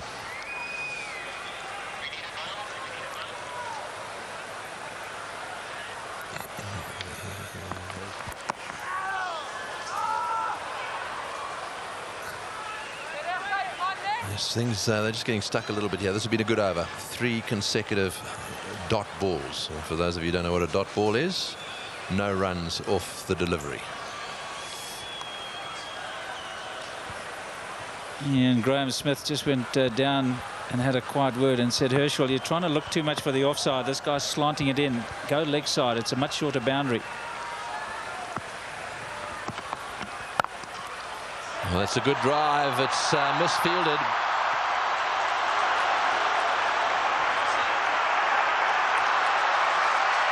And back for the third.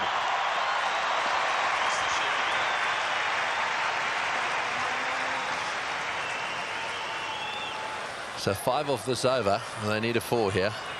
1 ball to go. They need to score at 9 and over. Oh, good shot. He's hit that one over the top. Bouncing away down to the boundary. Well, he knew exactly what was needed this over.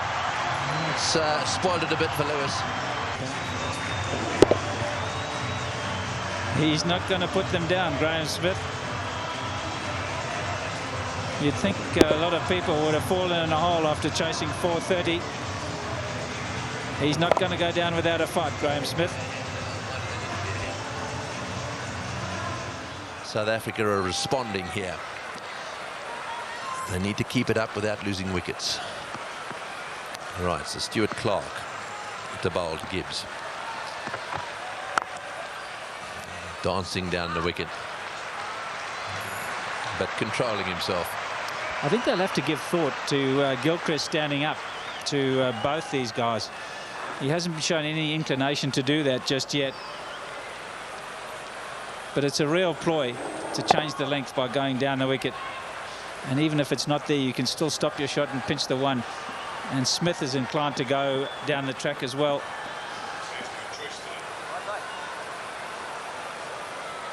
So Smith on strike now.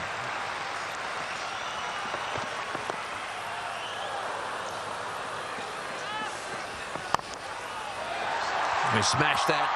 It's going to be cut off. That's his area. He loves it square, but they know that, Australia. Good throw right over the bails from Katic down there, who's going to be a busy boy today if Smith stays out there. They're all going to be busy if Smith stays out there. He's only faced 24 deliveries, got to 41. And he's such a strong player that even when he doesn't hit in the middle, it fairly races away.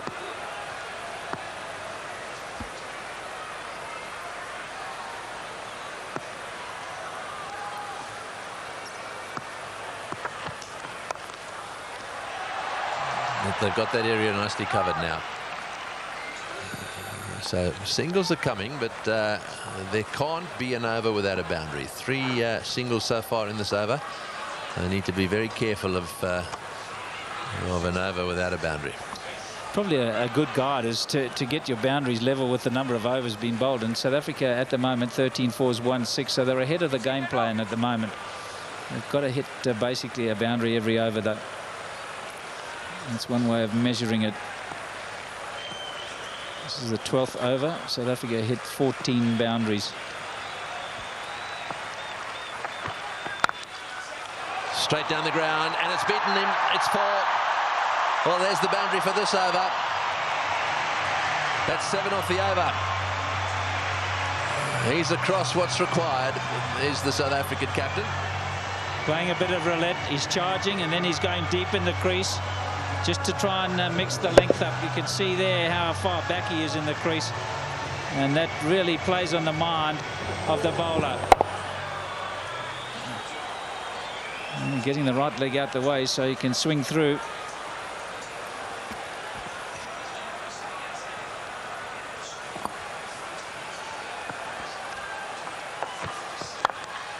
Straight to mid on that time, and no run.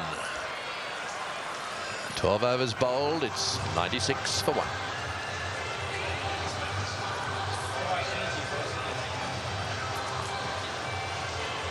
Australia 81 for no loss at this stage. Seen 530 runs scored today already in 62 overs. Remarkable. Whipped away leg side. As a bowler, you've got to ask yourself, where's this game going to? It's no fun being one of those. Become a batsman. 97 for 1 now. This was the score, by the way, when Australia lost their first wicket, 97. 2 balls into the 16th over.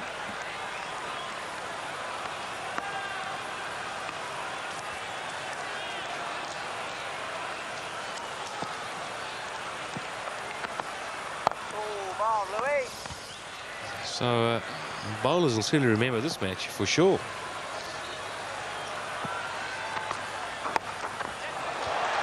It's away. It's not going to go to the fence. Lee will tag it. And 2 wides, the result.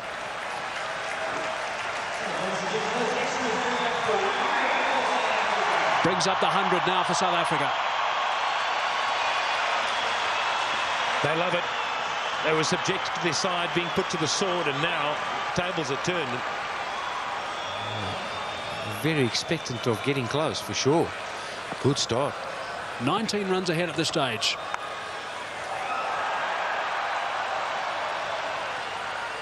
Just the 1.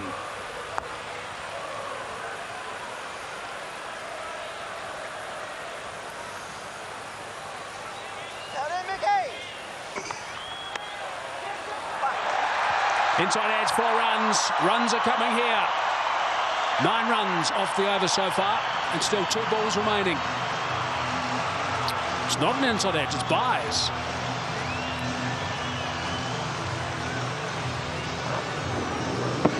So it came off Gilchrist.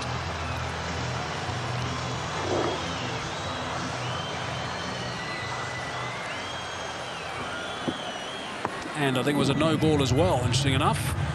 Aleem Dar certainly missed a few of those. Thin edge. Chases on. The ball is going to win. What a good over this is for South Africa. And it's not finished. Now they're alive. Wanted one. Smith said no. Now he says yes. Listen to the crowd.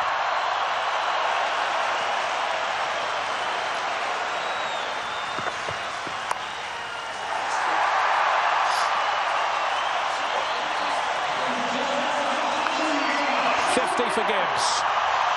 Just 46 deliveries. Good entertainment. Well played, Herschel Gibbs.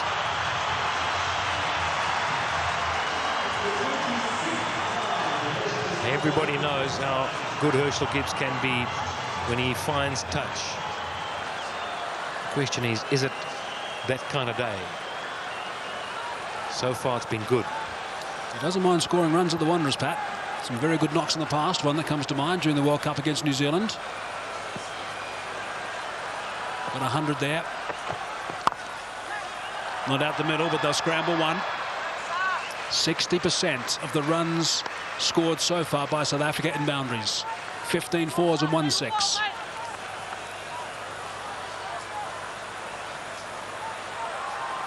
Haven't been giving too much away, actually, as to who's going to be coming next. I'm sure it's going to be AB de Villiers. I haven't seen too many of the batsmen sitting in the dressing room with the pads on, sitting out front. Runs are flowing very nicely for Gibbs. Teaser for Bracken. 2 more. Well, this is kind of Herschel Gibbs' cricket. He play with all the flair and freedom he likes. Looking to advance. It's the shot that Hussey employed so effectively. Well, what it does do, it puts a bit of doubt in the bowler's mind. Middle from mid on up. He wants to go over the top. Now, does the wicketkeeper come up? He's not going to. Comes nice and early, dropped short, no run. But now the bowler knows. He's looking to come after me straight. Going at over 7 to the over at the moment, Stuart Clark. His partner, Mick Lewis, going at 9.5. It's a little bit leg side. You won't see that shot in too many coaching manuals, but Gibbs will be happy to get down the other end. Well, the French cut. Lift the front leg up and hit it between your legs. Look at this. Up. Oh, the back foot first. That's a high skill. You've got to angle the bat as well. Play it late. It does bowl a very good Yorker, Stuart Clark. Gone for 5 so far in this over. Strong drive, but not through. Brett Lee does the work.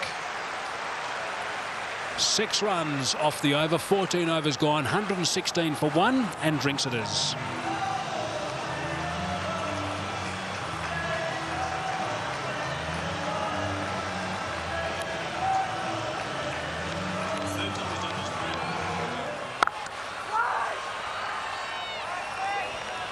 It's good fielding from Ponting. Always a time when the fielding side can just gather their thoughts and the captain gets his men around and says, well, this is what the strategy is now, boys. Need you on the back of the ring, and how are we going to go about it? We're waiting for a long time for the drinks break. Graham Smith and Herschel Gibbs have now got to pick up straight away. Straight to Ponting again.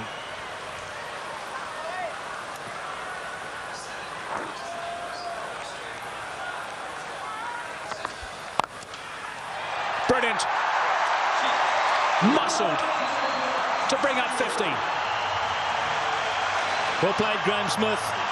That's a fine reply. And a deserving applause from his home crowd. He needed to come out and straight away strike back at the opposition. He's done that in style.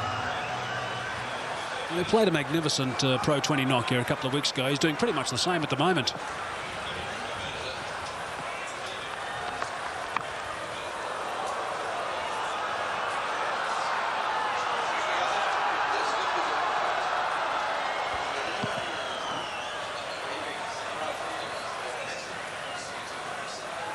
Ten fours now in Smith's 52. And that was the last of them. What a fine stroke. Lots of power. He just muscles it away. He is very strong. There's a run about some 18 inches outside off stump. So was that, but this time it's eased into the covers.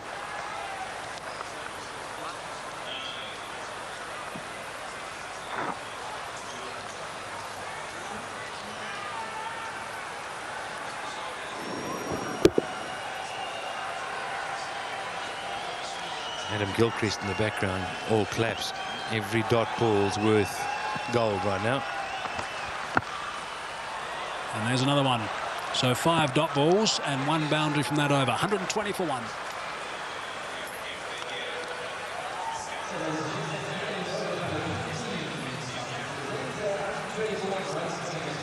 No doubt that's the plan. Nice and full, and also a little bit wider than what he has been bowling so far, Mick Lewis. As Pat was saying, applauded by Gilchrist. He knows exactly how important they are, but they've come up with another plan to Smith by the looks of things. 110 wickets. Economy rate under 5. Best of 5 for 18. Very, very handy cricketer, Andrew Symonds. And it doesn't look like this extra power play hasn't been taken. That's quite interesting. So 15 overs are up. Most captains would simply just go for the next block of 5, Pat, but no, Ponting says, I'm not taking it. I think it makes sense with spinner bowling. Also, what he can do is say, well, I'll set them behind a little bit. Hope they pick up a wicket or 2. Yeah, of course, if a wicket was to be taken, then as soon as that over is finished, then Ponting can take it. But what he's done here, something that they did very effectively in at Durban, actually, Kingsmead, Sahara Kingsmead, is he's just looking to slow that pace down. He's realised, identified that Smith and Gibbs were enjoying the ball coming onto the bat, so he's made a change in pace here, just to take a bit more time, get the batsman to do more of the work. Interesting, Mike, our very competent statistician Keith Lane has just passed over 12 overs only in the whole innings. There were no boundaries in the Australian innings. Now, so far, just 3 of the 15 have had no boundaries in.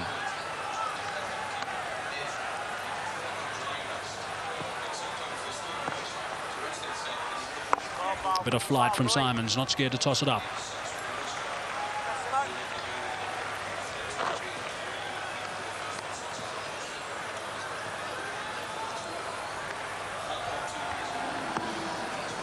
Ball looks worse for wear. Good shot.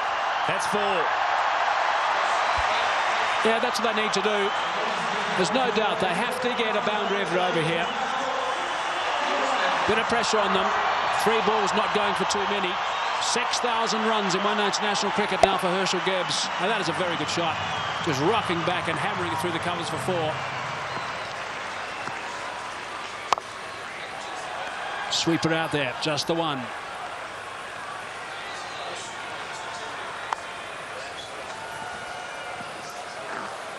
Well, 7 already. 1 ball left. Symonds will prefer bowling to Smith, I think. If you can get a little bit of turn, take it away from him. Ask him to play against the spin. Over the top of Symonds, going to pick up 2 more. It's a good over for South Africa again. 9 runs coming from it. And that might just get Ricky Ponting thinking a little bit. 129 for 1.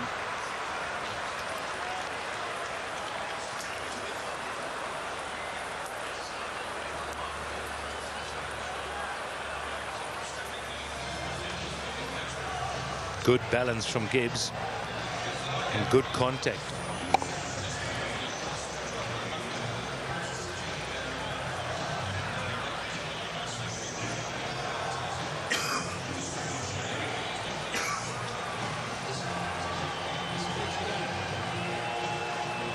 So Graeme Smith has also joined the party. This is some of the shots that he played throughout his 50.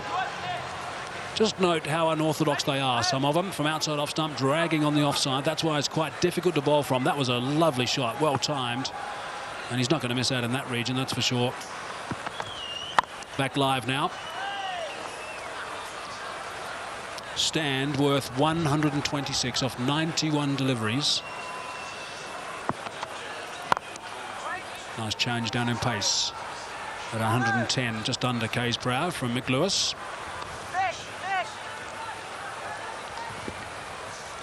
I was talking to a couple of the Australian supporters just a day or two ago, and they were saying that Mick Lewis is known as the best death bowler in Australia, in the camp.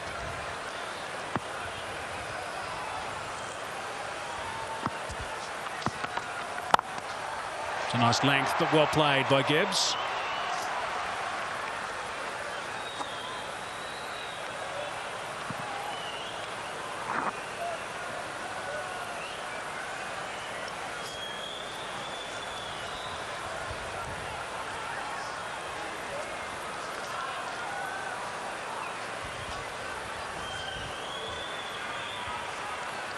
Almost want to bowl like you're bowling at the end of innings, the last 4 or 5 overs. Do that for 20 overs. That's what you've got to do.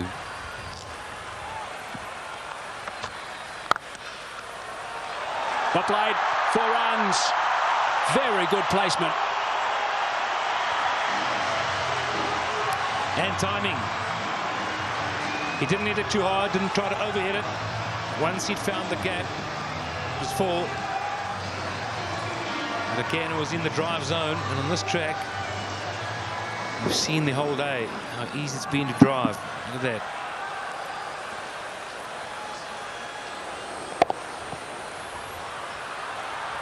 Gee, this is a good deck. It's a full toss. He's edged it, and he's got himself another boundary. Goodness me, this is quite remarkable. 9 runs from the over, still 1 ball remaining. Not good bowling from Mick Lewis, it's got to be said. And Smith is going like a train. A fast one of that. A speed train. Well, a bit of fortune every now and again helps. Striving for that Yorker, just over pitching.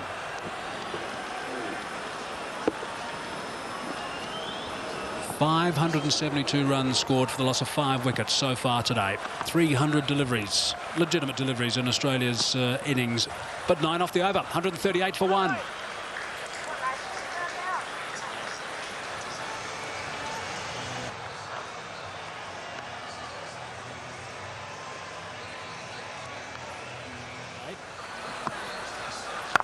And there were 125 dot balls. Just to show how important the boundaries were, 43 4s and 14 6s. It's been about 50 dot balls so far. Can't understand why Ponting hasn't got his men on the edge of the circle, the 30-yard circle, just staying on the edge. 1s are no problem. Give him a 1. It's the boundary. It's when it beats the man in the ring that it goes for 4. He's got his men. They keep walking in right close to the bat. I think also, Patrick, after this over, he's going to have to make a change. I'm sure he's not too happy with the way that Mick Lewis is going. 4 overs, none for 32, and he seems to be being sized up by Smith and Gibbs, and they're scoring runs pretty freely from him. I wouldn't be surprised if he brings another spinner into the attack for a while. Full toss. Michael Clarke is obviously the man who's done the job from time to time, just to slow the pace down on the ball. 4 runs, beautifully played. That is a very good shot indeed. That's what they need to do. It's a situation where a few balls are bowled, the pressure builds up, they need a boundary, they look for it and they get it. Well played, 145 for 1. And it is Michael Clarke into the attack as well. That's quite a lot, you know, in the context of the match. 9 runs and over is what you need to score. Talk about four overs ahead of the pace. If someone else plays well, if you do lose a wicket and you stay up for the rate, certainly is gettable. 10 and over the last 10. I guess the difference is, Paddle, the most important part of the Australian innings is the fact they didn't lose wickets. Good use of the feet from Gibbs. And that's what South Africa have to do. They've got to make sure they've got wickets in hand right at the death. They only lost 4 in their innings, Australia. Yeah, well, if you've got wickets in hand, if you just look at the bottom equation, need 289 to win from 31. If you take 10 overs off that, so, well, the last 10 you won, wickets in hand, you'll get 10 and over quite easily. So in the next 21, you know, you need to get 189. Go like crazy. And if you get up to there, well, you're in business. Break it down into little milestones. Australia scored 225 off their last 20 overs because they had wickets in hand. And a couple of guys kicked on beautifully. Ponting was magnificent and got himself a big 100. Well, that ties in. 10 and overs, certainly gettable the last 10. If you've got wickets in hand, why not 20? If that be the case, well, South Africa, as you say, are ahead of the game at the moment. Well in. It's a good shot. One bounce four. Opened the blade perfectly, Herschel Gibbs. He didn't move. He knew that was going. That's a fine stroke. 150 on the board now for South Africa. And that in just the 18th, no, the 19th over. Unbelievable. Sweeper on the offside. It is Hussey coming out of the shadows. He's got a good arm. Bit of backing up as well. It's just remarkable, Pat. Here we are talking about the situation that South Africa are ahead of Australia at this stage and on track to chase this down. Still plenty of cricket to go, but it's just remarkable that we're at this stage where we're thinking about that. We're even talking about it. What an amazing day of cricket. Single taken. Direct hit from Simons.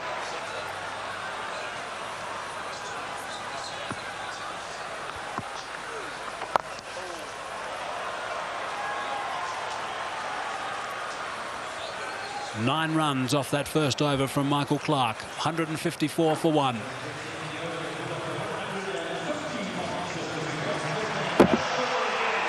Good shooting. Didn't count though.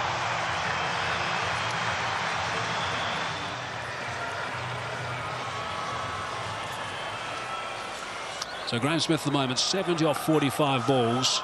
The fastest 100 for South Africa is Herschel Gibbs, 84 deliveries. And it's a boundary off the first ball of the over. Wow, it is raining runs. What a shot from Herschel Gibbs. Just a little check punch.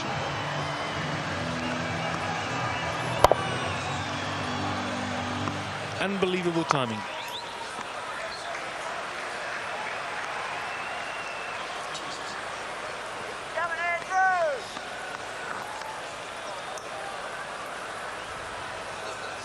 There's the odd loose delivery flying around, which is exactly what happens when the batsman transfers pressure to the bowler.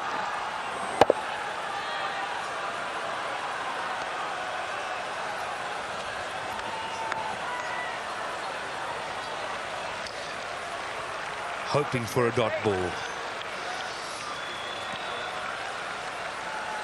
I can't help but look at some of these Australian faces, Pat. It's just amazing. Chasing 435 to win, and you can see there's tension on some of the Australian faces.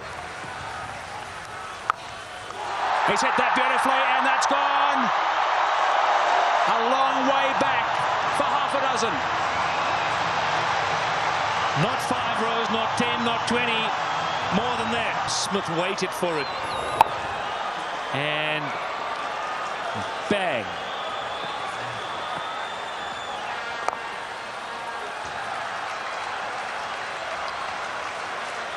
They are now 44 runs ahead of Australia at the same time. Same wicket down, just one. How's that for a shot? Down the track, makes it in a full toss. Hit it too well though, just the one. Yeah, I think Ricky Ponting's got some thinking to do here. His plan is not working at this stage. 14 runs in that over. 20 overs gone. 168 for one.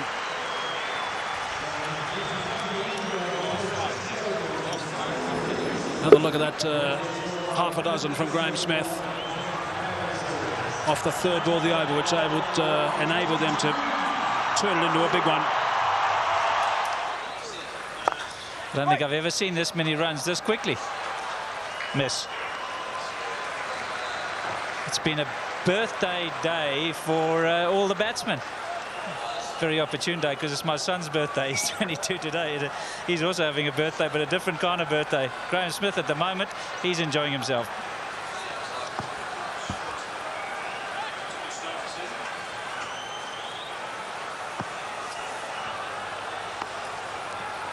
That equation coming down all the time.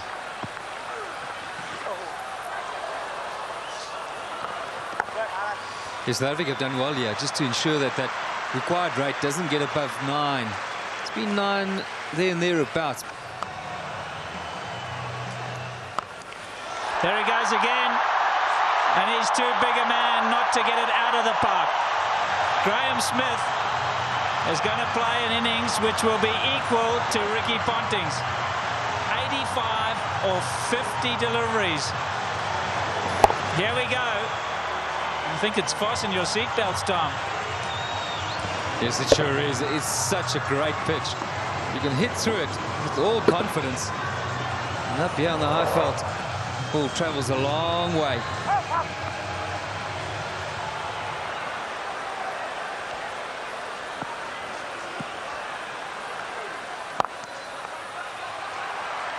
Now push hard, perhaps the second. Gibbs is coming back for it. Oh, that's fine running. South Africa now picking up the boundaries, and important as well, they're keeping the scoreboard going with good 1s and 2s. Virtually nothing's gone off the straight and narrow, and there was a little bit for Andrew Hall when early on Dampish sort of wicket, but now I think they believe they can do this. They really believe they can do this, and they're well ahead of the plan.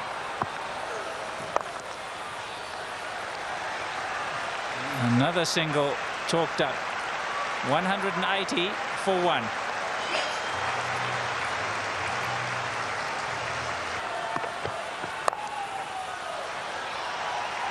Just wonder if you might not be thinking about rotating those bowlers as much as possible, not allowing the South African batsman to settle down or line somebody up. But Barry, just think about a boundary and over. You've then got 5. You've got to back yourself to at least get those extra 4 or 5 runs off at run a ball. And that should be a doddle, really.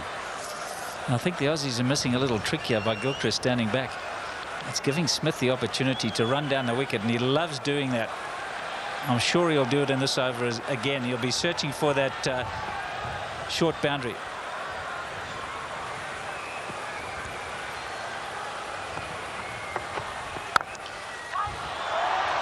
Oh, that's brilliant work in the covers.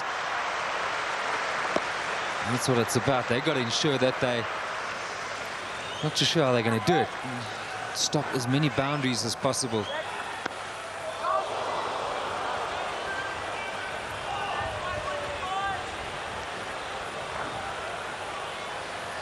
What are his options? Yeah, he's tried Clark and Simons bowling slow spin sort of stuff, a mixture of a bit of pace and perhaps looking to turn 1 or 2, and that hasn't really worked. We saw South Africa bowl with a change of pace. That disappeared. I wonder if they might not be thinking about just deciding for a period. Let's go with a lot of death bowling, get it full and straight.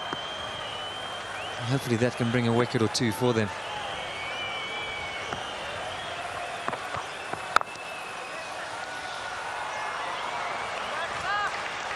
Well, there's only been 3 overs here where there hasn't been a boundary, and that'll give you some indication. We're into the 22nd. Has this put the Aussies on the back foot or what? Amazing.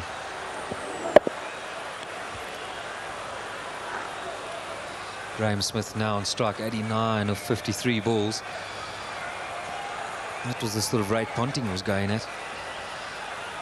Down the track, do you reckon? Extra cover.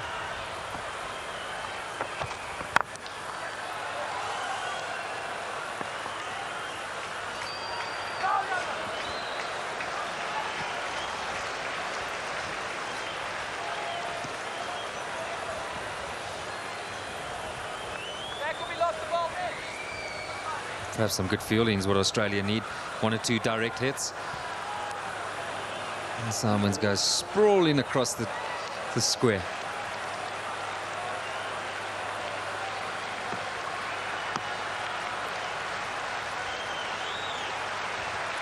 Can it be?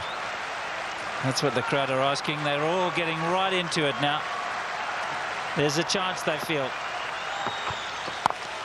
And after shots like that, there certainly will be another one out the park.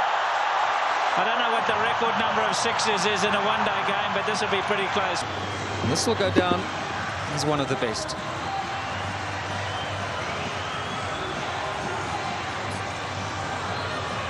Yeah, it's a beauty. Just kept the face going through the hitting area. Nicely controlled. It's on. It's really on.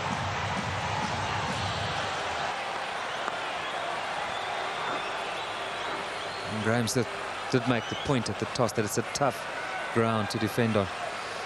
I'm sure he's tough for Australia right now.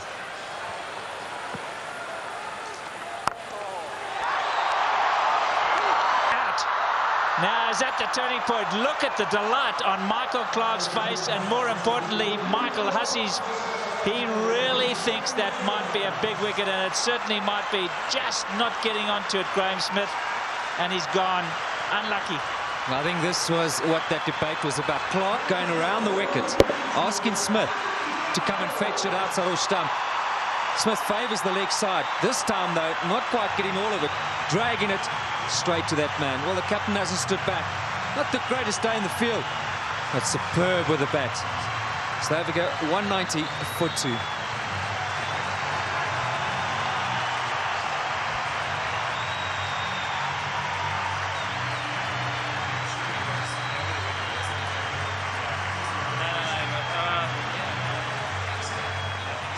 Graham Smith, magnificent knock, and he's replaced by another stroke maker with the freedom to do it. There's no holding back. No holding back. Graham Smith, magnificent knock. 90 off 55.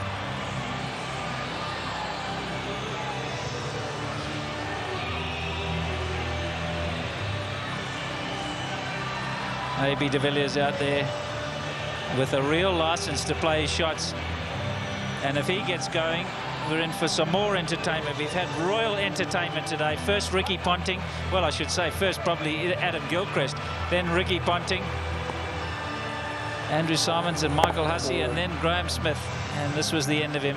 Just that was the 55th delivery that he'd faced. He had 90 on the board, and he and Gibbs have given South Africa a real chance. How's that response? Australia's sensing how desperately they needed that. Well done, Graham Smith and AB de Villiers. Well, he's spoken about having the freedom to play his natural game. And what a great opportunity he had today. And what's in his favour is that it's the sort of pitch where everyone that's coming today has been able to get going pretty quickly. Nearly 28 overs left. And we've got some big hitters to come. Here we go. In the air and out the park. What a response after a wicket. They crossed, so Gibbs facing, he goes to 90. Looking at the toe of his bat, that's how good the bats are today. Michael Clarke, dry smile. I'll keep talking about those sixes, Barry Richards. That's 19 now.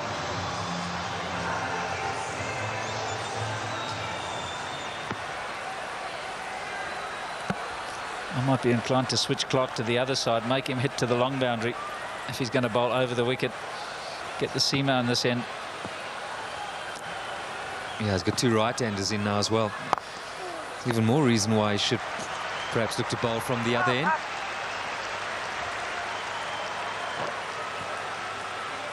Is it going to be Herschel Gibbs' day? Look at that smile, as to say, off the toe.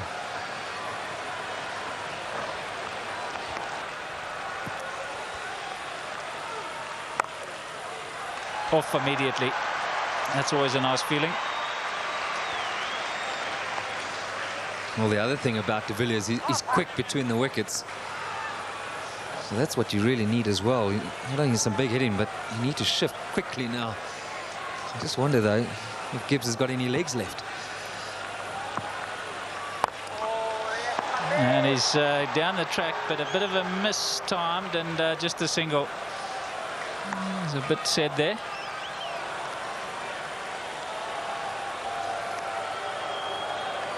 There he's looking as if he was eyeing the straight boundary.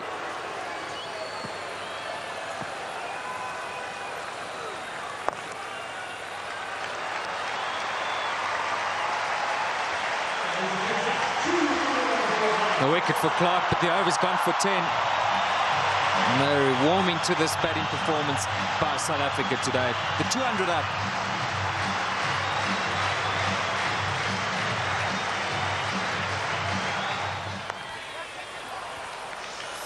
Leg bars. Whoopsie daisy, was not paying attention, thinking that Gilchrist was going to go the other end, and nearly paid the penalty. Well, South Africa can't afford this. Attention to detail, just ensuring that he runs that first one hard. Probably suspecting that Gilchrist was going to throw at the danger end where Gibbs is going to now. And chose the other option, just well spotted there. Seeing de Villiers hadn't run that first one hard. Okay. Power play is in operation. What does Gibbs do here? Does he take it on?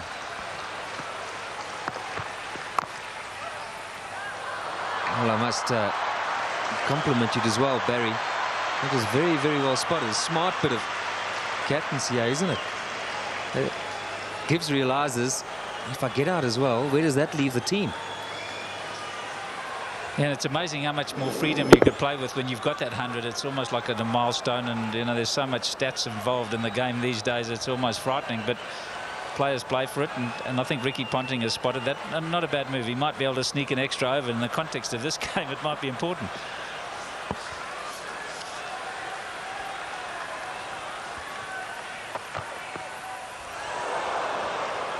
Well, what it might do as well is that A.B. de Villiers, seeing all the fielders up. Now we know he gets a bit excited, almost premeditates at times. We've seen that throughout the one-day series and his one-day career, in fact. It might just lead to a bit of a roll here. Australia get on a roll, get de Villiers out. Who knows? The new batsman's in. He suddenly loses his way, and they're right back in it. So the temptation's there. That's very close, given not out. Bowler's not happy.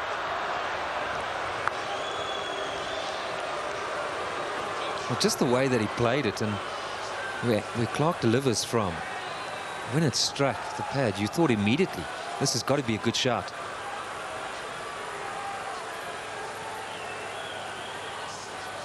I'll leave it to Hawkeye.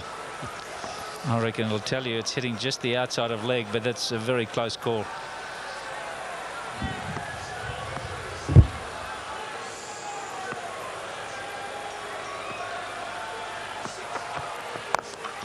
There he goes. The power play got him up. I'm going to go over the top. Enough of this, he says. Well, Herschel Gibbs isn't going to change his game. Maybe near a milestone. I have to agree with him. And this is the way to go. If the opportunity presents itself, you can't let that stand in the way of what the team needs. Brilliant shot. It's on. And he's done it so well today already. 97 now to Gibbs. And if he does go to 100, this crowd will erupt. About one ball from now, maybe two. There it is. Just one, 16 ODI hundreds for Herschel Gibbs, but his job's not over yet. It's far from over, but for now they're going to celebrate with him. A superb innings when it's needed most by his side. He's come to the party. Look at that, 79 balls, a brilliant strike rate. And isn't it good to see Herschel Gibbs in form? We've seen some remarkable cricket aside going to 400. Will we see a man go to 200? Nothing's impossible after shots like that. Well, Tony Greig and I joked about Australia going to 400, saying, nah, we know how this game works, it won't happen. 434, whoever would have said that would have happened. Pinching the single. Well, I gave a little talk at lunchtime to one of the little corporate boxes. A friend of mine was up there, the people at Douglas Green, and I said no chance. And that's the four that brought up the 100. And I said absolutely no chance. 400, you've got to be kidding. I might have to eat my words.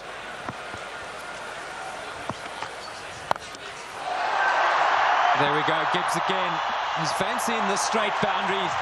He's fancying these Australian bowlers at that sort of pace. They're going to pitch it up. He's going over the top.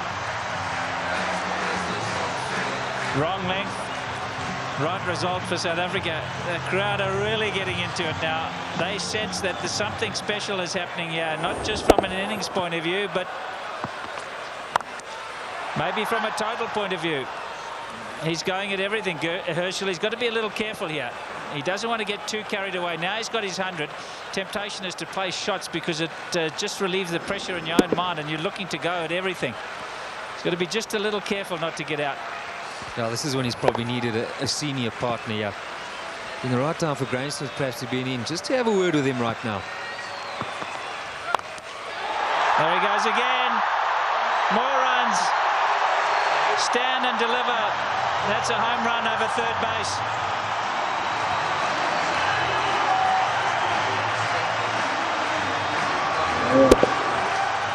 Brilliant strike from Herschel Gibbs. That's not all that short off the front foot. He's eyeing out that area. And that good bat coming to good use right now. Like that. More runs. Gilchrist has got to stand up to the stumps. He will not do it, and his bowlers have paid the penalty. He's got to get up because they're using their feet to get out there. They're creating a different length. You've got to pull them back. Look where Herschel Gibbs is. He's right out of his crease. Don't know what they're doing. They're not thinking clearly, the Aussies. And you can understand why. There's pressure from the South African batsman.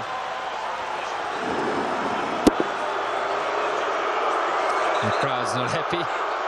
Once again, Ponting having a chat to Lewis. Okay, now he's got the sweeper back. He can only have 2 out of the ring.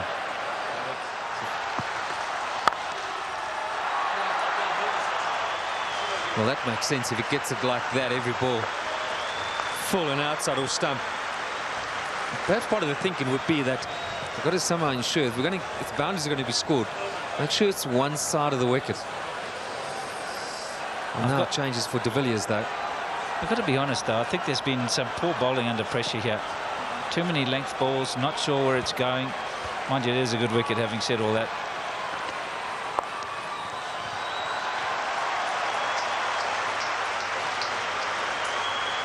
Big over for South Africa, 16 from it.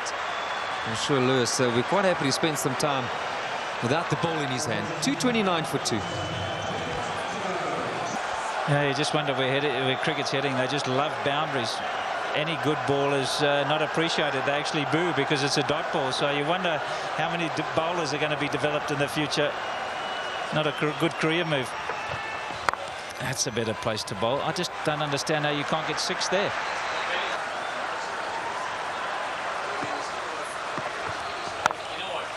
There he goes again.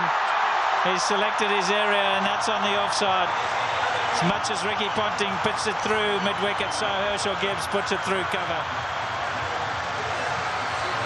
Boy, oh boy, have we got a game here. The crowd have gone wild. Well, Gibbs has given himself room. He's clearing the left leg. If it's up and straight, it's going straight. A hint of width, it's going in that area through the cover region. Well, Ricky Ponting right now, I think he's virtually changing his field every ball. There's a bit of excitement in that camp right now. Yeah, there weren't too many smiles about an hour and a half ago. That's all changed. Well, it's a remarkable field with Clark coming around the wicket. He's got a mid-on, deep square leg, short fine leg. 1, 2, 3, 4, 5 on the offside and a third man, so that's 6. Good luck if you get it wrong.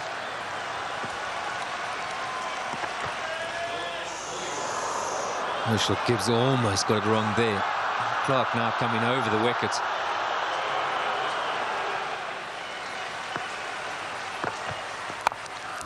Here we go again. That's the error he said he was going for. You can't protect it up in the ring because he just goes up and over.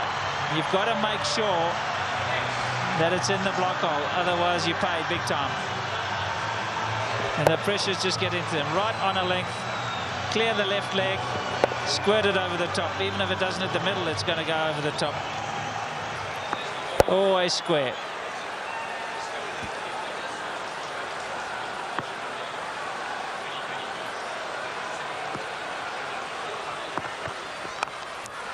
And that's down to third man. There's 4 more. What an over this has been. Could we see something special? The highest score against Australia by Herschel Gibbs. And there's still more work to be done. Can you believe that? You'd think with the highest score that you'd win the game easily. He's going offside.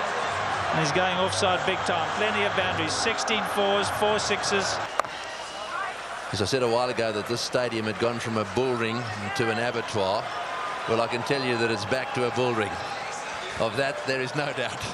Well, mate, I reckon it looks a little bit like an abattoir. Lewis. Over the top. A man back. 1 bounce. Oh, this is close. Safe. We don't need a run out here. You've got to be a little careful of Hussey. He's got a very good arm and he's very fast.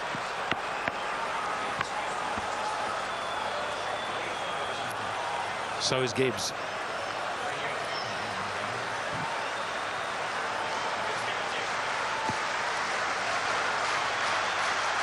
Well,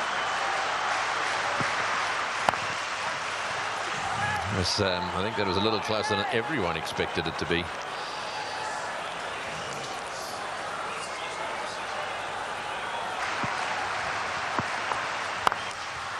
In the air, and he's dropped it. He's dropped it. Oh, could he have dropped the trophy? Is it the case of this time it's the other way round? Well, full toss mishit straight to him, as easy as you can get in these kind of games. If you were Gibbs, you'd have to walk down and say it to him, wouldn't you? you better believe it. You'd have to have gone down there and said it to him. Another fumble. Well, it's starting to happen to the Australians now. 2:47 for 2. Bowlers have taken a pummeling, certainly the sort of pummeling the likes of which I've never seen. There's the catch. Gibbs, the guy who struck the ball. Bracken puts it down. Could he have dropped the Standard Bank trophy? And those of you who were watching on that dreadful day when Steve Waugh flicked one to Gibbs, the word is that Steve Waugh said to Gibbs, "You've just dropped the World Cup." Well, it's funny how things that go around come around. Brett Lee, Ricky Ponting turning to his go-to man here. Get me a wicket, please, he's saying.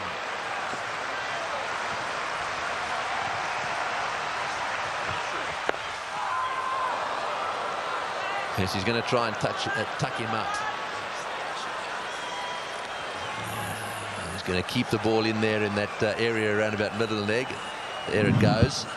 And what he must be careful of, what he must be careful of is he doesn't try to play that pull shot into the delivery that's not quite there for the pull and get himself out LBW again. So 7 off 12. Give it to Gibbs. Get off strike.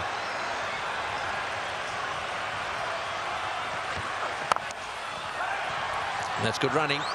De Villiers taking the initiative. Did exactly what Pat Silcock suggested. I think it's a case of both. You don't want to force Gibbs into a situation where he tries to smash absolutely everything and gets out. Well, there's absolutely no need at all for him to back off. And this is what worries me. If De Villiers doesn't keep a bit of momentum going at the other end, Gibbs will think that he's got to do it all himself. Well, you just get the feel now maybe he's trying to be too much. And with Brett Lee back in the attack, you've got to be careful, as you say, you don't lose that momentum. Just 2 overs, that's all you need to lose. Can have an amazing effect on the game. Nobody on the boundary in the offside.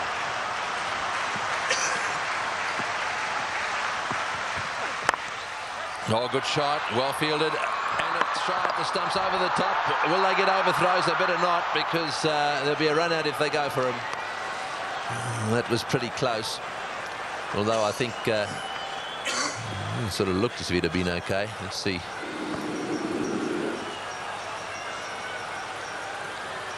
All is well that ends well.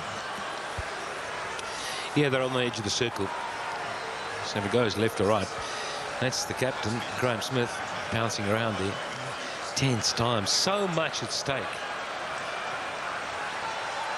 Nothing in it right now.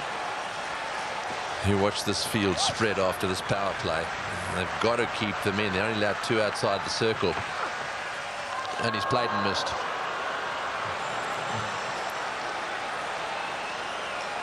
So a tremendous over so far, this one. This is the sort of over that can change the direction of a match. I'm not saying it can change this match just by getting a wicket here, because there's plenty of batting still to come. But the truth of the matter is, this is the sort of thing that happens. You get a few dot balls away and the batsmen start to get desperate.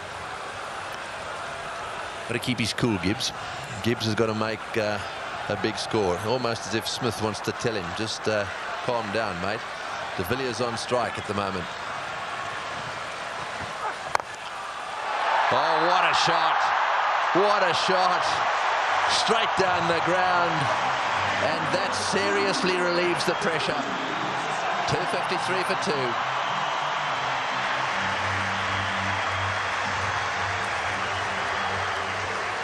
Everyone knew the last ball had to go for a boundary to stay just on track. You watch how the hands follow the line of the ball. Dead straight. One bounce into that Standard Bank board.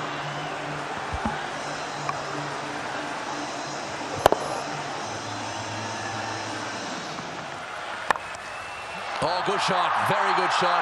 He gave him a bit of room there. Take that. Gibbs has blasted that away to the point boundary. He moves to 136 off 95 balls. What an innings he's playing here. An innings of a lifetime.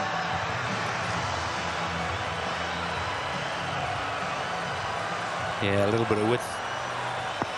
Not much you can do, though, when a man's in this kind of form. No, and he didn't move backwards. He's got to stay on that leg stump. He doesn't have to run away. There he goes. Hits the way on the onside. Will it beat the field? Yes, it has. That's 4 as well. Martin diving away. Didn't quite get there. Oh, boy. When you start to see the fast bowlers jabbering away, then you know things are starting to change. Well, it looked like a Sydney Harbour Bridge there, the way he dived over that. I've got to tell you, Tony, that's where you live. Look at that. Oh, what's going on? The Sydney Harbour Bridge. Oh, boy. Spanning the ball. Well, there's the man responsible, Damien Martin. Lewis, again. That's well bowled, right up in the block hole. Nothing much you can do about that one.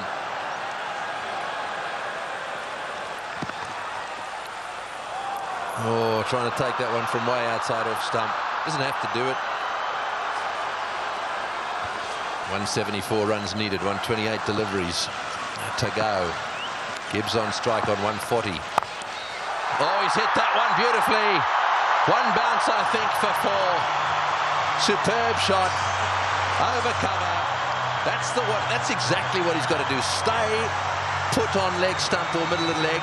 If it's out there, pick his gap. Hit it over the head of the infielder.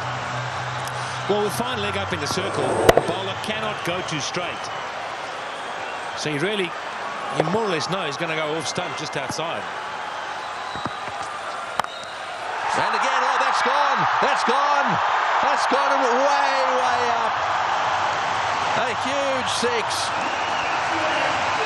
Well, who would believe what is happening here? The most 6s in a match is 21. And they've now got to 21. And Gibbs has gone to 150. What a stroke. Fetch that.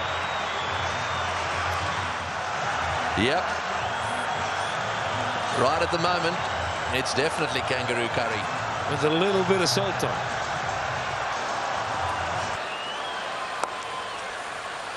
Worked away on the onside. Sensible cricket there from De Villiers, giving the strike back to Gibbs. Now, I just hope they had a little bit of a chat.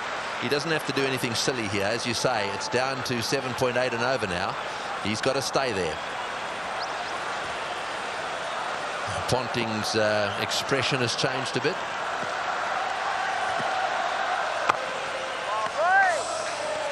When Herschel Gibbs gets in the hitting mode, he can't stop himself. It's all go. Get it up there. I'm going to have a go at it.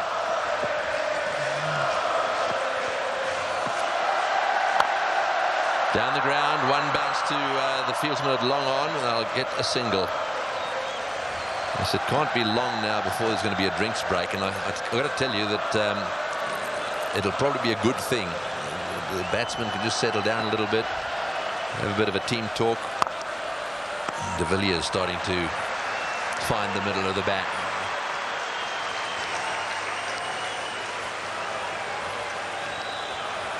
That drop catch. Could it be a famous drop catch? One. Oh dear. Oh dear. Well, when luck's on your side, ride it. Some would say fortune favours the brave, Tony. Yeah, well, that's definitely the case with that shot.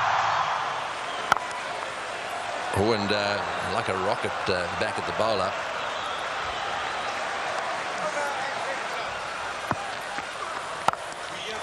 Oh boy, what a shot. Perhaps it wasn't the message. That's an unbelievable shot. What can you say? This is value for money like you can't believe. If you've chosen to stay down and watch this in the box, man, look at that.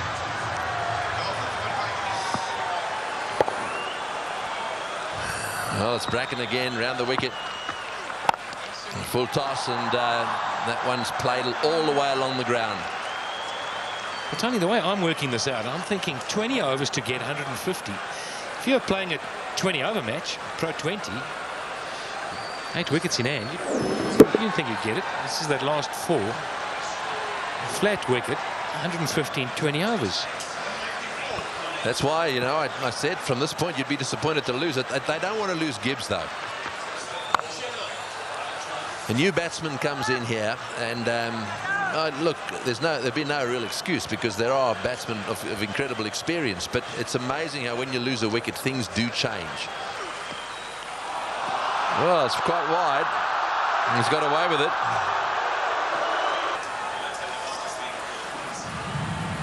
Yeah, well, no problem. We need a dot every now and again.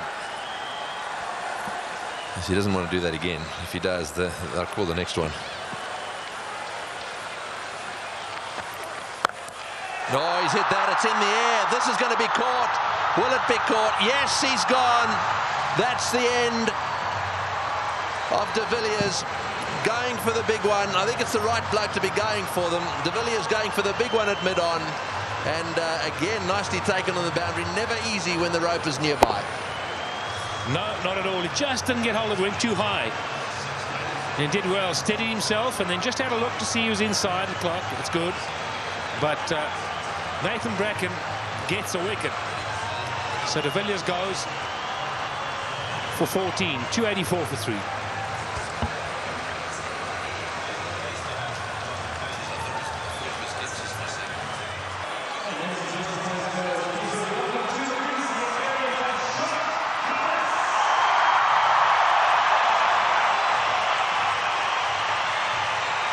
Jacques Kallis is striding out to the centre.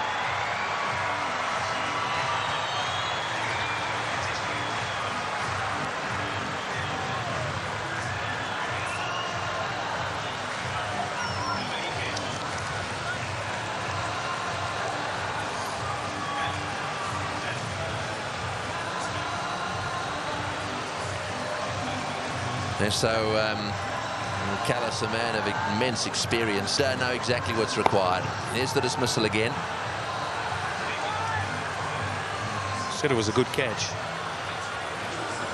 Australians probably felt that just in time they've got a wicket, some reprieve. But Jacques Kallis walking to the wicket after that catch. We've got some work to do. And Gibbs and Kallis have been playing cricket all their life together.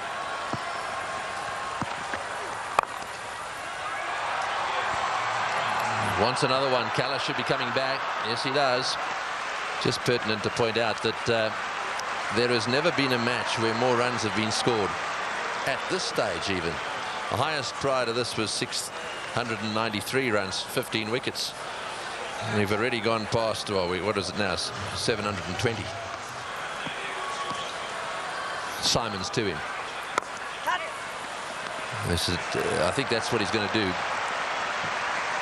But he mustn't put too much pressure on Gibbs. He might take the singles, but he's got to be saying to him, don't do anything stupid, just hit fours. Keep it on the ground now. I reckon Gibbs can do this without hitting the ball in the air. Thing is, though, Tony, I don't think Herschelle Gibbs will change his game. I think he's in that mode. I think he'll carry on playing. It's a question of how quickly can Callis get in, that if Gibbs did get out, and let's face it, he's going to be tiring. He's going to be tired. He's tiring all the while. That's in the air, and there's a fieldsman down there, but it's gone all the way. Well, there's no doubt that what you're saying is the way he's going to play it. I'm still not sure that it's the right way to go, though. Well, that six makes it the most sixes in any one-day international ever. Right. Simons to him again. And again. Oh, that's a bigger six. That was a rank full toss. It's a question of help yourself at the moment. Yeah, the buffet ball.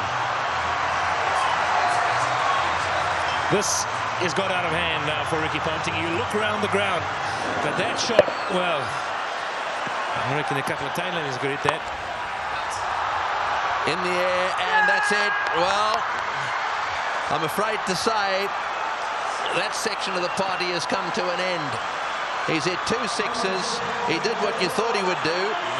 He did. I really think that he should have hung in there a little bit. However, that doesn't detract from one of the great innings of all time. He's wandering off this ground, having been caught by Lee off the bowling of Simons for 175. That was a superb performance. Well played, Hershey. As good as innings as anyone has seen here. He goes for 175. And 299 for 4 now into that famous tunnel.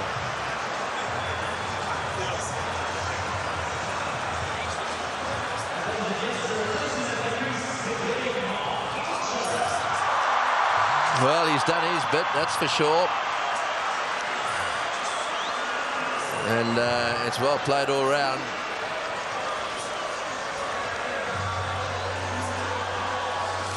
Come a long way as Herschelle Gibbs.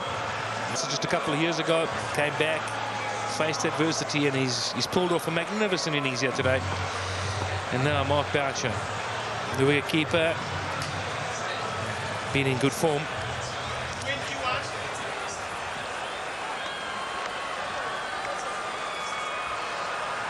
136 to win from 18.1. Well. Oh, and that one spun back in, and the question's asked, but no nick. That is the end of the over. 299 for 4.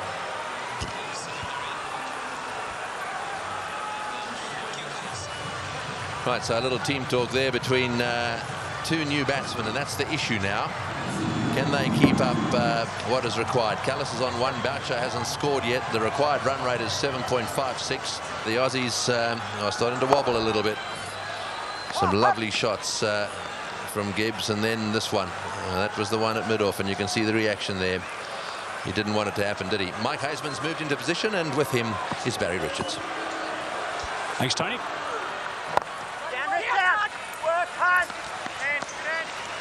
Good work from Ricky Ponting at mid-wicket.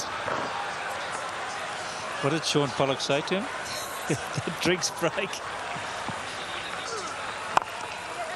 733 runs. In fact, 734 runs now have been scored as South Africa bring up their 300. And just 8 wickets have fallen. This is just, I'm stunned by what we're seeing today, Barry. It's like the subcontinent. It really is.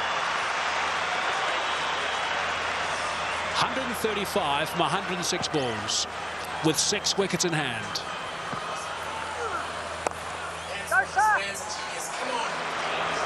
Coming back for the second. Ricky Ponting won't want to bowl. Simons again, he's gone for 10. Lewis has also gone for 10. Clark has gone for 10. Michael Clark, that is, per over. And someone's going to get punished here, big time. Towards the end, providing there's quality players at the crease. Boucher and Callis are quality players. Major blow losing Gibbs, of course, soon after losing A.B. de Villiers. Sliding leg side. A little bit quicker that time from Clark. 90 k's per hour. Crowd are certainly giving the Australians a little bit of a raspberry today when they appeal for anything. Tell you what, that's not far away. It's turned back a bit. It's just a little bit far forward. That's a good over. Only 4 runs coming from it. 303 for 4.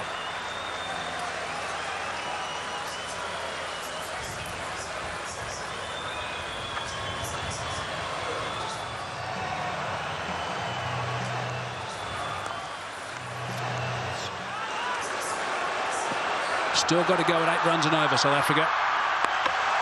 It's good running, good working. They're missing a trick again. They've got everybody back on the boundary, and of course Callis has just come in. He's not that kind of player. You've got to come in off the boundary a little bit. Squeezed away. He squeezed it away. Sorry, Michael. We're all getting excited in the box here. We just can't get enough of these boundaries. Every time we look up, the ball's disappearing. And that's not what Ricky Ponting wants to see. Jacques Kallis underway. 6 balls he's faced. He's got 10 runs. So important that when he came to the crease, he got going straight away. He's done that. He had no choice today. Batting at number 5. Unusual position for Kallis. Just looking to open the blade and run it very fine indeed. No connection. But they've got 6 runs off half an over.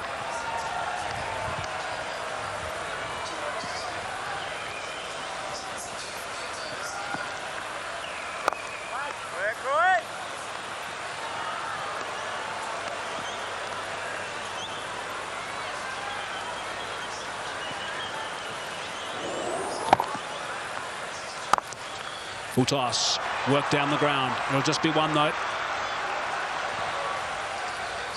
Interesting to see how these roles are played by these 2 batsmen, Kallis and Boucher. What's your call on that, Barry? Well, Clark and Simons have got through 10. And that's how I think how Ponting manages the bowlers from here on in. He's going to be enormously worried about the 3 extra that Mick Lewis has got to bowl. 7 overs, none for 72 at this stage. We're in with 4 seamers and 2 spinners.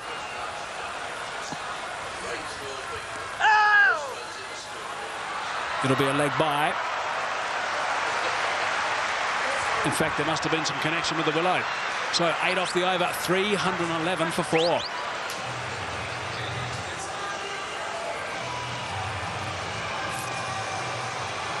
Did he get a little edge on it? The umpire said he did. Yes, he did. Clark again. That's the plan. Squeeze a couple more out with the spinners. Try and absorb the 3 that Mick Lewis has still got up his sleeve.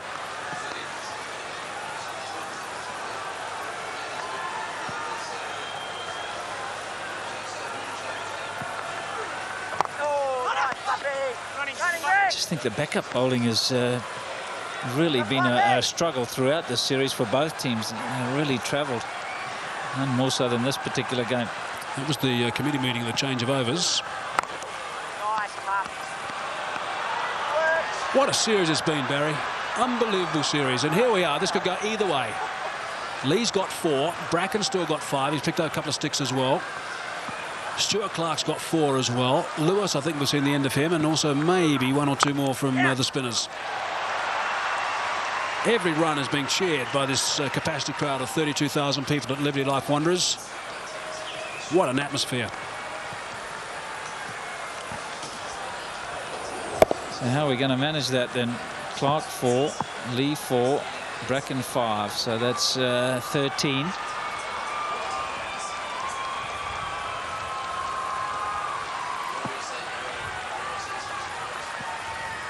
You know, they need to leave themselves. Well, there's the big raspberry from the crowd. Leave themselves around about 90 runs, I reckon, with 10 overs to go.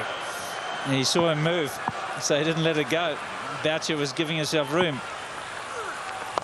And that means some 30-odd runs off the next 5 overs. That's all.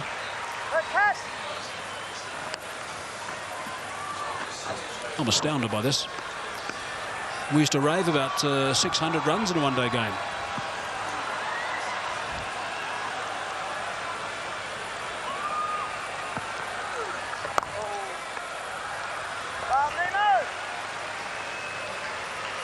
That's a good over. 4 runs coming from it. 35 gone, 15 remaining, 315 for 4.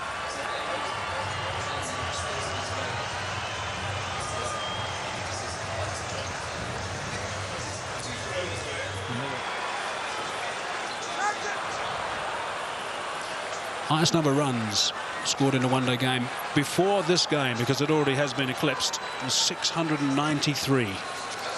The loss of 15 wickets.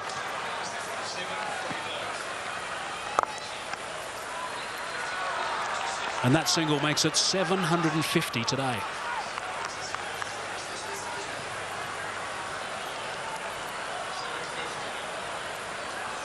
Changes everything for future predicting. How do you do it?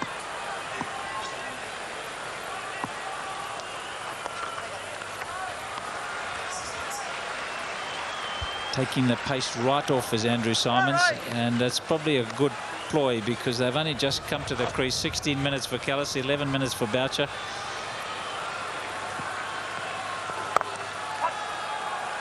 Well, it's 117 runs. Coming back for the second. Good running for Boucher. 116 runs from 86 balls with 6 wickets in hand.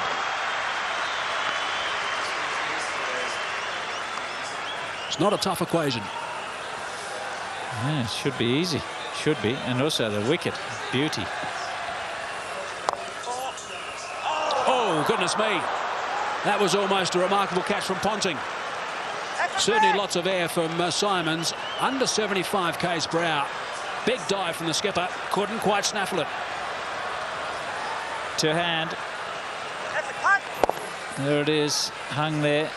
Great effort. It really is. Those either stick or they don't.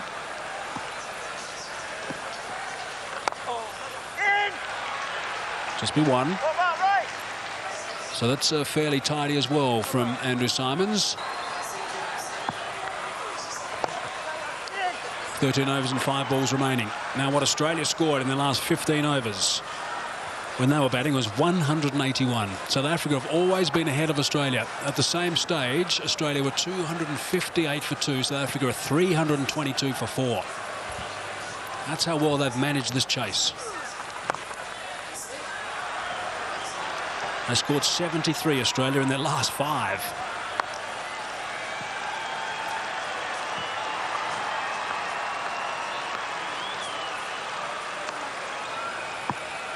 .9. That's been the run rate all the way through. It's just hard to believe.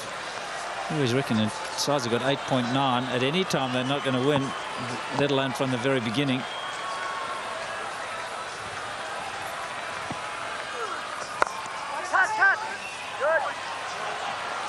I mean, think about it, Barry. You've won the toss. You've batted first. You've wanted to get a big total and put the opposition under pressure. You've scored 434. And you look like losing the game. Yeah, I think there'll be an inquiry afterwards. If they do, there'll be a real inquiry. I think you just got to look at world bowling. Where is it? Take away Murali, take away Warren, take away Pollock. McGrath's out of action. What is there?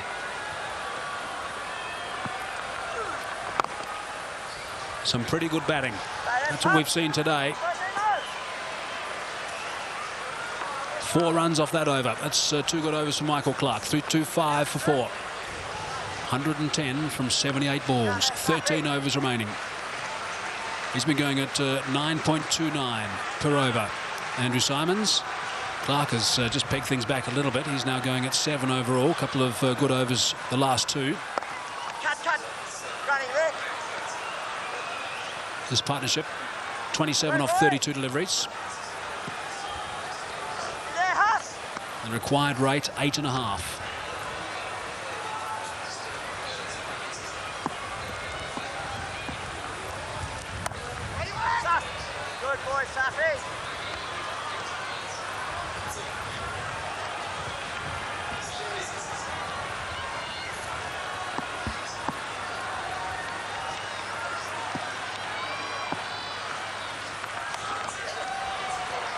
6-1. And just need a couple of overs, Australia, here, just to keep going with what they've been going for the moment. Just going at like 5s and 4s if Clark continues to bowl well, which will just get the change room a little bit toey. Great catch, brilliant catch. Andrew Symonds is an outstanding fielder, effortless, and taking that return catch. The end of Callis. Yeah, very good catch. He was ready for it because he's throwing the ball up. He knows there's every chance the batsman won't be able to get right to the pitch of it. A lot slower. Jacques Kallis looking to go over the top, and Andrew Symonds has snaffled it. And that brings it back to an even keel. Jacques Kallis, the #1 batsman in the world, he's gone. 3:27 for 5. The game's on.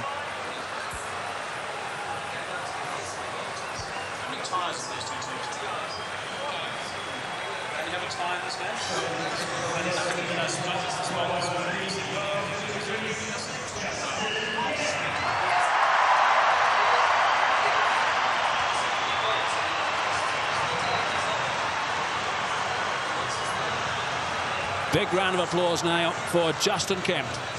He has a reputation, Kemp. This is just about the time he likes to come out and bat and likes to hit the ball straight, high and long. Well, I guess he's going to need to do some of that. 108 to win from 74 balls. South Africa now 327 for 5.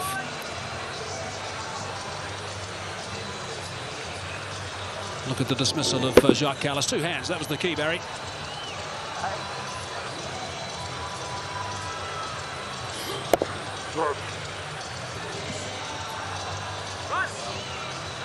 Disappointment from Jacques Kallis. He went for 20 off 21 deliveries. A little bit of turn. Kemp likes the ball coming onto the bat. He'd rather the seam is in operation at the moment rather than the spinners. Might be inclined to go one more with Andrew Symonds now. And just one off the last ball. In fact, Boucher wants to come back for the second. Kemp's got long legs and safely home, so that's good running. Let's turn that into 5 runs from the over. Good running. Very good running. He sensed it from the very beginning, did Mark Boucher. Right, we've got to watch that information bar at the bottom. 5 wickets in hand now. 105 to win from 72 balls. Need to go at 8.75. Clark. This will be 2. Good placement from Kemp. They need to prevent the 2s. Martin now is wide awake, but he's given away a run. Yeah, Barry, and they've got 3 runs off the first 2 balls. It's another single. I see it long off.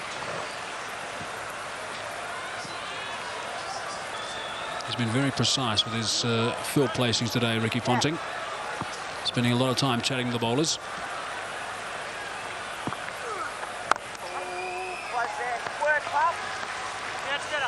No, I'm not sure he's got them always right.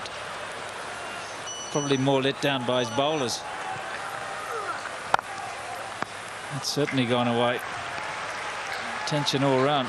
Who will hold their nerve? Okay, it's under 3 figures now. 99 to win from 67 balls. 5 wickets in hand. 6 off this over. 1 ball remaining.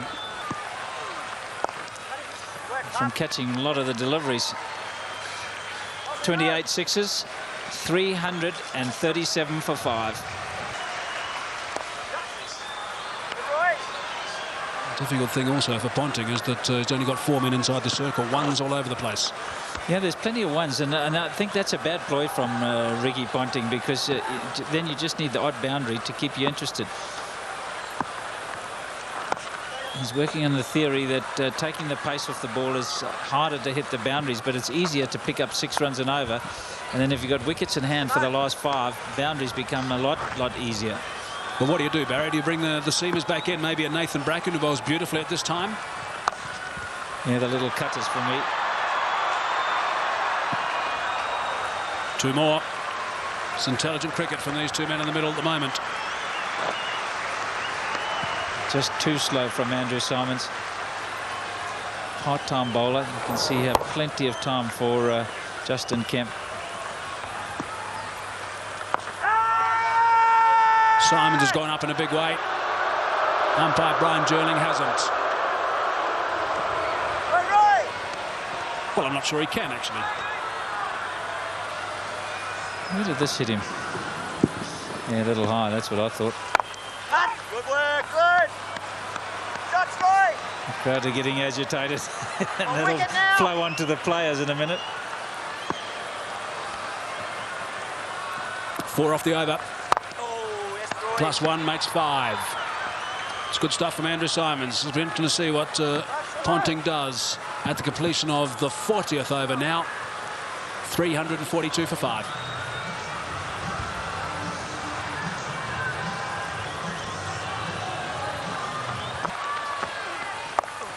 Good, Marlo. Dot ball. Yeah, you wouldn't want to be the skipper who's got 434 to get the record and then lose. That's just not one record that you do want. And now Gilchrist is up to the wicket. I think that's way too late. Way too late. Noble, Gibbs and Smith early on to really bat out of their crease and get down the wicket. It's Bracken around the wicket with the cutters. Just one. 79 fours have been hit in this match today, and that equals the most fours in a game in Peshawar, Pakistan versus India, 2005-2006 season. And 10 overs to go. Why, you don't think there'll be a boundary in the next 10 overs? Absolutely, I'm sure they will. Soon, maybe this ball. Nice, Brax. It's a dot ball. Okay, 3 balls into this over, the 41st, and just 1 from it so far. Here's your money on. Come on. Don't shake your head. Come on. Right, 3 balls remaining. I don't know, Barry. I've got no idea. Ball, mate. Great Nor to ball, 32,000 other people, I can tell you. They're all sitting on the edge of our seats. I think in the last game we saw all their hands in the head and lots of anxious moments, and it's getting to that stage. They were buzzing about an hour ago when Herschel was smashing it to all parts. It's evened up a little now, and Lee to come. Great It's good bowling, length. mate. It's very good bowling. Excellent. You wonder why, when the pressure really got to them early on with these bowlers, they couldn't get it there for Smith and Gibbs. They were just prepared to go deep in the crease, charge the bowling. Now that they're bowling at the death, they're starting to think like death bowlers, getting it in the block hole. 6 out of 6 there. There's nowhere you can go as a batsman. 2 off the over so far. 1 ball left. Oh, Inside edge, and that's where it stays. My goodness, that is a great over from Nathan Bracken. 41 gone, 344 for 5. Well, I can tell you that it's now 46 balls since a boundary was hit, and that I think is quite significant. So the boundaries have dried up, which means that the run rate has blown out. They need now over 10 runs and over. In the normal course of events, with 5 wickets down, 10 overs to go, you'd start to seriously worry if you needed 10 runs and over. But this has been such an incredible match that I suspect that the South Africans are still just favourites. You agree? I agree with you, Tony. My only concern, though, 5 down. They lose a wicket here. You've then got Andrew Hall, who's a very capable batsman. I don't know what sort of boundary hitter he really is. Jan van der Walt is. He can make this ball disappear very fast. Then it's Telemarcus and Tini. It's in the balance. Right, it was Brett Lee. And it's these sorts of, well, that sort of shot that's not going to the boundary now. And as each one of those produces only 1 run, so the pressure builds on both Boucher and Kemp. Now, Kemp is the guy that over the years has been capable of doing almost anything with a bat. So if he fires here, if he plays a little cameo, he'll finish it quite fast. All right, here we go again. Second ball of the over. Oh, that's well played, and it's well fielded too. That's another single.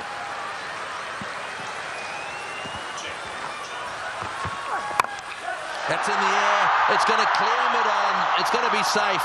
Bouncing down towards the boundary. It could so easily have gone straight up. Thinking about the third, Brett Lee's over the stumps. There's plenty of backing up as well. They ended up getting two. Well, that was up there for quite a long time, but no one at mid-on. Mark Boucher's eyeing out that gap. Mid-on or straight, he's going to do it for him. What a sudden change it also has been. Gibbs couldn't really miss. When he swung, it was out the middle to the boundary. And both these players now, maybe Australia sensing they're back in it. Maybe raise themselves, raise their energy levels, their intensity. A few wickets have helped. And they're starting to get it more right than the South Africans right now.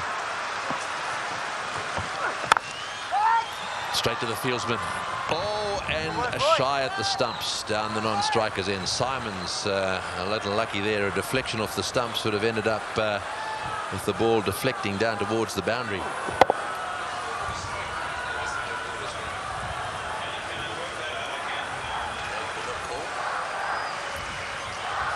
The pressure's mounting. The big hits not quite getting to the boundary. When they do get it right, Boucher and Kemp, it's going to the fielder. This crowd's getting restless.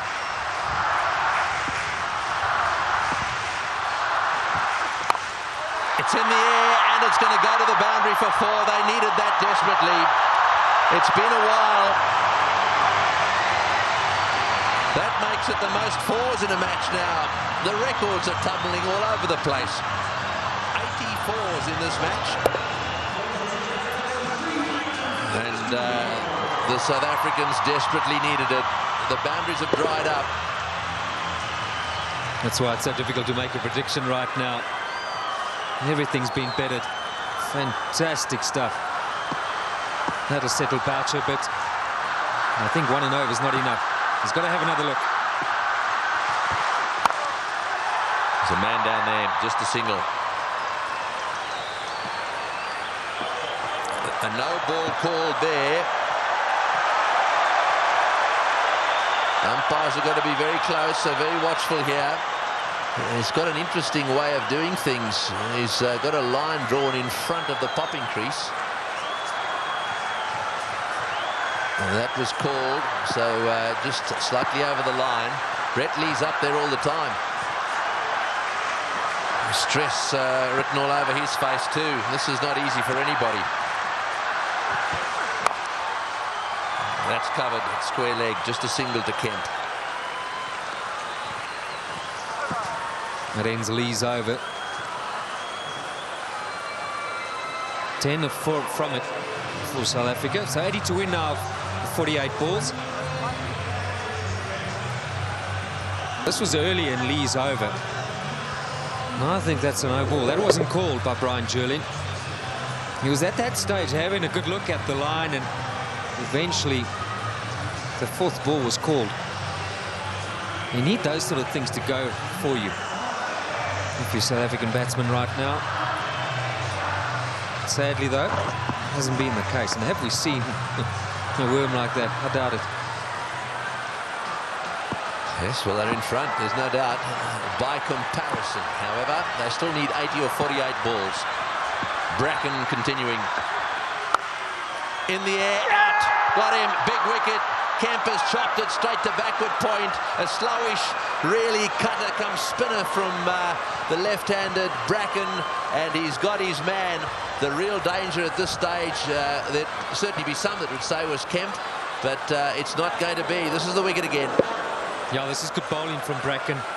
Kemp eyeing out that extra cover region, and in the end only spooning it. The lack of pace being his undoing. And that was well taken as well by Damien Martin at backward point. 3:55 now for 6.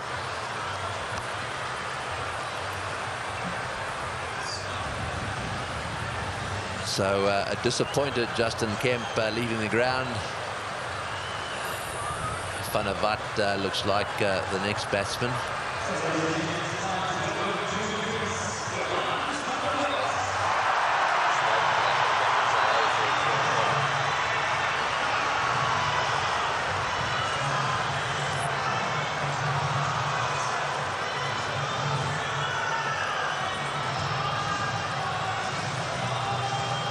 To win of 47 deliveries, and And this is going to test the character of a few of the lower orders. And perhaps they could get a bit of their own back, bowlers.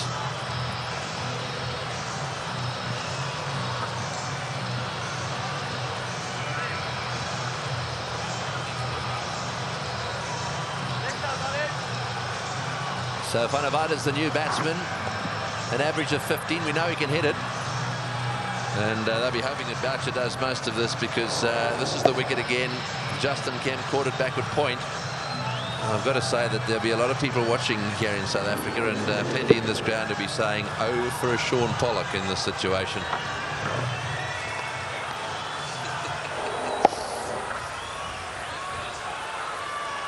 You'd still be back in South Africa in a big way if that was the case. But look, this bloke Van der Walt, I can tell you from experience, domestic level though, he is a very good striker of the ball. Very calm sort of player too. He won't be too ruffled by the situation. Because if Ponting's just had something done to his finger. Oh, yes, good work, mate. Comes in and does the fielding. But hats off to Bracken here as well. What a tidy little spell it has been these last couple of overs. He's now got 3 for 36 from 6.2. Dropped Gibbs earlier on. He's come back strongly. And as those balls decrease and no boundaries are coming, you have to say it's swinging in Australia's favour. In the air, oops, and just short there of Ponting. I think it was in the air. I don't think it was a bump ball. Perhaps he did thump it into the ground. Yeah, it was a full toss here. He smashed it into the ground. Very, very hard surface. Beautiful batting conditions. Bowlers want to stay away from this place. Required run rate over 10 and over. Bracken. Oh, down, Nada, down. Always palmed it away. They've got to come back for the second. Every single run is vital. He can't afford this really. Martin getting hand to that. He's given away another run. I get the feeling that he is a bit slow in the outfield these days, Damien Martin. And Van der Walt though still keeps strike. 2 balls remaining. South Africa need a boundary. In. Good work, Simo. It's just amazing the way this game has fluctuated. The Australians came out and batted brilliantly. They were a bit lucky early on, played and missed a little bit, but once they got through that, they were away and broke every record in the book with their total. The South Africans came and everyone thought, well, you know, this won't take too long. They'll have to have a go and they'll probably get out. Down the ground to mid-off. Well, they haven't got out, and we've now got down to crunch time. 3:58 for 6.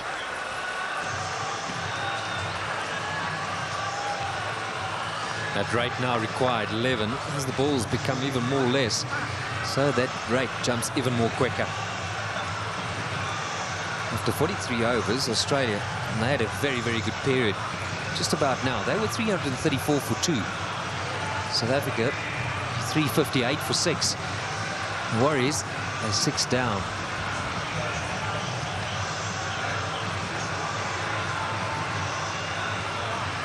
That is the concern for South Africa. 6 down. They haven't really got too many more wickets to play with. The bowling figures, well, they've been a mess on both sides. It's been tough work. But here and there, someone has come up with a good little spell in partnership with the other guy at the other end. And Bracken, the last couple, has been very, very good.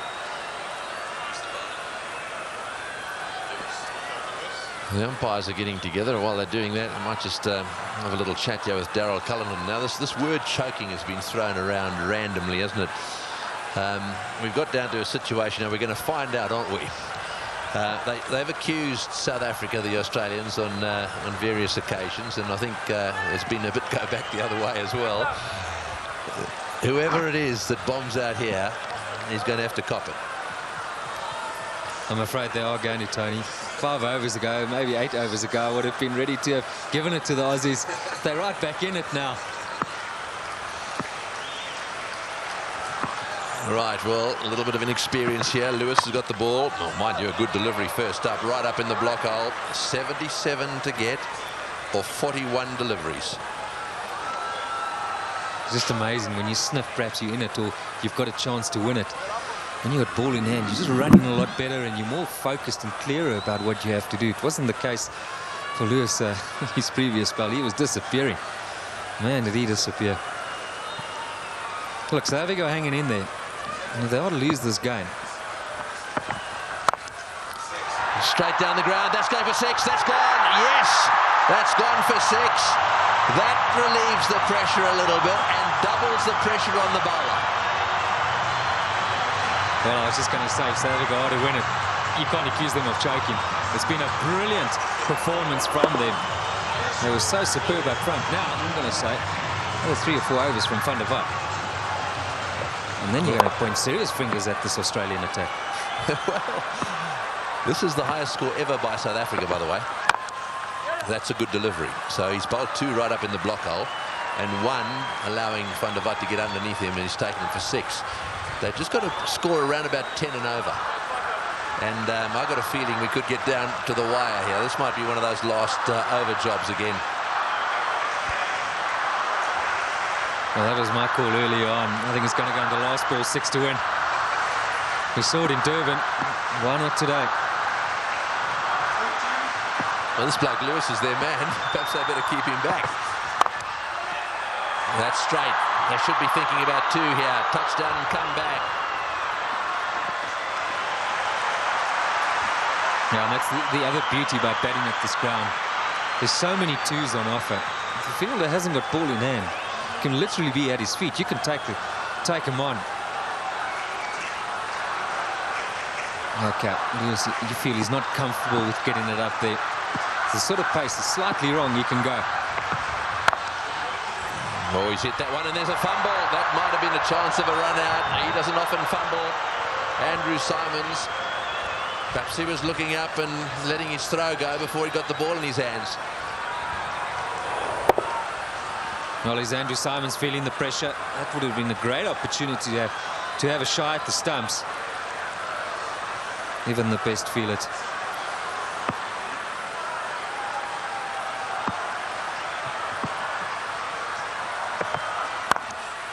Oh, he's hit that one magnificently.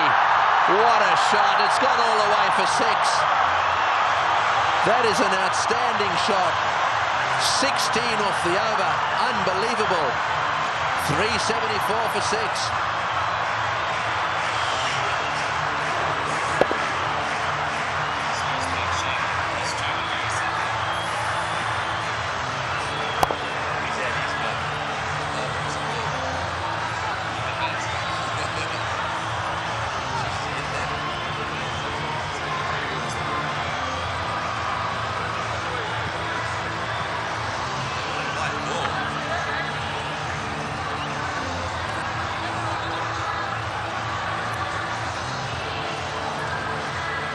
Well, he's a good striker. You heard that from Daryl Cullinan, and there is an example of it. That went whistling over the top of cover. Beautiful shot. Up go the arms of the umpire, so 61 of 36. Everyone on the edge of their seats here. That's the little equation you want to keep an eye on down at the bottom there. Boucher, can he do this for South Africa? He's got that away towards mid-wicket, just a single. Well, I think this little period, yeah, Bracken, if he keeps Van der Walt down at that end and stops him from scoring, may just be with a chance of getting him out. Van der Walt tends to swing cow corner against the slow bowlers, and if Bracken gets that length right, he's going to have a good chance that this man might just miss it.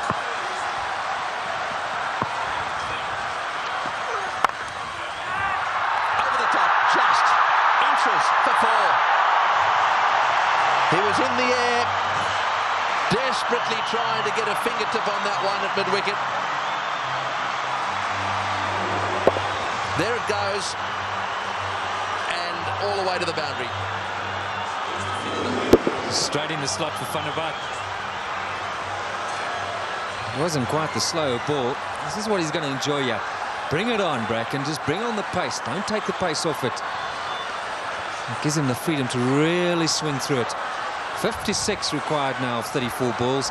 And suddenly, this crowd's alive again. They're on their feet.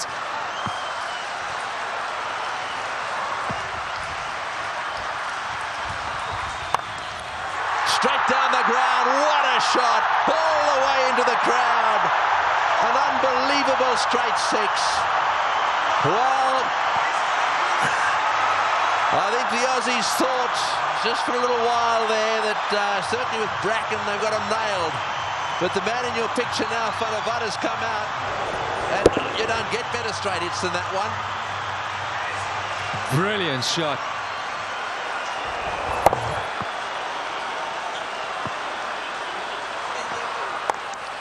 Full toss, whipped away. That area's covered. They'll think about two, but change their mind. Stay there for a single. 40, is it 49 to get now of 32 deliveries? That gap is closing up. This has moved back in the favour of South Africa now. Of that there is no doubt. South Africa have become favourites. They're going to have to get another wicket here, the Aussies. Gilchrist at the stumps. Well, they'll get two. So turning out to be a great over here for South Africa. 14 from it already. Bracken has one more delivery remaining. Question here for Ponting is, does he bring Lee back into the tank? Lewis hasn't been the answer. His other option, likes of Simons, he's got one left. He probably wishes he could bring in McGrath or Warren. Well bowled, right up in the block hole. That's the one that's very difficult to get away. They needed a dot ball there, the Aussies. 388 for 6.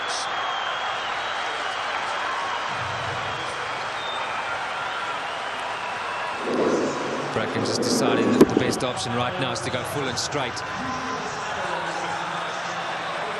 So there's a long discussion now between Van der Walt and Boucher. Comparatively speaking, Australia were 362, South Africa 388, so comfortably ahead. The question is, can they keep the wickets intact? They need two of these, at least one to be at the crease.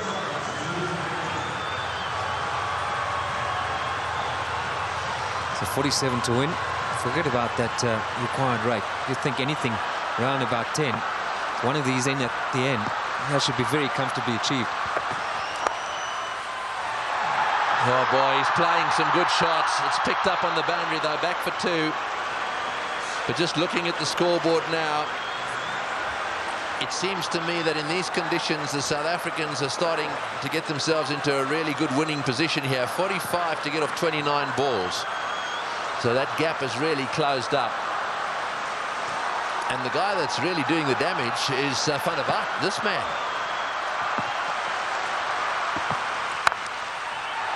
Well, interestingly, Ponting has continued with Lewis.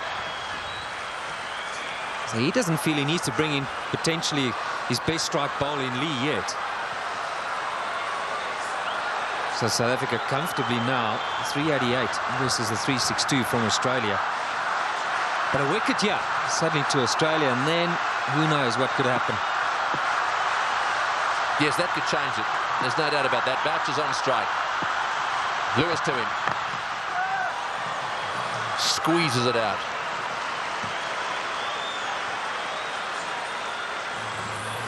Van der Walt down on one knee. Decides to untie and then tie up a lace, I think. Just have a bit of a breather.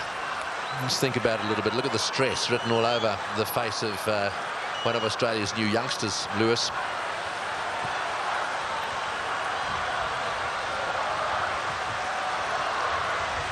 It's in the eyes. Right. There's a glance towards mid-wicket.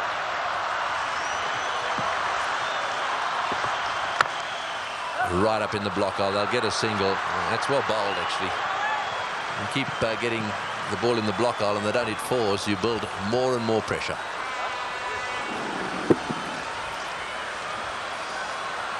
Can he continue with that? That's the challenge facing Lewis right now. He's that sort of pace where anything but that, and he's going to go. Up there again, and so once again they'll settle for a single. Van der Walt thinking about 2. No is the cry from everyone in the stadium. Well, that's what they're playing for. The Standard Bank One-Day International Series trophy. And add a nice bottle of champagne with it. That won't touch sides, I can tell you, by the winning side.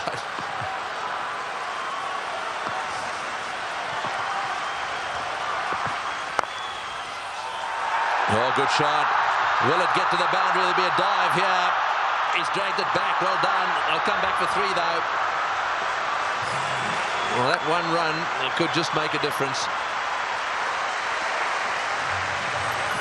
That's the end of the over. 397 for 6. And sweetly timed from Johan van der Walt. There's Lewis Bowl that you thought, well, that was an excellent delivery. Beat mid-wicket, though, off the bat. And he took some good work from Kaddish on the boundary to stop a certain boundary. 38 now of 24. And another over, at least a 2 from Boucher and Van der Walt. And South Africa definitely in the driving seat.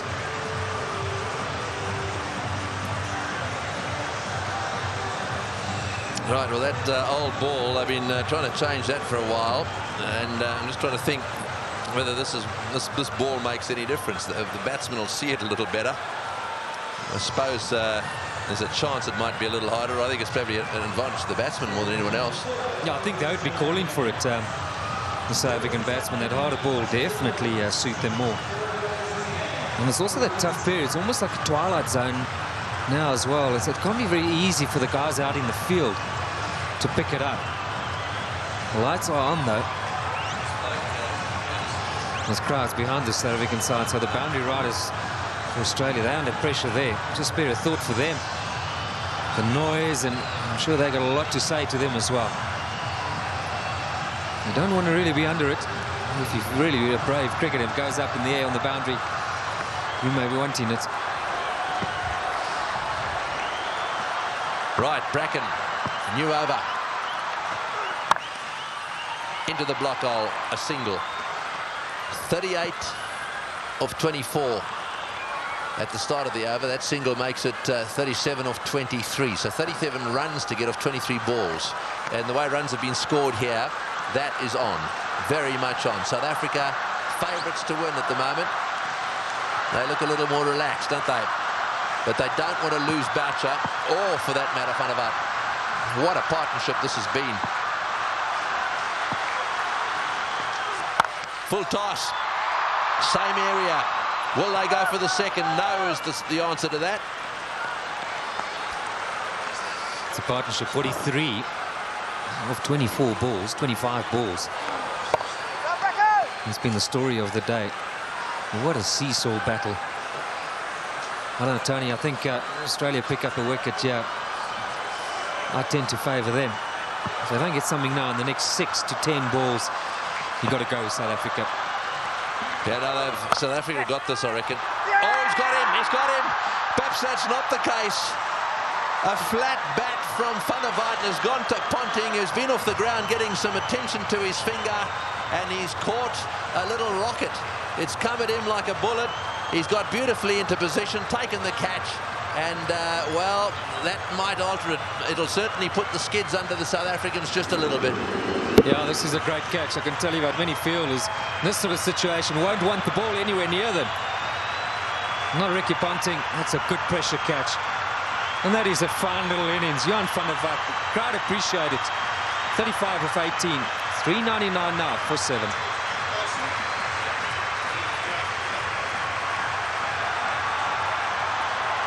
Well, I don't think there's ever been a crowd that's been entertained this way. A roar goes up as Telemarcus strides onto the ground. They weren't exactly roaring when he was bowling. This place was as quiet as a mouse. But here he is now in a position to win the match for South Africa. Chance to redeem himself. No Andrew Hall. Probably Rogers batting down in Port Elizabeth, where he hit some enormous sixes, has got him the nod right now. What a wonderful atmosphere it has been. This crowd has been treated to truly one of the great one-day international matches ever witnessed. Probably one of the best in South Africa ever. Telemarcus gets one leg, and Bracken, having got the wicket, is going to bowl his 4th delivery of the over. In the air, oh, just over Ponting's head. Very nearly 2 in the row for Ponting. In goes the throw down the far end, and they back for 2. 400. Listen to the roar. Unbelievable. Australia make 434 and break the world record. And here South Africa are looking poised to top it. It's brilliant, Tony. Don't talk to me about choking. You don't chase 434, get past 400 if you're a bunch of chokers. It's been a great performance, all credit to them. And who knows, they might just have a chance still to pull it off. Yep, not just. They're favourites to win. No doubt about that. 34 of 20 balls. Straight back to Bracken. Well fielded by Bracken. This is not easy, actually, to come in with the ball pitched right up there. What he's likely to do, if they bowl him a short delivery, that's the one he likes. He'll dispatch that to square leg. But if they keep it up and straight, there's always a chance of another wicket here. Well, from if you were a bowler right now, you may be very nervous to try anything. You'd probably just go for the safest bet and get it full and straight as quickly as you can. Absolutely. Sweep shot, 4! Great shot! Wonderful shot! Well, he's obviously decided whatever that was, he was going to sweep it. That has taken the pressure off. They needed a boundary there. Telemarcus decided to sweep. Probably the first time he's ever played this shot. Have a look at this from outside off stump. It's a beauty. Man, if you had asked him to play this again, he'd probably miss it. I reckon he was thinking like a bowler, anticipating that Bracken was going to go full and straight. I don't think it's too difficult to work out, though. But maybe just using the pace was the option. Didn't he pull it off sweetly? Crucial moment in the match, and Telemarcus has come to the party here for South Africa. 30 now from 3 overs. One big over from Australia. It turns it back into their favour. We're literally talking in balls right now. You're dead right. 30 to get. 30 runs to get from 18 balls. It will be the most phenomenal victory if they manage to top the 434 for 4 made by Australia. Lewis smashed away to mid-wicket. It's going to go for 4. Yes, it's hit the boundary. Boucher is playing an unbelievable knock. He's done this so often. 35. Slightly over pitched, and he's whacked it to mid-wicket. 35 he's got off 35 deliveries. And it's Lewis. He's still got the ball in hand. Oh, and he's hit it straight back at him. Lewis has got to get to the stumps. They've come back for 2. Lewis has just cracked 100. 9.2 overs, no wicket for 102. Well, it was the same year Muralistran went for 90 odd down under. And that's another record broken today. Lewis now becomes the most expensive bowler in 50 over cricket. Well, there's a moment of concern here. The one thing he has done, he's probably stopped a certain boundary. 24 to get off 16. Works it away on the onside. It's another 4. Bracken's chasing. He won't get there. The noise in the stadium is unbelievable. Every shot has been cheered with a standing ovation. Well, if you weren't at the Wanderers today, you've missed out big time. What a fantastic day's cricket. Well, the first ball went for boundary. Boucher's followed it up again. So this over is working out beautifully up for South Africa. It certainly is. Oh, and that's hit the bat of the non-striker. Otherwise, it may well have been 4. Boy, he hit that beautifully. I'm just wondering what more we need to see today. That would have been interesting that it gone off the bat straight to cover. It wasn't too far off cover. No, it was hit straight into the ground. Right, so 2 balls to go in this over. Telemarcus now taking strike. 19 to win of 14. What they don't want is another wicket. I mean, if you start to get 8 down and then 9 down, and then, well, who knows? Lewis to Telemarcus. He's got a nick on it. Going down to 3rd man. It'll be picked up down there. Telemarcus comes back for the 2nd. So 2 more to the total. It's virtually 1 boundary out from South Africa. It's down to run a ball. And then you got it back, South Africa.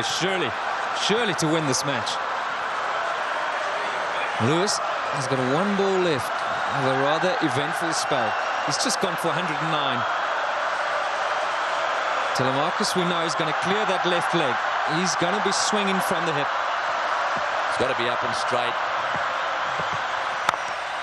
He's hit it like a rocket. What a shot. Boy, is he strong. It's gone for 4 to extra cover. Lewis has taken a terrible pummeling. They're on their feet, the South Africans. Absolutely everywhere. The flags are flying here at the bull ring.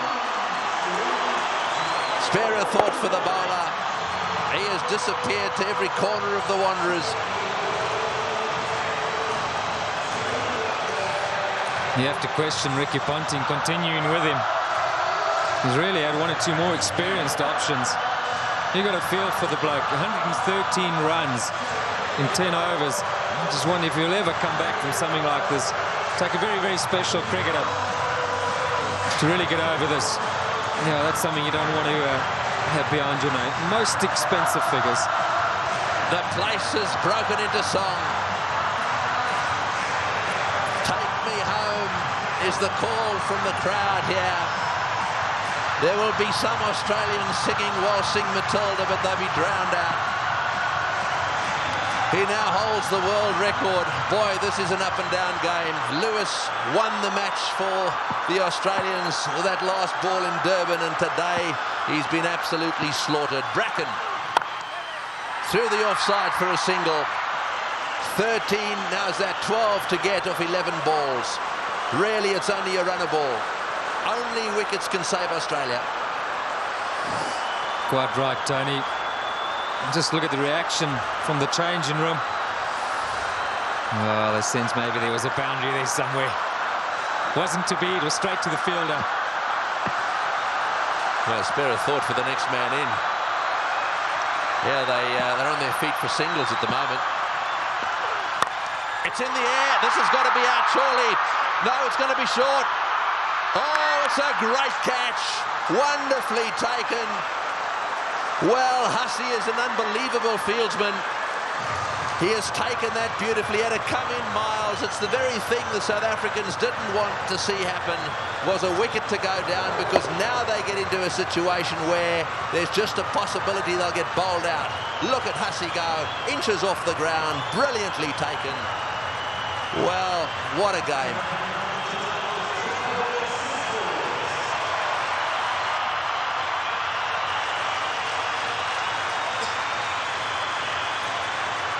.423 for 8.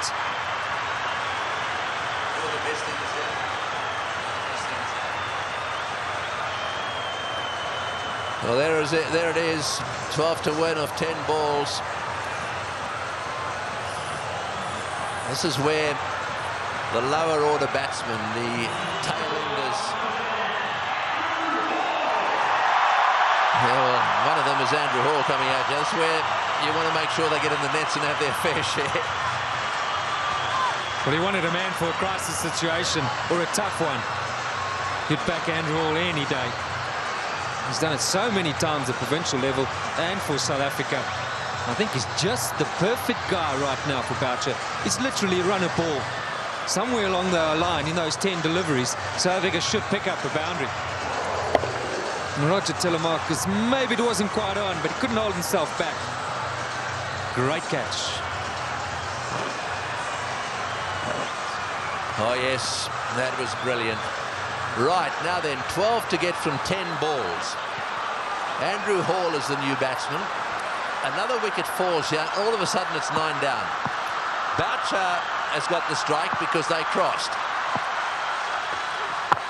Right in the block hole. They get a single. Well, all they need is a run of ball.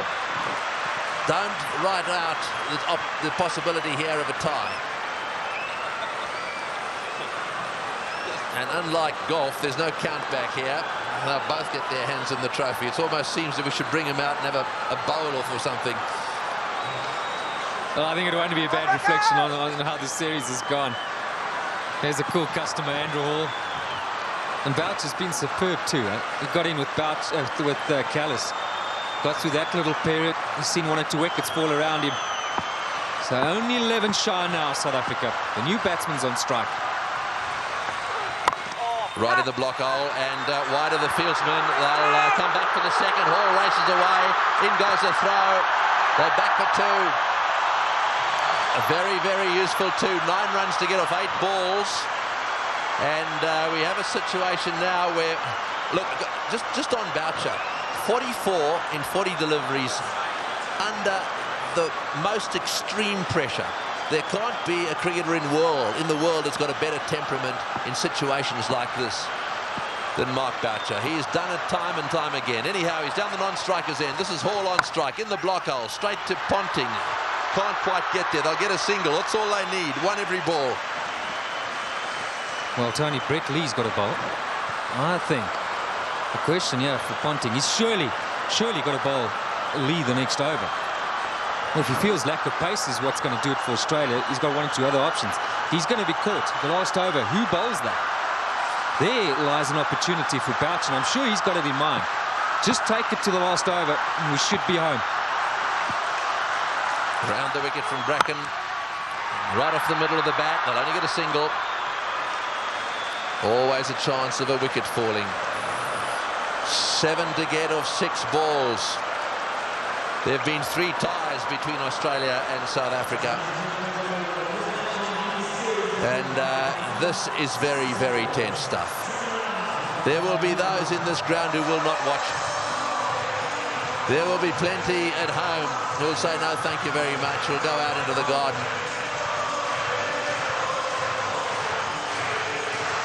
So we are, in fact, down to the last over. There's going to be no follow-on, obviously. And I can tell you, it looks like Brett Lee. He's warming up. He's bowling a few deliveries. He wants to get this right. Somehow, though, who South Africa know? I've just got to keep that between the ball and the stumps. Bat on ball should do the job for them. Yeah, well, Brett Lee's going to do the job. And quite right, too. The leading fast bowler in Australia. And he's just pausing with Ponting now, having a little chat. Right, where are you going to bowl it, mate? 7 to get off 6 deliveries. Boucher, if he can get a 4 away here of one of these deliveries early on, then they don't have to take any chances. On the other hand, if it's a few dot balls, then they do, and a wicket could fall. So what's he got in terms of his field? Yeah, fine leg is up. So don't stray down the leg side, Brett Lee. Cover, mid-wicket, backward point. So the only sweepers, square and straight, and third man. You're right, fine leg is wide open. Boucher gets it down to fine leg. He's got 4. He's hit it. Oh, it's hit Brett Lee on the shin. Just a single. Boy, that could quite easily have gone rocketing away down the ground, and that's hit him square on the shin too. He hit it so well, I think it went rocketing into, was it his shin or his ankle? He'll take time out here, that's for sure. Well, let's just bear in mind there's a test match series coming up as well. That was on the foot. You've got to say thankfully for his sake. Anywhere near the ankle, it could have been a lot worse. Or on the shin even. We did well. I mean, he actually stuck his foot out to stop that. So, I mean, that really, you've got to give him some credit for that. Yeah, it was a certain boundary. I mean, Boucher hit it powerfully. Mid-on and mid-off's particularly wide. Mid-on's a bit straighter than normal. But you still would have thought that that would have been a boundary. Right, so that'll make it even worse for Brett Lee. You know, it's one thing losing, that hurts bad. Smashed in the toe. Have a look at the crowd. This is just unbelievable. This has got to go down as the greatest one-day international that's ever been played. Here we are in the last over. We got 6 runs required or 5 balls. We're in a packed stadium in Johannesburg.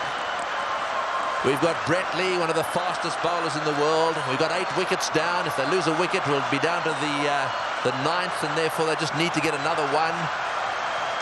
Gilchrist is trying to help Ponting a little bit, just trying to get 1 or 2 of them in the right place. So now push fine leg back down to the boundary for Hall. So fine leg and third man are in position. Here he goes. What can Andrew Hall do? Oh, it's a great shot. He's got it away for 4. Over the top of long on, down to the boundary for 4. Now South Africa should definitely win.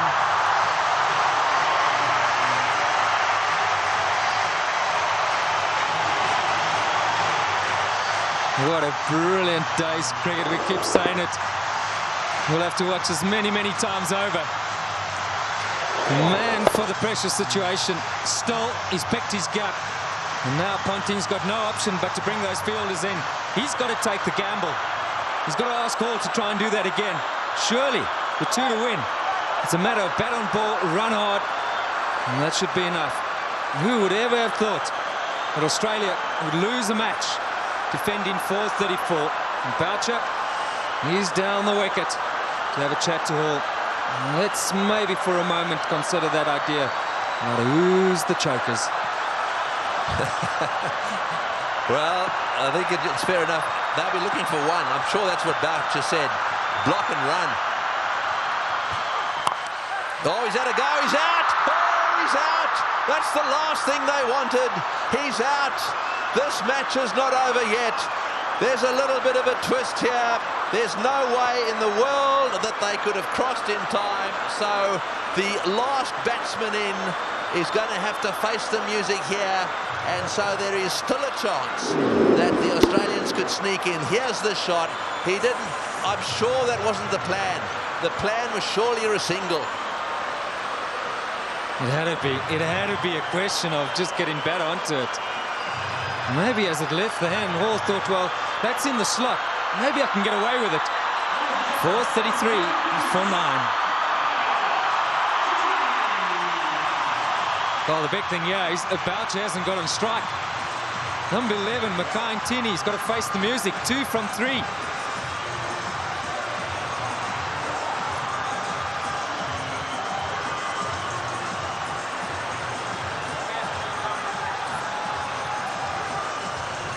Well, Makhaya Ntini now has to have the discussion with Mark Boucher.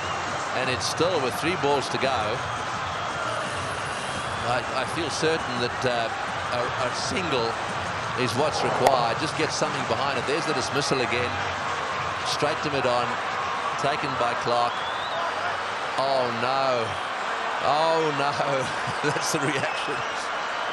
Well, you think the single secures you the tie. Then you got 2 balls to try and win it.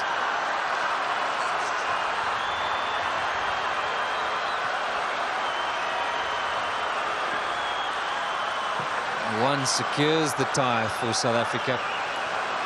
Well, Makhaya Ntini, he never dies wondering. This will be surely one of the biggest moments of his whole cricketing career. Right, well, 2 to get, 3 balls. 1 for a tie. So they've got to secure the tie and then win after that. So they've got to go for a single here. Oh, he's got a single. He's got it to third man. Right, now then. They need one of two balls. South Africa cannot lose. They have tied the match right here. Now it's a question of winning it. The biggest shot in Makhaya Ntini's life. The little nudge down to third man for one. And they've deserved that. What a brilliant performance. Okay, Mark Boucher, he deserves this moment of glory. It's been a great knock under pressure. You've got to say, Tony, you've got to back him to pull it off. Yeah, well, he doesn't want to go and do anything silly. I mean, all he needs is a single here. They don't want to run out.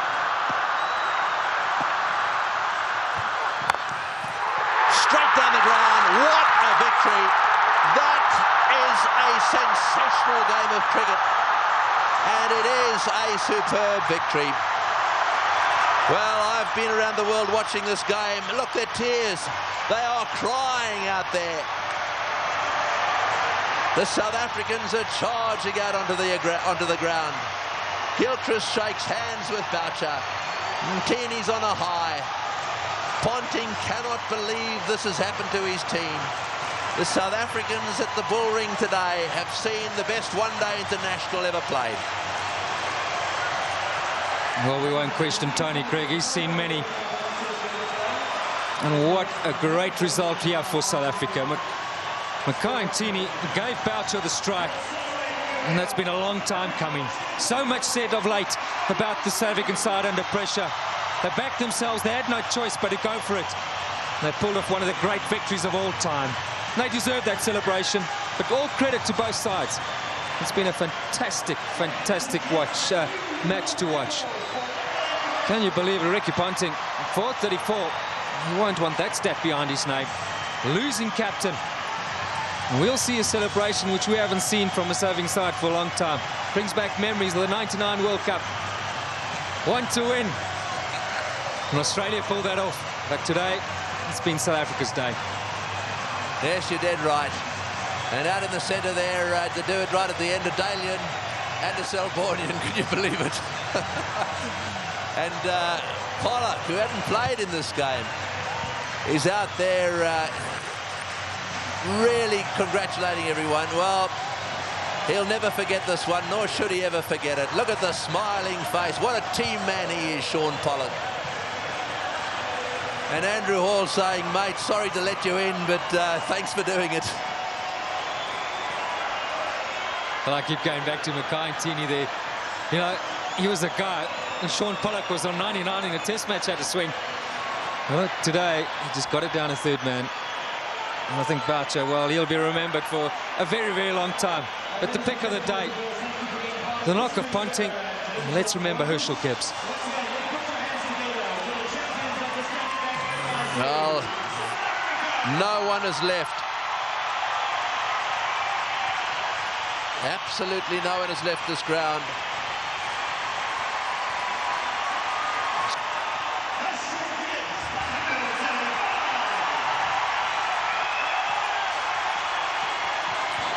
You cannot believe the excitement down here, and I've got the man of the moment with me, Mark Boucher. What a sensational finish.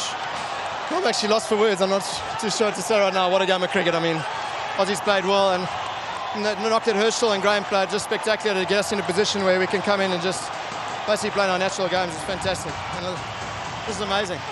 One of my best moments in cricket by far. Sure it is, but what an unbelievable game. I mean, at half-time of this game, what was the team talk? Look, yeah, we always knew our backs were up against it, but we try to keep it simple, try to work in sort of targets. We knew that we had to get off to a good start, and like I said, Herschel and Graham played fantastically well.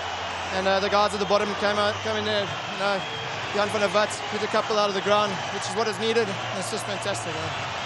Johan was terrific, but let's just go back to the Australian side. I mean, what about Ricky's innings? Oh, no, it's something special. I mean, it was actually good to watch from behind at one stage. You know, there's a bit of a short boundary there, and most of the batters try to pick on that short boundary today, but you know, you can't take away anything from Aussies. They played spectacular cricket, and it's, you know, just an unbelievable series and a great finish. Ladies and gentlemen, welcome to the post-match presentation.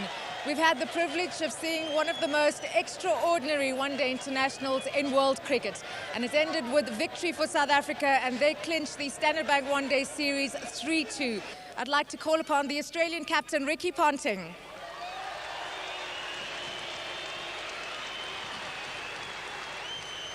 What an outstanding game of cricket. But with 434 on the board, you must have thought that had to have been a match-winning total.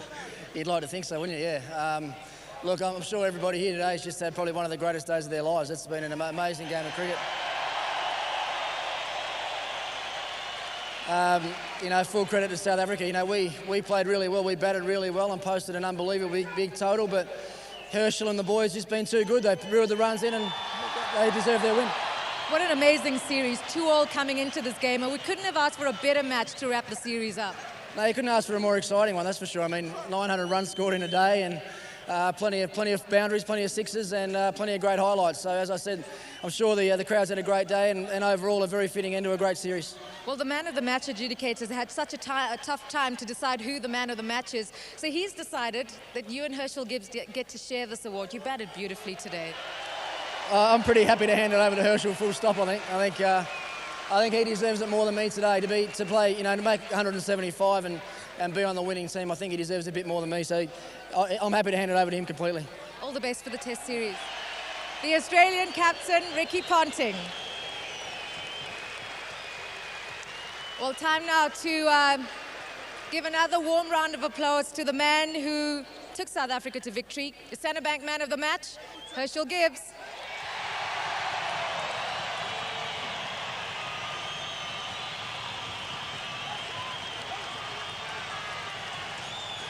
I'm wondering if we're ever going to get to wipe that smile off your face. That was an awesome knock. I think I'm going to keep smiling the whole night because I won't be able to have energy tomorrow to smile. But tell me about this knock, because to chase 435 for victory, everyone said it was just academic. But I think as cricket as well is coming, it's getting a bit bizarre these days with the sort of scores that are, you know, being made. But yeah, it needed innings like that from somebody, and you know, it just happened to be my day today. But I think with the help of the crowd, it made it slightly easier. Yeah. Well, Herschel, thanks for the entertainment. Enjoy the celebrations tonight. Thank you very much. I also want to just thank the crowd, and I hope they go to work tomorrow with Mursa Babalas. Thanks. Herschel Gibbs, your joint Standard Bank man of the match with Australian captain Ricky Ponting. Time now to reveal the Standard Bank man of the series, and the panel for this was Jane Bramley from SAPA, Altus Momberg from NUS Paris, and Alex Brown from the Sydney Morning Herald. And they decided that for an outstanding all-round performance, your Standard Bank man of the series is South African all-rounder Shaun Pollock.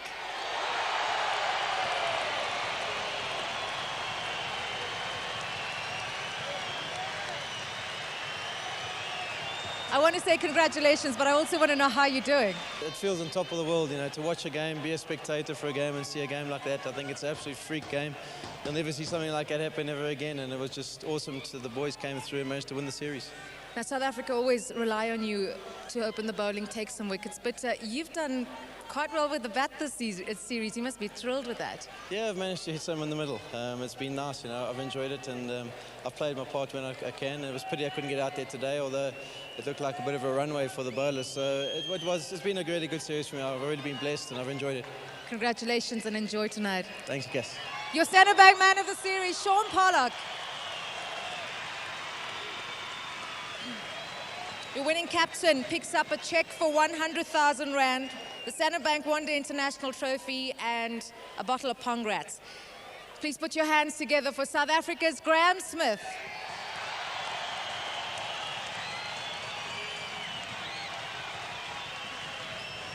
I could see you heading for the bottle of Pongrats, but I'm not sure what to ask you, because at 434 for 4, it looked like a total that was completely out of your reach. Yeah, look, I think we were a little bit down in the dressing room at that stage. We knew it was a good wicket, but 434 was a bit unrealistic at the start of play for us. But an unbelievable wicket, credit to the groundsman, the pitch, and what an atmosphere here at the Wanderers, what an unbelievable place. What does this win mean for your team? Because I just look at all of you and you've got the most elated expressions on your face.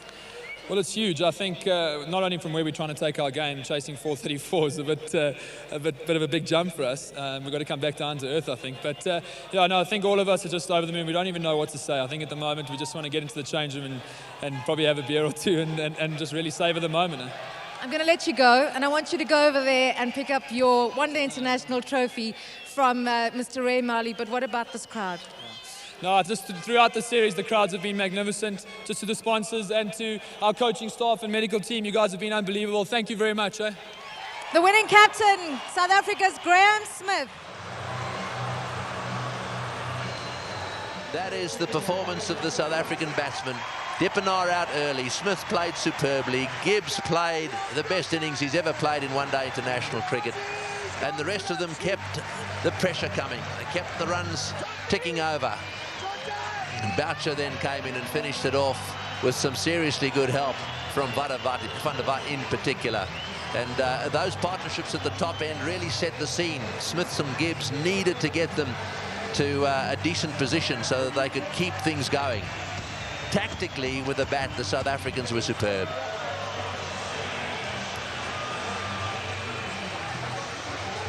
These do not make good reading. It's not often that bowlers get carted around to the extent they have, and I'm not just talking about the Australians. Both sides had their bowlers cleaned up. But the worst figures ever. No wicket for 113 there. Now secured by Lewis, the Australian. And as the summary, well, there it is. They scored 434, batting first, having won the toss, and they actually lost the match. South Africa fought back right down to the wire. Second last ball, the match was won.